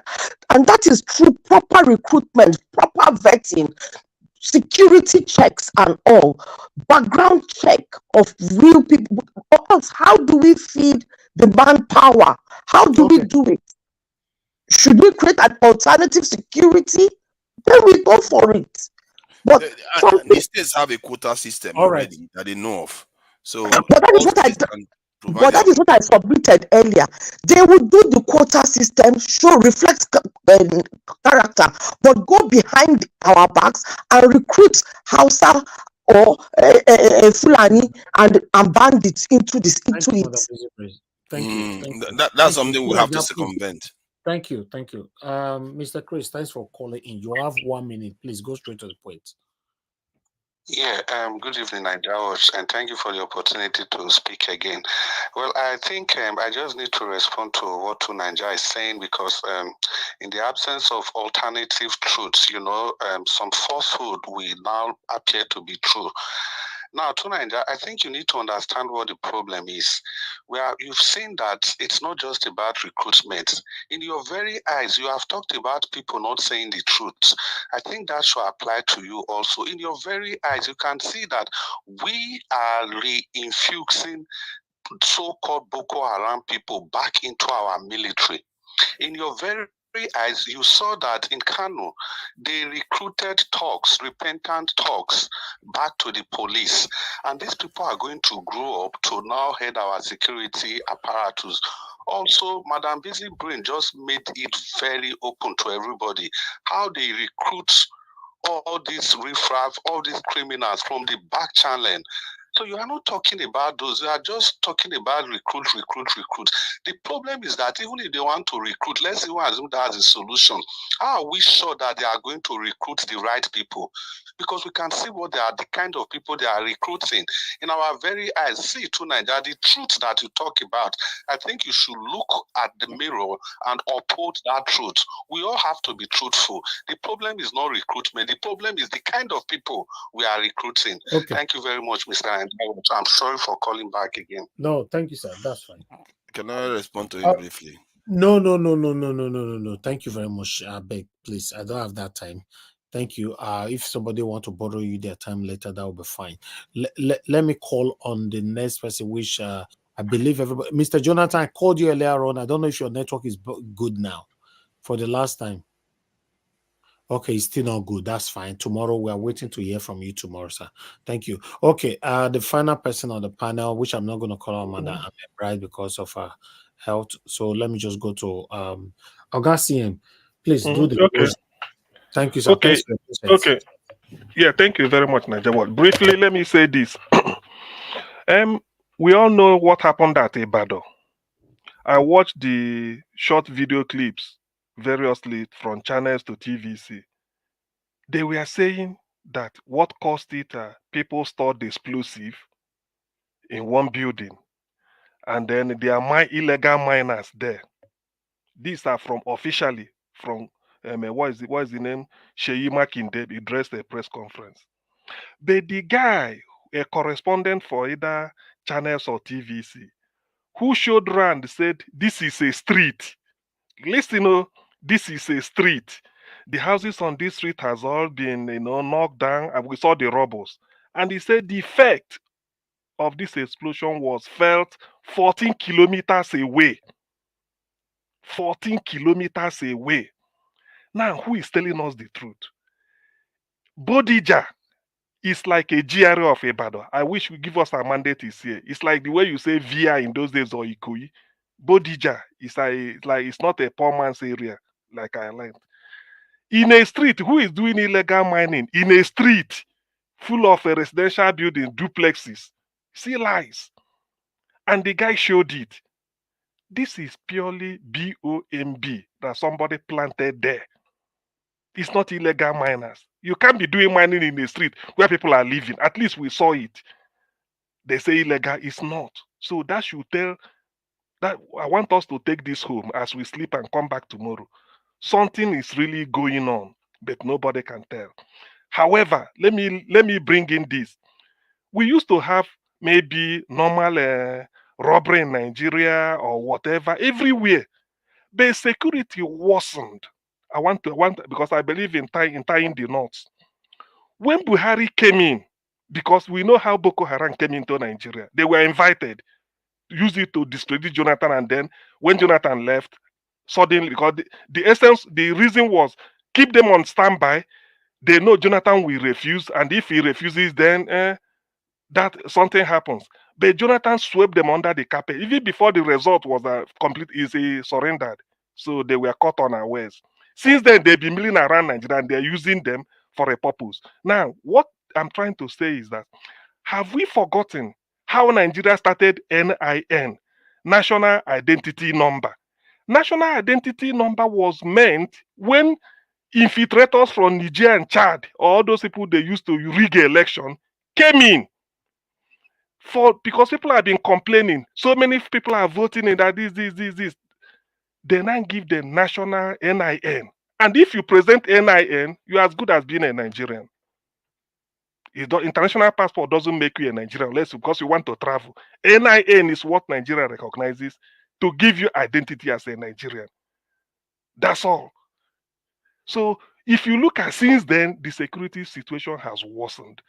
This what Nigeria has on its hands is not something that we have to handle with kid gloves. Go and study that about or something again. Just listen. How can you say miners? They stored something in a Bodija, a street. He said the whole entire street was taken away. Yeah, who is calling me? Yeah. Let me tell you, it's Austin. You see that when I looked at that video, there was fire initially before the blast. It's just a way of telling us they want to turn it as a fire incident Exactly. Because I'm Nigerians, trying. you are sharper than that. You cannot have illegal mining in the street. It's impossible. You go to bush. You can't be doing mining in a street that has a name of it. Look, can't you see it? They said even former Bola Ige's house, former governor, somebody was mentioning it from the crowd. Deputy said these are big men area. Who is doing illegal mining in a street? In fact, give us a mandate, we speak us about who know about it tomorrow. So something is happening, but they don't know how to cover it. So they just want to don't want to panic the people. Something is going on the ground. This is just a warning. But in the weeks and days ahead, then we will get to know. But the situation in Nigeria, people should go back to NIN. Anybody who shows NIN is a Nigerian. How did it come about? Issa Pantami, the one that is a minister for communication, who did it. So this is a Fulani agenda, we know. But some people do not know. As for me, if you after speaking, I will go and do the logic. If he doesn't add and do my own, I'll just listen to the person and say, well, everybody has his say. I don't believe anybody can say anything. It's your right. As long as, you are not bamboozling me. But look at what happened at Ibadan. It's not a mining something. It can never be. You say it's a mining. Who is doing illegal mining in a street? Or am I the only person that had it? So that will tell you just use it to extrapolate what is going on. By the way, which country will ever say you are fighting a terrorist, you got them, I say they've repented, you put them in your military? Who does that? Who does that? And Buhari said these are not Nigerians, they are from Mali, they are from Niger. So which means after exchanging fire, you now get hold of them, suddenly they now become Nigerian. Is that the way to be a Nigerian citizen? Don't they have procedure? So you see, Nigeria should be able to put one and two together. Let them go back and think. Something is about to happen, but I don't know. Something is about to happen. The president. So, Ogazie, sorry for Yeah. interjecting. Does that mean that even the Western governor is colluding with the so-called caliphate against the population? Because why not tell the truth? Why not expose it? Why are they hiding? No. In that case, listen. Sometimes when something like this happens, you don't panic the public. And Nigeria being as complex as it is, you don't know who will descend. But I'm trying to say, even when he was saying it, he looked so relaxed. You know, the way he came to the side. Go and watch the video. He looks so relaxed. Not that he should be, fidgeted. But what I'm saying is that the lie they are trotting out is not work. How can you tell me in a street something happened? They are telling you illegal mining. It doesn't add up. No, nobody minds. Can somebody kindly provide me evidence of repentant terrorists being recruited into the military? Can somebody just provide me a link? So I'm trying to find it. There's no evidence for this. On the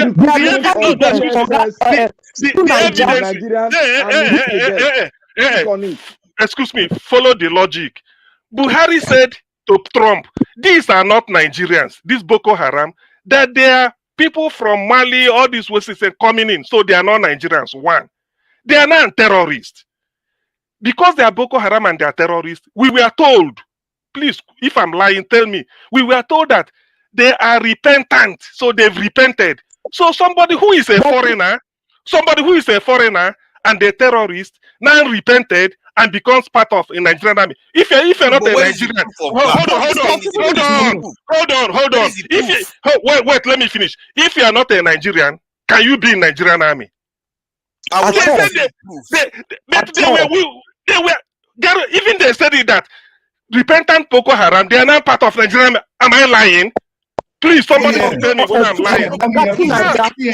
I can reliably inform you that a military officer was the one that gave me this information. High ranking. Let me tell you. Yeah, but he didn't. There's no proof of it nationally. Am I the only? No. Am I the only? Wait, please. I want to ask a question. Am I the only person that had when it was said that? No, I had the news. It was in the news. Okay, thank you. I raised my They case. are denying it. He's They are not. asking for All the proof. ones I see is they are denying that they are not It's recruiting not anybody. denied. It's right in the news. I don't know, man. Hold Just on, put the hold on, link. hold on. Send Somebody, hold It on. the was link in in the the news private too, chat so that I Naija. can check it out. Oga too, Naija. Let me explain Madam Bisi, please just hold on. for This is the new word they everything are for doing. proof. You need to follow the intel. You need to follow what they are doing. They won't come out and tell you. There are a lot of things that you yourself have made submission that you would not be able to evidence, but by your own analysis of the situation, you've come up with your own theory, which is more I'm not likely. hearing you. Bless me. Madam Bisi, please. Mr. CM, can you hear me? Sorry? See, the Can you hear issue me? now, the issue Yes, now is yes. we cannot use the word repentant Boko Haram again. That's what the new word is thugs. I don't know where any human being will put thug into his own military force or police There force. is nothing. There is I want to ask nothing you a like question. I want to repentant ask you a Boko. question, Dr. CM. Please Yes. analyze the recruitment when Buhari was there, the recruitment of DSS and the recruitment of Nigerian cadet officers, how it was shaped. Analyze it. You know the thing, Black Panther, when you ask me this question, I know you know the answer, and we all know it. Who doesn't know? Let the person ask. Because some of these things I felt ashamed. What I'm saying is official. That is even a okay. If I say now that Garba Shehu and not Garba Shehu, Femi Adesina told the people of Benue State, either you give your land or do you want your life? Am I lying? Is he a lie? Am I telling a lie? But this is what something like this that you hear in the news from the spokespeople. How can somebody come and telling me that repentant Boko, the word repentant Boko, not somebody told me. It's in the news. Madam Busy Brain confirmed it also. He had it. It's in the news. Denying it. There are so many links denying it. Who is denying it? Oga Tunaja, just hold on. Oga, just hold on. Oga Tunaja, Remember, there's Tompolo that used to be an insurgent in let me Nigeria. just please, can I just make this submission? Can I just make this submission and I'll shut my mouth, please. Okay, go ahead, You Madam. see, 1 reliably, minute, please. 1 minute. I'm telling you something reliably. This is from a retired top somebody who still has information inside. They are recruiting from the back door. So whether they are retired Boko Haramists or whatever, they are recruiting the wrong people through the back door. Nigerians or not Nigerians, but the wrong people are coming into the military. So how will you expect them to come out? Where will you get the proof for that? This is an intel. This one that they came out and even told us in the news that they are recruiting repentant Boko Haramists. They said it in the news. Erufai said he traveled outside Nigeria to go and pay them. Are they Nigerians you went to pay? Are they not foreigners?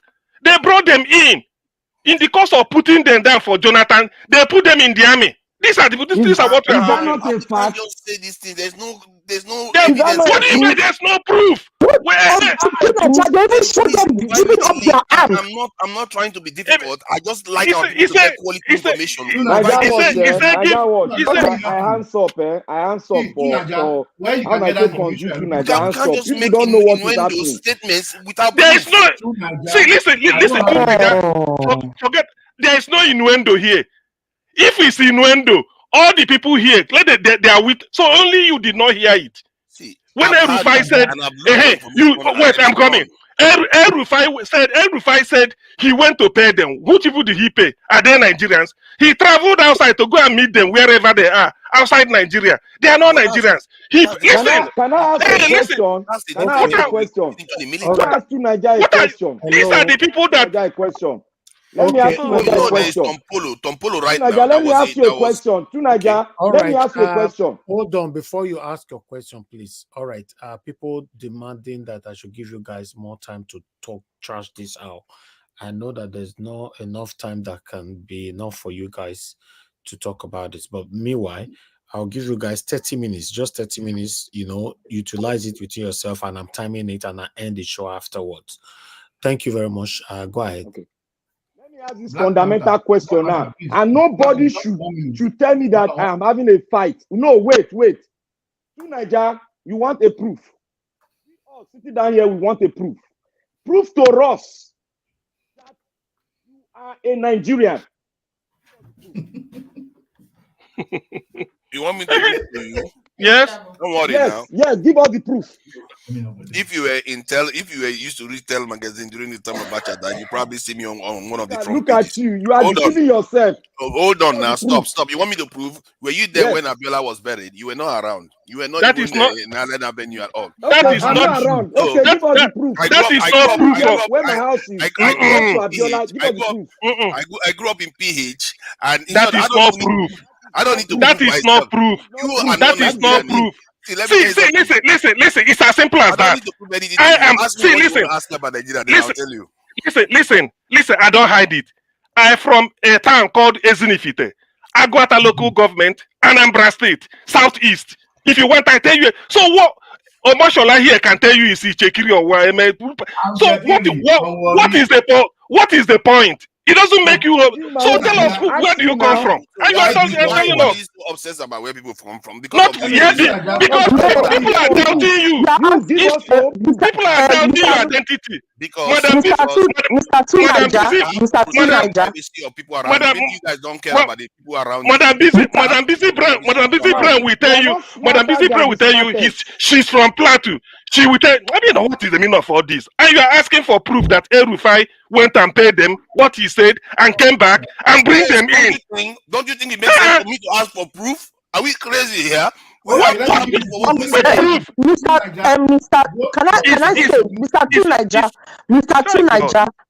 Tunaja, I know you are trying to be evidential. Yeah, I know you want to talk with facts, and it is the question that was asked of you is to prove if you are a Nigerian, which is also to show that there are certain things we can. I mean, if I have the link right now, I will show it to you, to evidence to you. But my eyes have seen it, my ears have heard it. That they wanted that they are looking for. In fact, even the retired person that told me the Congo in the military, even said it, and he said this thing. Let me say to you, and he said this thing that. What the military code is for somebody who has terrorized your country, has spied your people, to be given clemency or leniency and recruited and absorbed into the military. That what needed to be done, and this is his words, was for them to be sent to meet their maker, not to be pardoned. So can I say something here? Can I say something here? Tom Polo. You could be speaking of anybody in Nigeria. It's not talking about Boko. It is the Boko Haram. It is the Boko Haram he was referring to. If there was proof, I will believe it. What is it? Mr. Tunaja, you are saying this because we cannot pull the scripts out. You are saying this because we cannot send you the link. So when we send you the link, what will happen? You know, I don't go with the bandwagon. You know, I start making decisions on things that are not based on facts. It's very dangerous. Mr. Tunaja, I understand you. Mr. Tunaja, I clearly get where you are coming from. In my profession, I cannot make submissions without evidence. Everything I do is evidence-based. I deal with information and facts as a result of investigation. Madam Busy Brain. Yes, Busy Brain. You see, yes, sir. We all here have integrity. We all here. We are one of the smartest. No, I can't really vouch. I can't really say because human beings, we are very fickle. But a Busy Brain. No. I want to learn. We all are very smart. We belong to different professions, and when we ask some fundamental question, and sorry. Let me, Tony, Africa. Are you trying to use that as an insult? That Tunaja is Benue Plateau, North Nigeria. I am Plateau, and if it is meant to be an insult, I am not going to stand here and take it, Mr. Tony. Forget outside interference. Let me just land this point. Black Panther. Let me land this point, then you can go ahead. Just this one point. Let me just land this point. And we have a fundamental right, every one of us. And when we come with a clean hand, we are expected to prove that clean hand, how clean it is, so that the world can see. I mentioned here, somebody was asking for a proof. That's the link there. Somebody was asking for a proof. And I said, okay, you're asking for a proof. Let us see the credibility in you. Prove yourself. At least it's a pride being, I'm proud to be a Nigerian. I'm proud to say where I come from. I'm proud to say the tribe I come from. That does not move you to be selfish or hate me or be kind to me. But I'm not trying to prove that I am from somewhere. And I ask that person that is asking for a proof, a lecturer asking for a proof to a student. The student now asks, can you prove to me, sir, if you are a BSc holder, prove to me. It's a fundamental question. The teacher will prove to him because that student wants to know what is the meaning of proof to him or to the whole class. We want to know. Tell us to Nigeria the proof. When in doubt, just assume I'm Fulani if that's going to help you. Mr. Tunaja has every right to believe what he wants to believe. And he has every right to raise that pertinent question that the proof, he wants to see proof. Granted, we will come back and give you proof. And I hope that when we get the proof, you'll be available for the proof so that you can move on. Yes, so that you can move on. It helps. So but I want to believe. Tunaja is not a government official. We cannot prove to him. Black Panther, wait. I need to say he doesn't have the right. Let's move on. Black Panther, I need to say something, please. You see, we don't just have to, how do I even put this? Now, I don't know the right word. We don't have to condescend to the level of Tunaja. Because for we to even be talking about giving him proof already shows that we are just falling into his trap. Nobody can tell me that somebody like Tunaja does not have the information that repentant terrorists, Boko Haram, they are all being recruited into the military. This information is all the newspapers, all the national televisions, everywhere. So we are still talking about providing him the proof. We don't know that this is his tactics. Dr. 15th of December 2021. No repentant terrorists recruited into the armed forces. Exemption letter. 28th September 2021. Terrorist group ISWAP is massively recruiting to replace claimed that he doesn't know the difference. That there's a difference between both of them. There is no information. All the list I see, I can read all the Let us hear. Tunaja. Let's please finish. Please let Mr. Chris speak. Please, Mr. Chris was talking. Let us talk about. Please. Naija what viewers deserve better. Let's make a statement and not substantiated by evidence. Can't make a statement and not. Naija what viewers deserve better. You can't feed them information that is not verified. Let us speak. Let us speak, please. We have somebody that has not spoken. Tone has come in. It's okay. You're not communicating by talking over people. Let us speak. Stop, please. Come on, Tunaja. You're not communicating. How dare you say that? You don't. Everybody. Let on, please. No.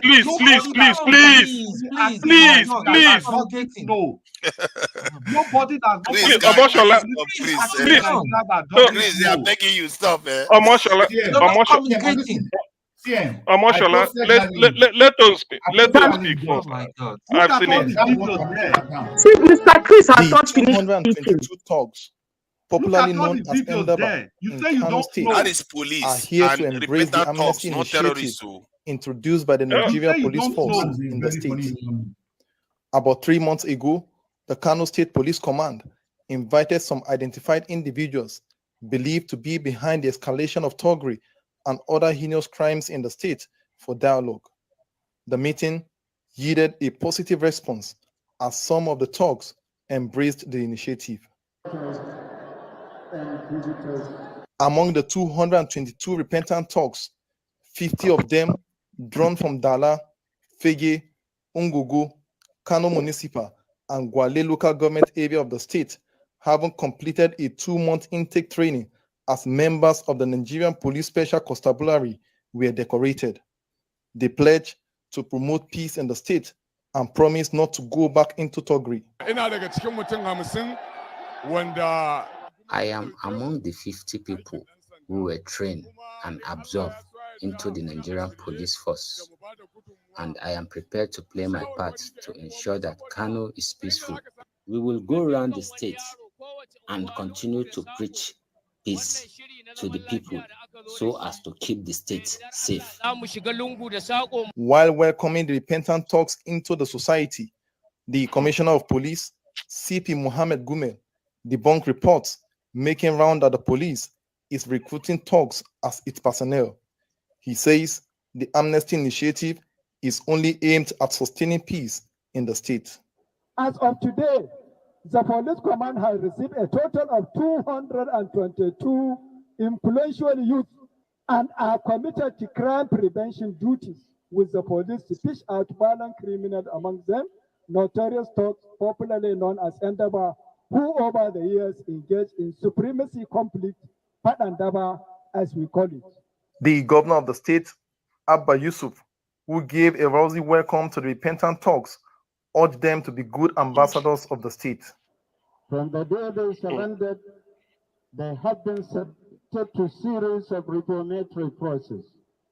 They have undergone lectures from psychologists and other experts in human behaviorism. And by the grace of Allah subhanahu wa ta'ala, we are going to give them all the necessary encouragement. But the move has generated uproar online as some of the repentant thugs, who is said to be a notorious criminal, recently declared wanted by the police. Nasir Abdullahi, popularly known as Chile Midoki, is among the new recruits. Some critics kicked against his inclusion and denounced the entire amnesty program.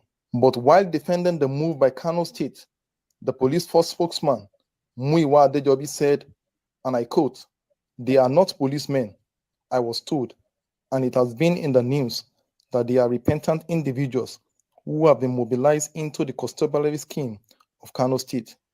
The constabulary scheme is not police, but a community-based initiative. With the integration of these 222 repentant thugs into the society, residents of Kano hoped that the amnesty program will address the incessant crimes in the state." Ayo Adinaye. You see what he said there. You see, at first I Nadia, was you can't. thinking. Nadia, please let him talk. I beg. Hold on. Allow Tone. It's Tone to speak now. Okay, Please. Ah.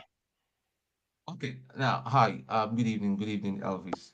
See, it just pains me when we come here, we're just bashing at each other. Mr. Chris, please, if you want to communicate, when you're talking, I know you're saying something. I know you're very passionate and very, it paints you the way Tunaja. Me and Tunaja, we go up and back and forth about his recruitment. You cannot see, let me tell you, I've been there. I've been in the institution. I've been in the same institution. You know my background, okay? And even till now, the Defense Academy, even the standard of the Defense Academy is even going down. I mean, for so-called terrorists or whatever they call them and all that, to have even the confidence to go into the Defense Academy and kidnap commissioned officer. Before, man, even as a civilian, as a bloody civilian, as we should refer to them and all that, for you to, if by the time you get to that ground, man, your body go to shake. It's not what it used to be again. Listen, every institution has been watered down by corruption and fraud. So what are we talking about? You're telling us to recruit into there's one of the service chiefs, yeah. One of the service chiefs right now in Tinubu's thing was my senior. And I know his background. I know the details he gave, some of the details he gave is not true. So what are we coming here to tell us that we should recruit more and more and more? That is not the solution. They are going to recruit people of questionable character. One of the protocols, if you want to get into into any security arm and all that, you need to have an impeccable character. It's only in Nigeria that you're recruiting Boko Haram, all sort of riffraffs you know, that you can't even verify their background into the app. There are chances that some of those people are not even Nigerians, and you come and tell me that it's as if you know about the military and all that. You come and start telling me that they should recruit more. Even if when you recruit more, you're going to recruit more of those people that have some certain mindset, and that is a problem. That is what the problem is. That is a problem we have in the army, in the police, in the navy, and also what are we talking about? Now back to the explosion today. I know that area because when I was deployed after I got commissioned, it was Ibadan. I was in Ibadan for about 3 months. I know that area is what you consider as old money area. It's a very, very residential area. I believe the governor was lying. There's something going on in Nigeria that will see play out. I understand there's something going on in Nigeria. So all those people that are bringing out that tell you that Malians or whatever, that was a bullshit. They should go and tell that to a baby that is still in the court. That's all bullshit. There's something happening. Listen, I'm just going to say this here. People should just start, anybody you have out there and all that, to make ways to protect them. People should start protecting themselves. If they have to arm themselves, so be it. Because some more bullshit are going to happen. We've not even finished dealing with Kaduna. How can the Nigerian Air Force that I know very well drop? You see, you can't drop. Tony, sorry to interject you. Use a BS. Okay. Yeah. Thank you. So you can't go and drop a B on an area without your commander authorizing it. You see that all that listen. These people just talk to us as if we didn't go to school. The video we saw just now, what he showed was that at first I was thinking, okay, this is not ideal because you can't recruit people that are criminals into the police force and expect to spread them all over the country. But for them, it's clear now that it is something that they are doing within their own locality. They are not looking to extend it over it is still not right. These people are criminals. Hold on. Let me finish what I'm saying. We have Tom Polo out there. We have Asare Dokubo. We don't like it, but they use them for this. There are people in the south too that have been. These people are weird. See, you don't understand. People are wearing Polo and Asari boy these people are wearing the coat of arms of the if I'm not mistaken, Nigeria. The southern people that were into what you would consider criminal activity, many of them were pardoned and sent overseas for education. Can I see, I don't like it. See, make no mistake, I don't believe in that. This is why I don't believe in Can I just clarify something? I need clarity. Please, I need clarity. I don't want to shout at the same time. Please. You cannot compare the Niger Delta militants with Boko Haram terrorists. But these are not Boko Haram. What are you making? That is what I'm saying. You dare not do that in Niger. No, he's calling them Boko Haram.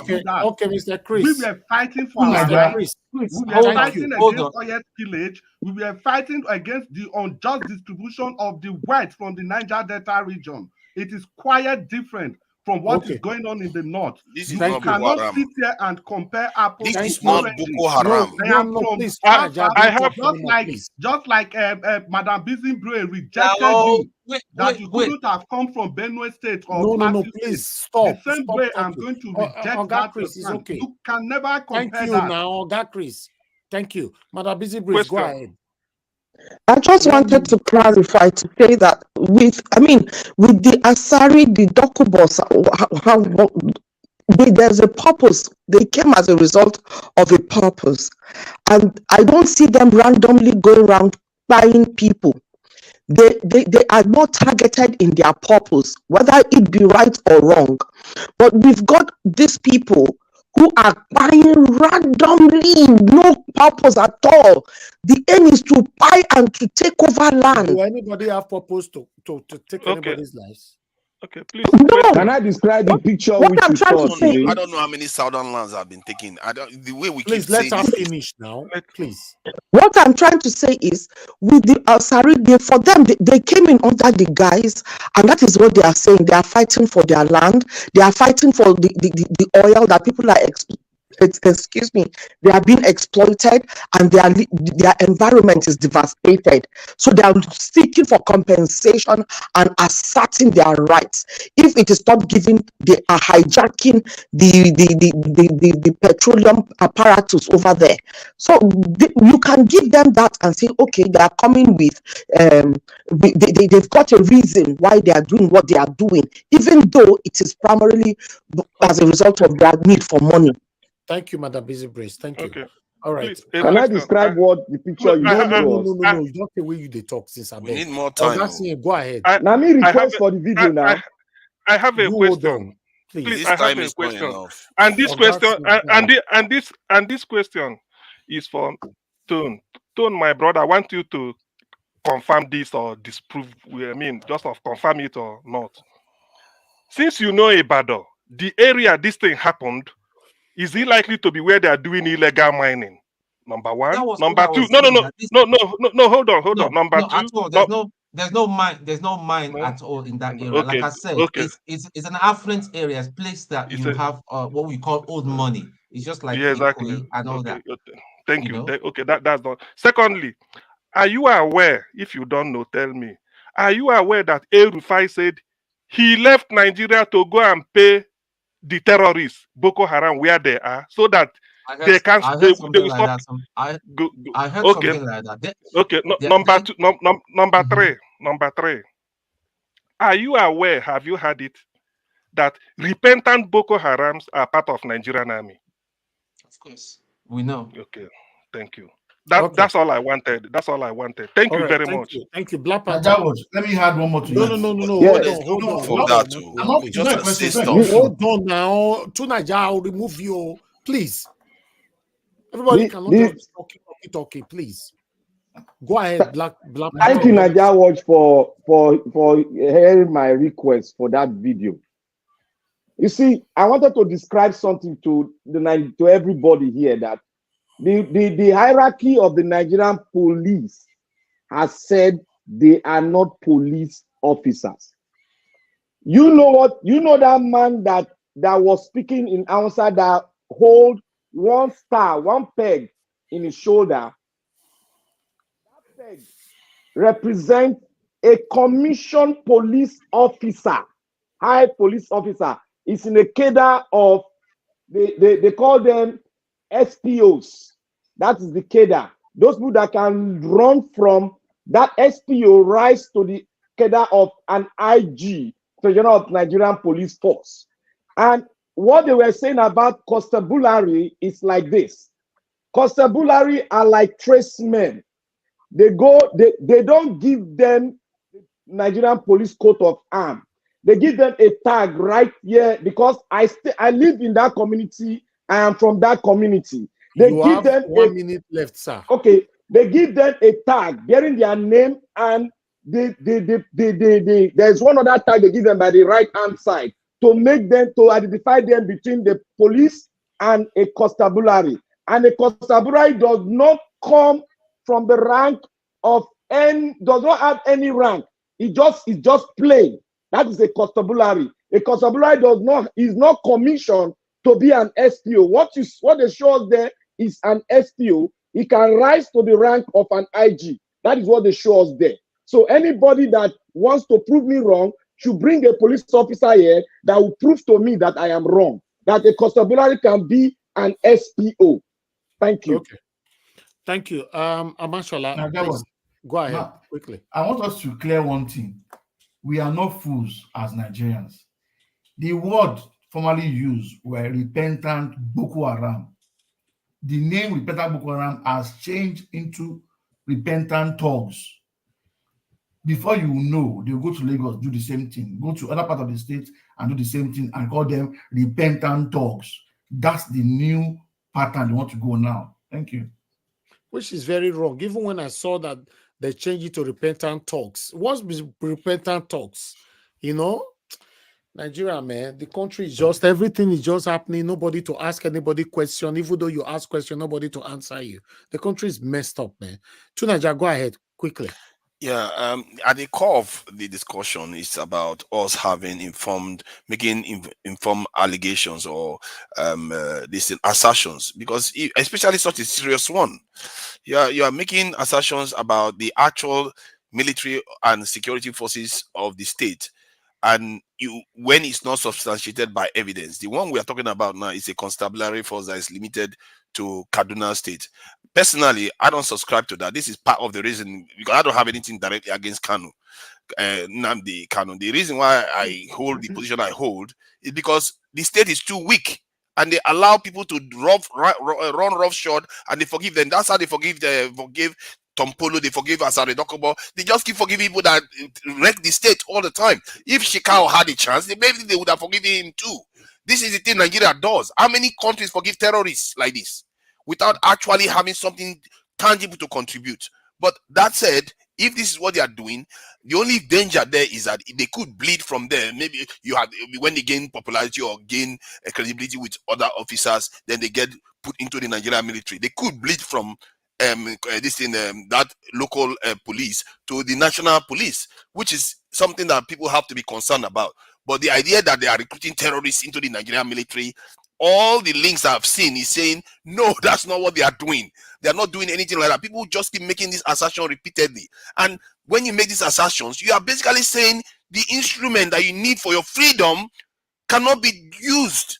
That is unbelievable. It's like saying you have a gun in your house and criminals are coming to rob you every day, and you say that gun, because somebody has robbed some stuff on it, I can't use it because yet nobody robbed anything on that gun. Thank you. The gun is available for you to use.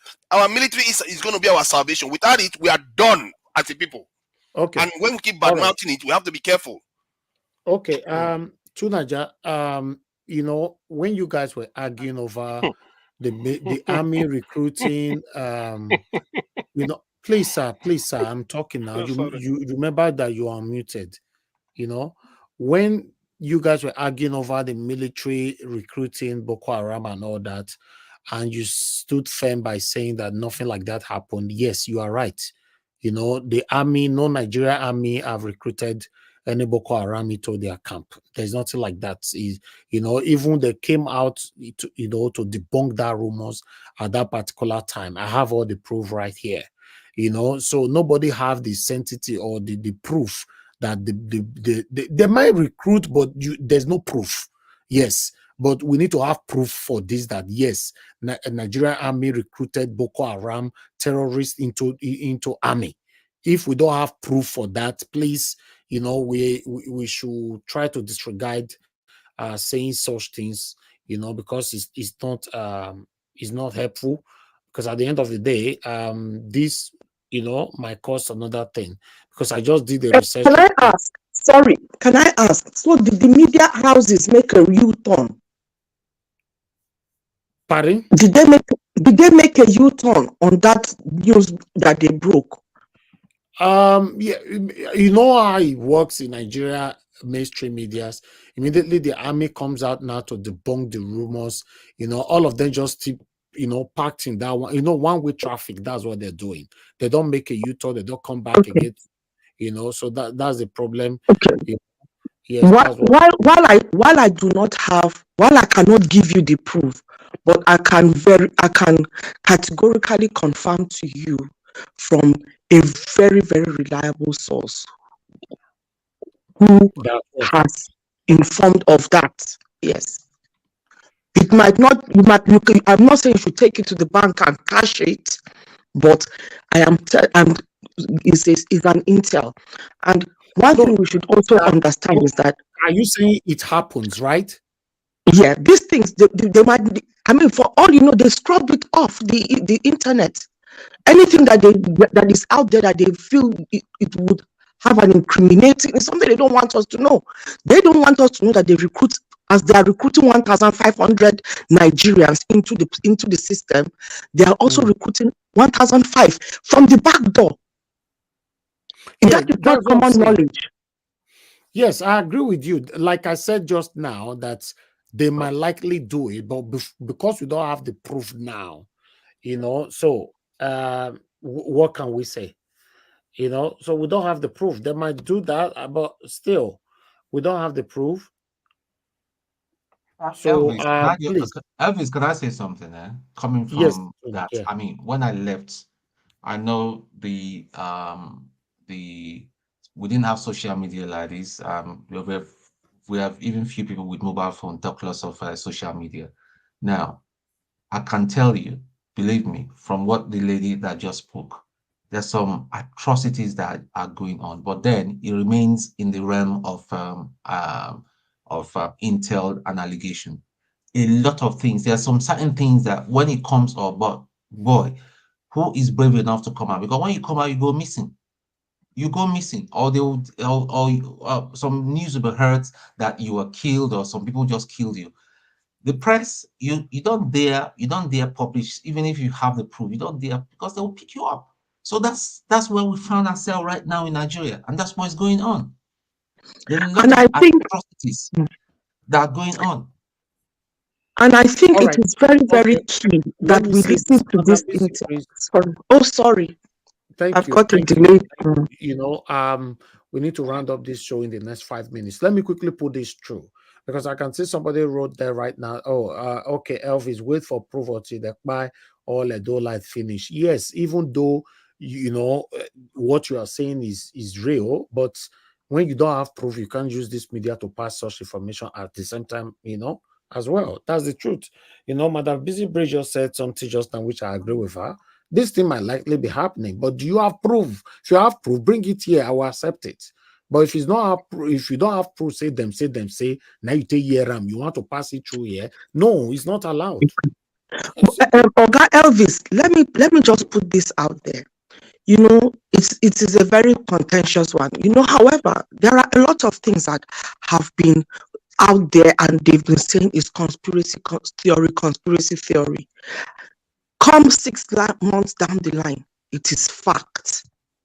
So a lot of the times, these things that are coming out like rumors, like conspiracy theory, it is to check it. Madam Busy, be fast, please.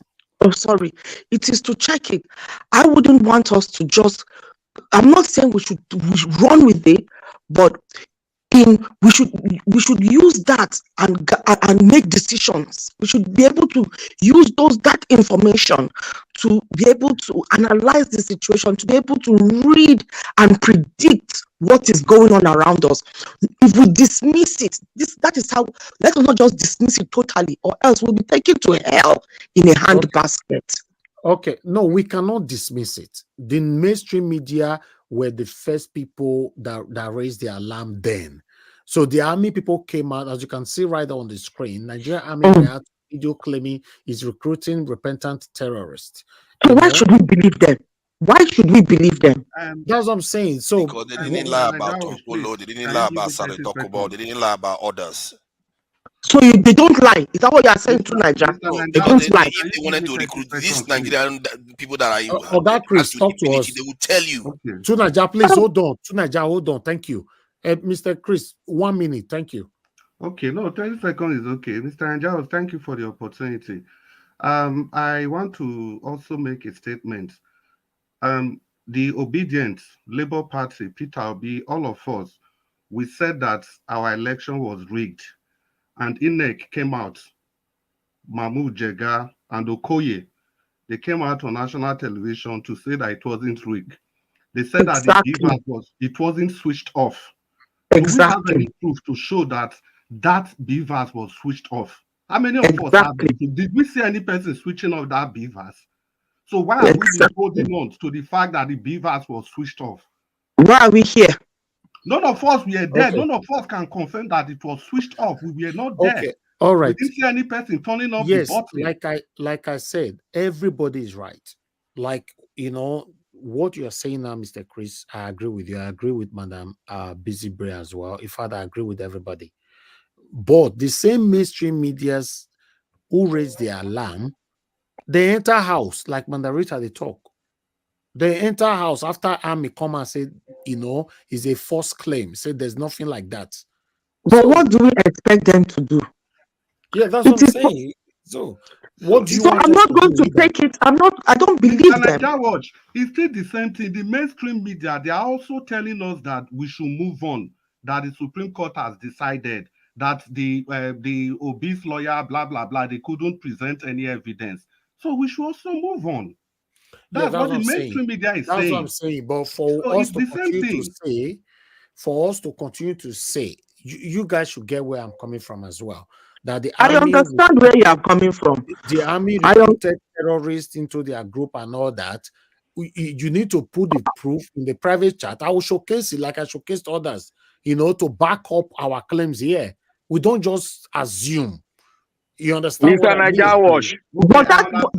Listen, I understand. I want to ask you a Naija Wash question, now. Mr. And yeah, Naija what Wash. your viewers deserve to hear quality information, and I think that's why it's Oh my important that God, you understand what the is issue. wrong with this Mr. man now? Naija Watch. I understand his position that if we have to say something like that using this channel, we have to show proof, which is It perfectly be like Black okay. Panther. Black Panther talk just now. Someone go carry video come. I carry and come. So if you know say proof, they say these people really recruited. See, tell me, man, go carry and come. Show me where I'll show it. Mr. Naija Watch, I understand you Naija Watch, clearly. Can you hear me? So let me say who's something. talking? You see, it's Omashola. See what we are doing. The problem Nigerians are facing is the same way they said Boko Haram is in the northeast. They are now in Abuja. They have started extending to Ibadan. There is bomb. This is how Nigerians play with every single thing. I will say there's no proof. There's no proof. When the proof comes, we remember this day. Thank you. All right. Thank you very much. Naija Watch. I want to ask you a question. Yeah, go ahead. Those media houses release those words to us. Have they go back to retrieve the word and apologize to the Nigerian army? I don't know. For me, Will they apologize to the Nigerian army? Let me see. Let me tell you guys. For speaking out false rumor, now that's what I'm trying to say is false. It's not for it isn't false rumor, because listen, the average civilian cannot you don't have to get on the wrong side of the Nigerian army. You get picked up, and anything can happen to you. We're speaking as if we're in a democratic country. If go against the army, this is something. Listen, guy, Black Panther, I've been there. Believe me, I'm not here to run down the I'm army. with you. I'm with you, brother Tone. Brother Tone, I'm with you. I just want to ask a question to prove whether it is a lie or not by the people that release those information. That's what I'm trying to prove. I'm not trying to dispute your fact nor anybody's fact. Black Panther, 30 seconds. The truth is that Naija has just succeeded in doing what he came here to do. He has God bless you, sir. Show his passion on this news that even a 2-year-old baby knows. He has been able to cast doubt. He has been able to cast a shadow of doubt on this news that was on all national television stations, all of them. Mr. Chris, at least all of you are knowing him now. When I talk, I say I lie, they talk. Thank you, everybody. Thank you. Mr. Pansa just gave us a video now that is very, very, I think is very important. So I'd like to quickly showcase a minute or two from this video, here.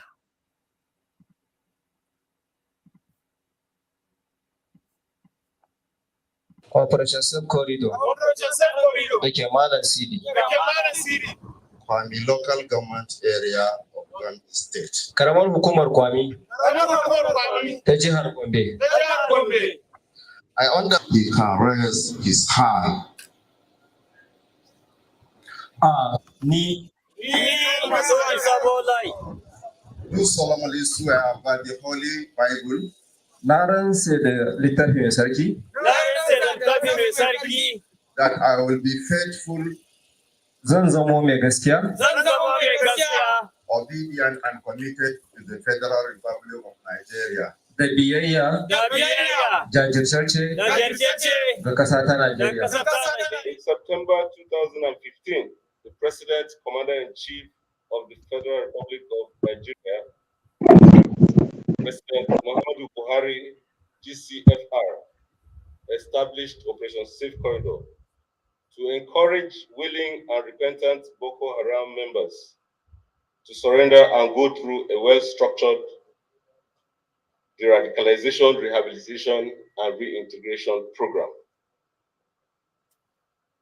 This program began effectively in 2016 by a committee constituted by the Chief of Defense Staff to operationalize the mandate of the Commander-in-Chief. Consequently, personnel were drawn from 17 services, ministries, departments, and agencies to execute the concept of operation. Since the DR camp became fully operational, a total of 1,070 ex-combatants, otherwise referred to as clients, have successfully gone through the program and have been reintegrated into the society. This morning, another set of 559 clients will be graduating from the program, and they too will be reintegrated back to their communities subsequently. Okay, this video is not saying that they joined the army. Is that what the video is saying? No. So, Gap answered, because you brought this in, the video, is saying is rehabilitation process for, in fact, I don't know, this repentant. Why are we even rehabilitating people that have fight? It's wrong. People that have. It is wrong. That's why I'm advocating for a strong state. Excuse me, Niger Watch. Somebody Excuse me. talking already. You can't just say something. Augustine, we're already talking. You wait. Okay. Let me say this, because some people will continue to deny. Buhari addressing Nigerians even said it in Washington when he went to meet Trump, that these are not Nigerians. These are people, they say, whether from Libya or Mali or anywhere, they are not Nigerians, they are Boko Haram. Now, why are you rehabilitating them? That is the issue. Non-Nigerians. All this, because I'm saying you follow the trail. The commander-in-chief told Nigerians that they are not, said that they are not Nigerians. Is anybody doubting this too? Is anybody doubting it? And now you want to rehabilitate them with Nigerian money. Now people are telling me they are not. So after rehabilitating them, so which means they went back to their country. Is that what you are telling me? This is But why is it the army that is not going to? No, excuse me. All So right, the commander-in-chief, after rehabilitating them with Nigerian money, they went back to their country. Is that what you are telling me? Why is it even the army that will rehabilitate them? What did they graduate from? Army graduates 559. Is army in the business of graduating terrorists? What did they graduate from? In the army, they only graduate them from when they finish the academy, when they finish training. What did they graduate them from? Even if this video does not capture it, what does it tell you? What they don't say is louder than what they are saying. Okay. All right. Thank you. Let's listen to this one. Maybe this video might shock you guys as well. Let's listen to this. For those of them that will listen to the words of wisdom, that will listen and think as a true Nigerian, the best for them is to lay their arms. It is the only way that we can move forward. But as a professional soldier, we will continue to do what we know best doing, and that is to continue to project our effort in a modern, determined effort. We will continue to do that. We will not be distracted by some of the activities of our detractors, by the activities of some of the collaborators. Nigeria deserves peace. Northeast deserve peace. The people of Borno deserve peace, because it is only when there is peace there will be development, and it is time now. And that is why I capped it up, that there's time for everything. If we have been in times of difficulties for over 8 years, it is time now for us to celebrate peace. For everyone, you need to come on board. Boko Haram should lay their arms unconditionally and be accepted in the community. Opportunities are out there for them. They can be rehabilitated. An ex-Boko Haram stands having laid his arms and comes back, turns his way away from his negativity.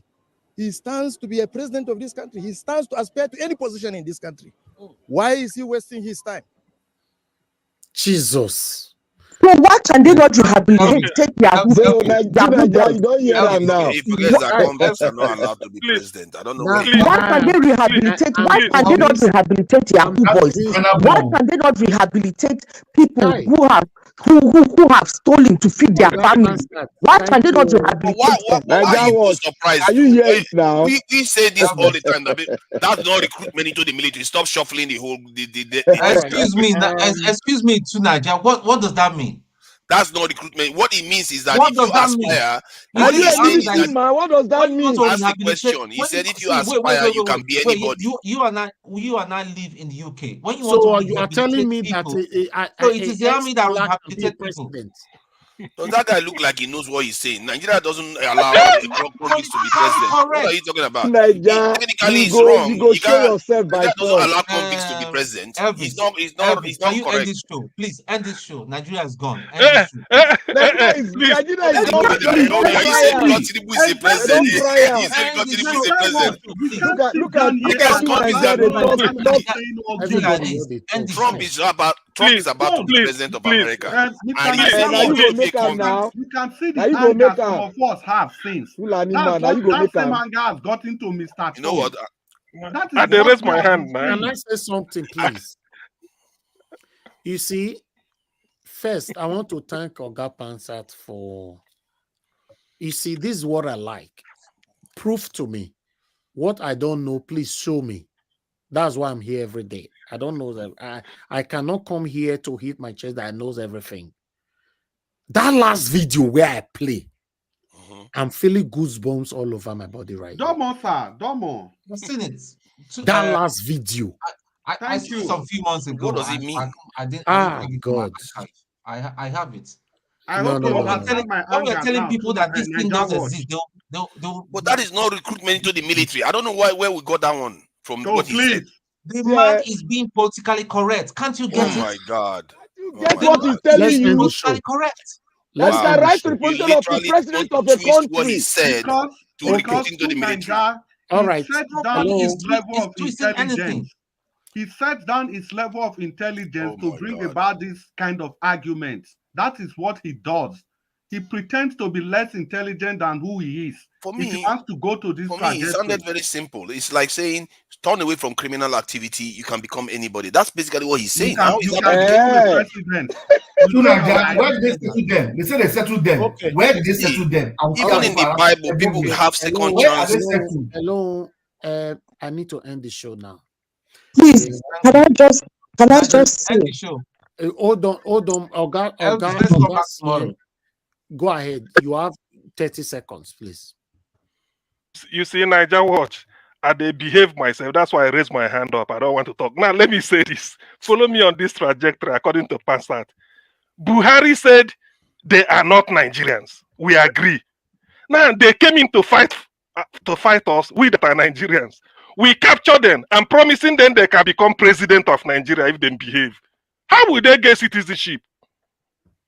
Can you be president of Nigeria without having Nigeria? If you are from Mali, you can end up be. But how do you become Nigerian? This conversation tomorrow. Hey, Jesus. Great discussion. They don't fry Nigeria. They don't fry.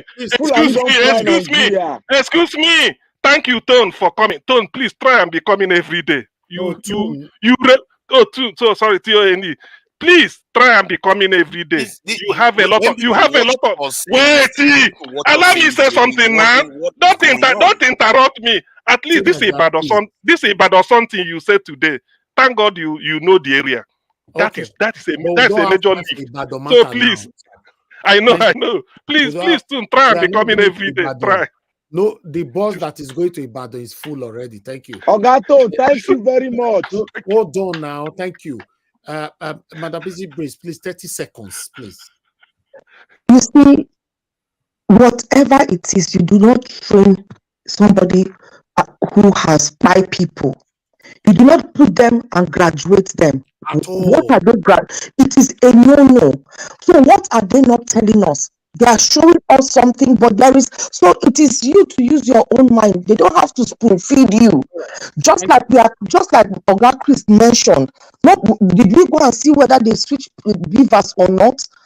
Where is our proof that we've come here? We were told about it, but did they give us, what proof did they give us?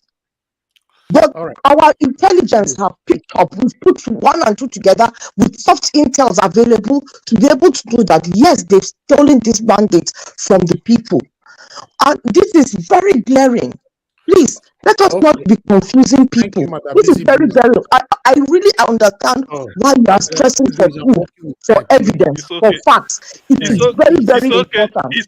It's okay, Madam Busy Brain. Niger Watch don't get Niger Watch don't get goose. I better send me your phone number. All right. Niger Watch don't get goose pimple. Niger Watch don't get goose pimple. You get goose people for fake information. This is I really feel sorry for our people if this is what we want to start believing. Thank you. I beg, go sleep, go sleep. Deaf. Whether they show, I beg, get out from this platform. Get out. Don't mind me. Thank you, Get out. Thank you, Mr. Niger Watch. Thank you. No, don't. Let us calm down. Let us calm down. Let us calm down. They say you come here. We not agree. You don't see him.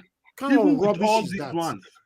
No, you see, the thing is this. You are still defending the indefensible. No, you see, I'm going to unveil him. No, I will unveil him. No, the truth of it is this. The truth of it is this, yeah. We might all have dissenting views. And I think we need to create an atmosphere where we can all argue it out and superior argument will prevail. And I want to believe that we've made superior arguments. For me, it does not make sense. We'll bring it back tomorrow. We are talking about this whole thing holistically again tomorrow. If possible, let's discuss it from the beginning. Thank you very much, everybody. Niger Watch, please. On my bended knees, let me just make this statement and then be quick, sir. I have 1 please, minute. Yes, exactly. I want to make it. The last person we listened to was the high-ranking Nigerian army, and it's calling it fake news. And it's calling it. We are listening to fake news. What does that tell you about you, Niger? I raise my case. Thank you. Good night, everybody. All right. Thank you very much. Who is talking again now? Thank you very much, everybody. I appreciate you all. We are ending the show now. Whatever you want to say, please join us again 6 p.m. tomorrow so that we can continue for where we stopped today. Ogatun, I'm very happy that you came into this particular discussion today because the difference is clear. Trust me. Thank you very much, Madam Busy Brace. Thank you, Mashallah, Oga CM, Black Panther, Mr. Jonathan. Unfortunately, you could not say anything because of your audio. Thank you, Madam Amen Bright, Madam Busy Brace once again. Oga Chris, thank you very much. So I really want us to continue with this thing tomorrow so that we have enough time to talk about it properly. But one thing I would like to quickly say before I say this, let me appreciate those of you that supported us today financially. Obi Oshuko, thank you, Dr. Alexander Gomez and Upright TV. God bless you all. One thing I want to say is this, to Nigeria, I'm a very patient person, but when you are gradually, even though other people already know you are satanic, but for me, I take time with people to study people. That's my kind of person. You cannot see a high-ranking personnel saying that any repentant Boko Haram can even become a president of this country tomorrow. And you are calling that fake news? You are watching video. Sometimes it be as it gets, Tomorrow we'll talk about this. I appreciate every one of you. The mother of all Mommy Diaspora. Thank you very much, Mommy. Thanks for all you do. Esther Undo, thank you very much. Abu Azi, Michael Algarimaro, Papi, thank you. Oga Pansa, thank you very much for. In fact, now Oga Pansa can't put cold water for all these things. So, now you can't put cold water. He came into the platform. Nobody knows. Say he come here. He give me the weapon. He say showcase and he come out. He just can't put cold water.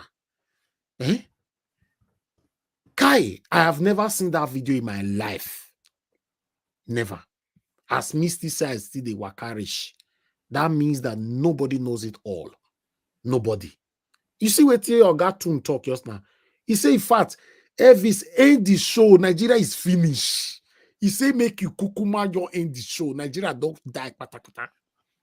Exactly. My people, I salute you now. I'll see you guys again tomorrow, 6 p.m. by God's grace. Have a good night, my people. Now God bless you now.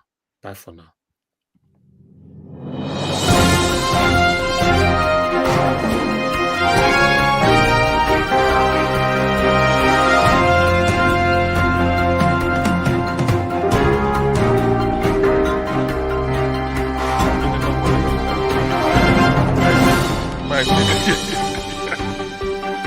Thank you, Augustus. You made my day. At least your experience, your career, you showed that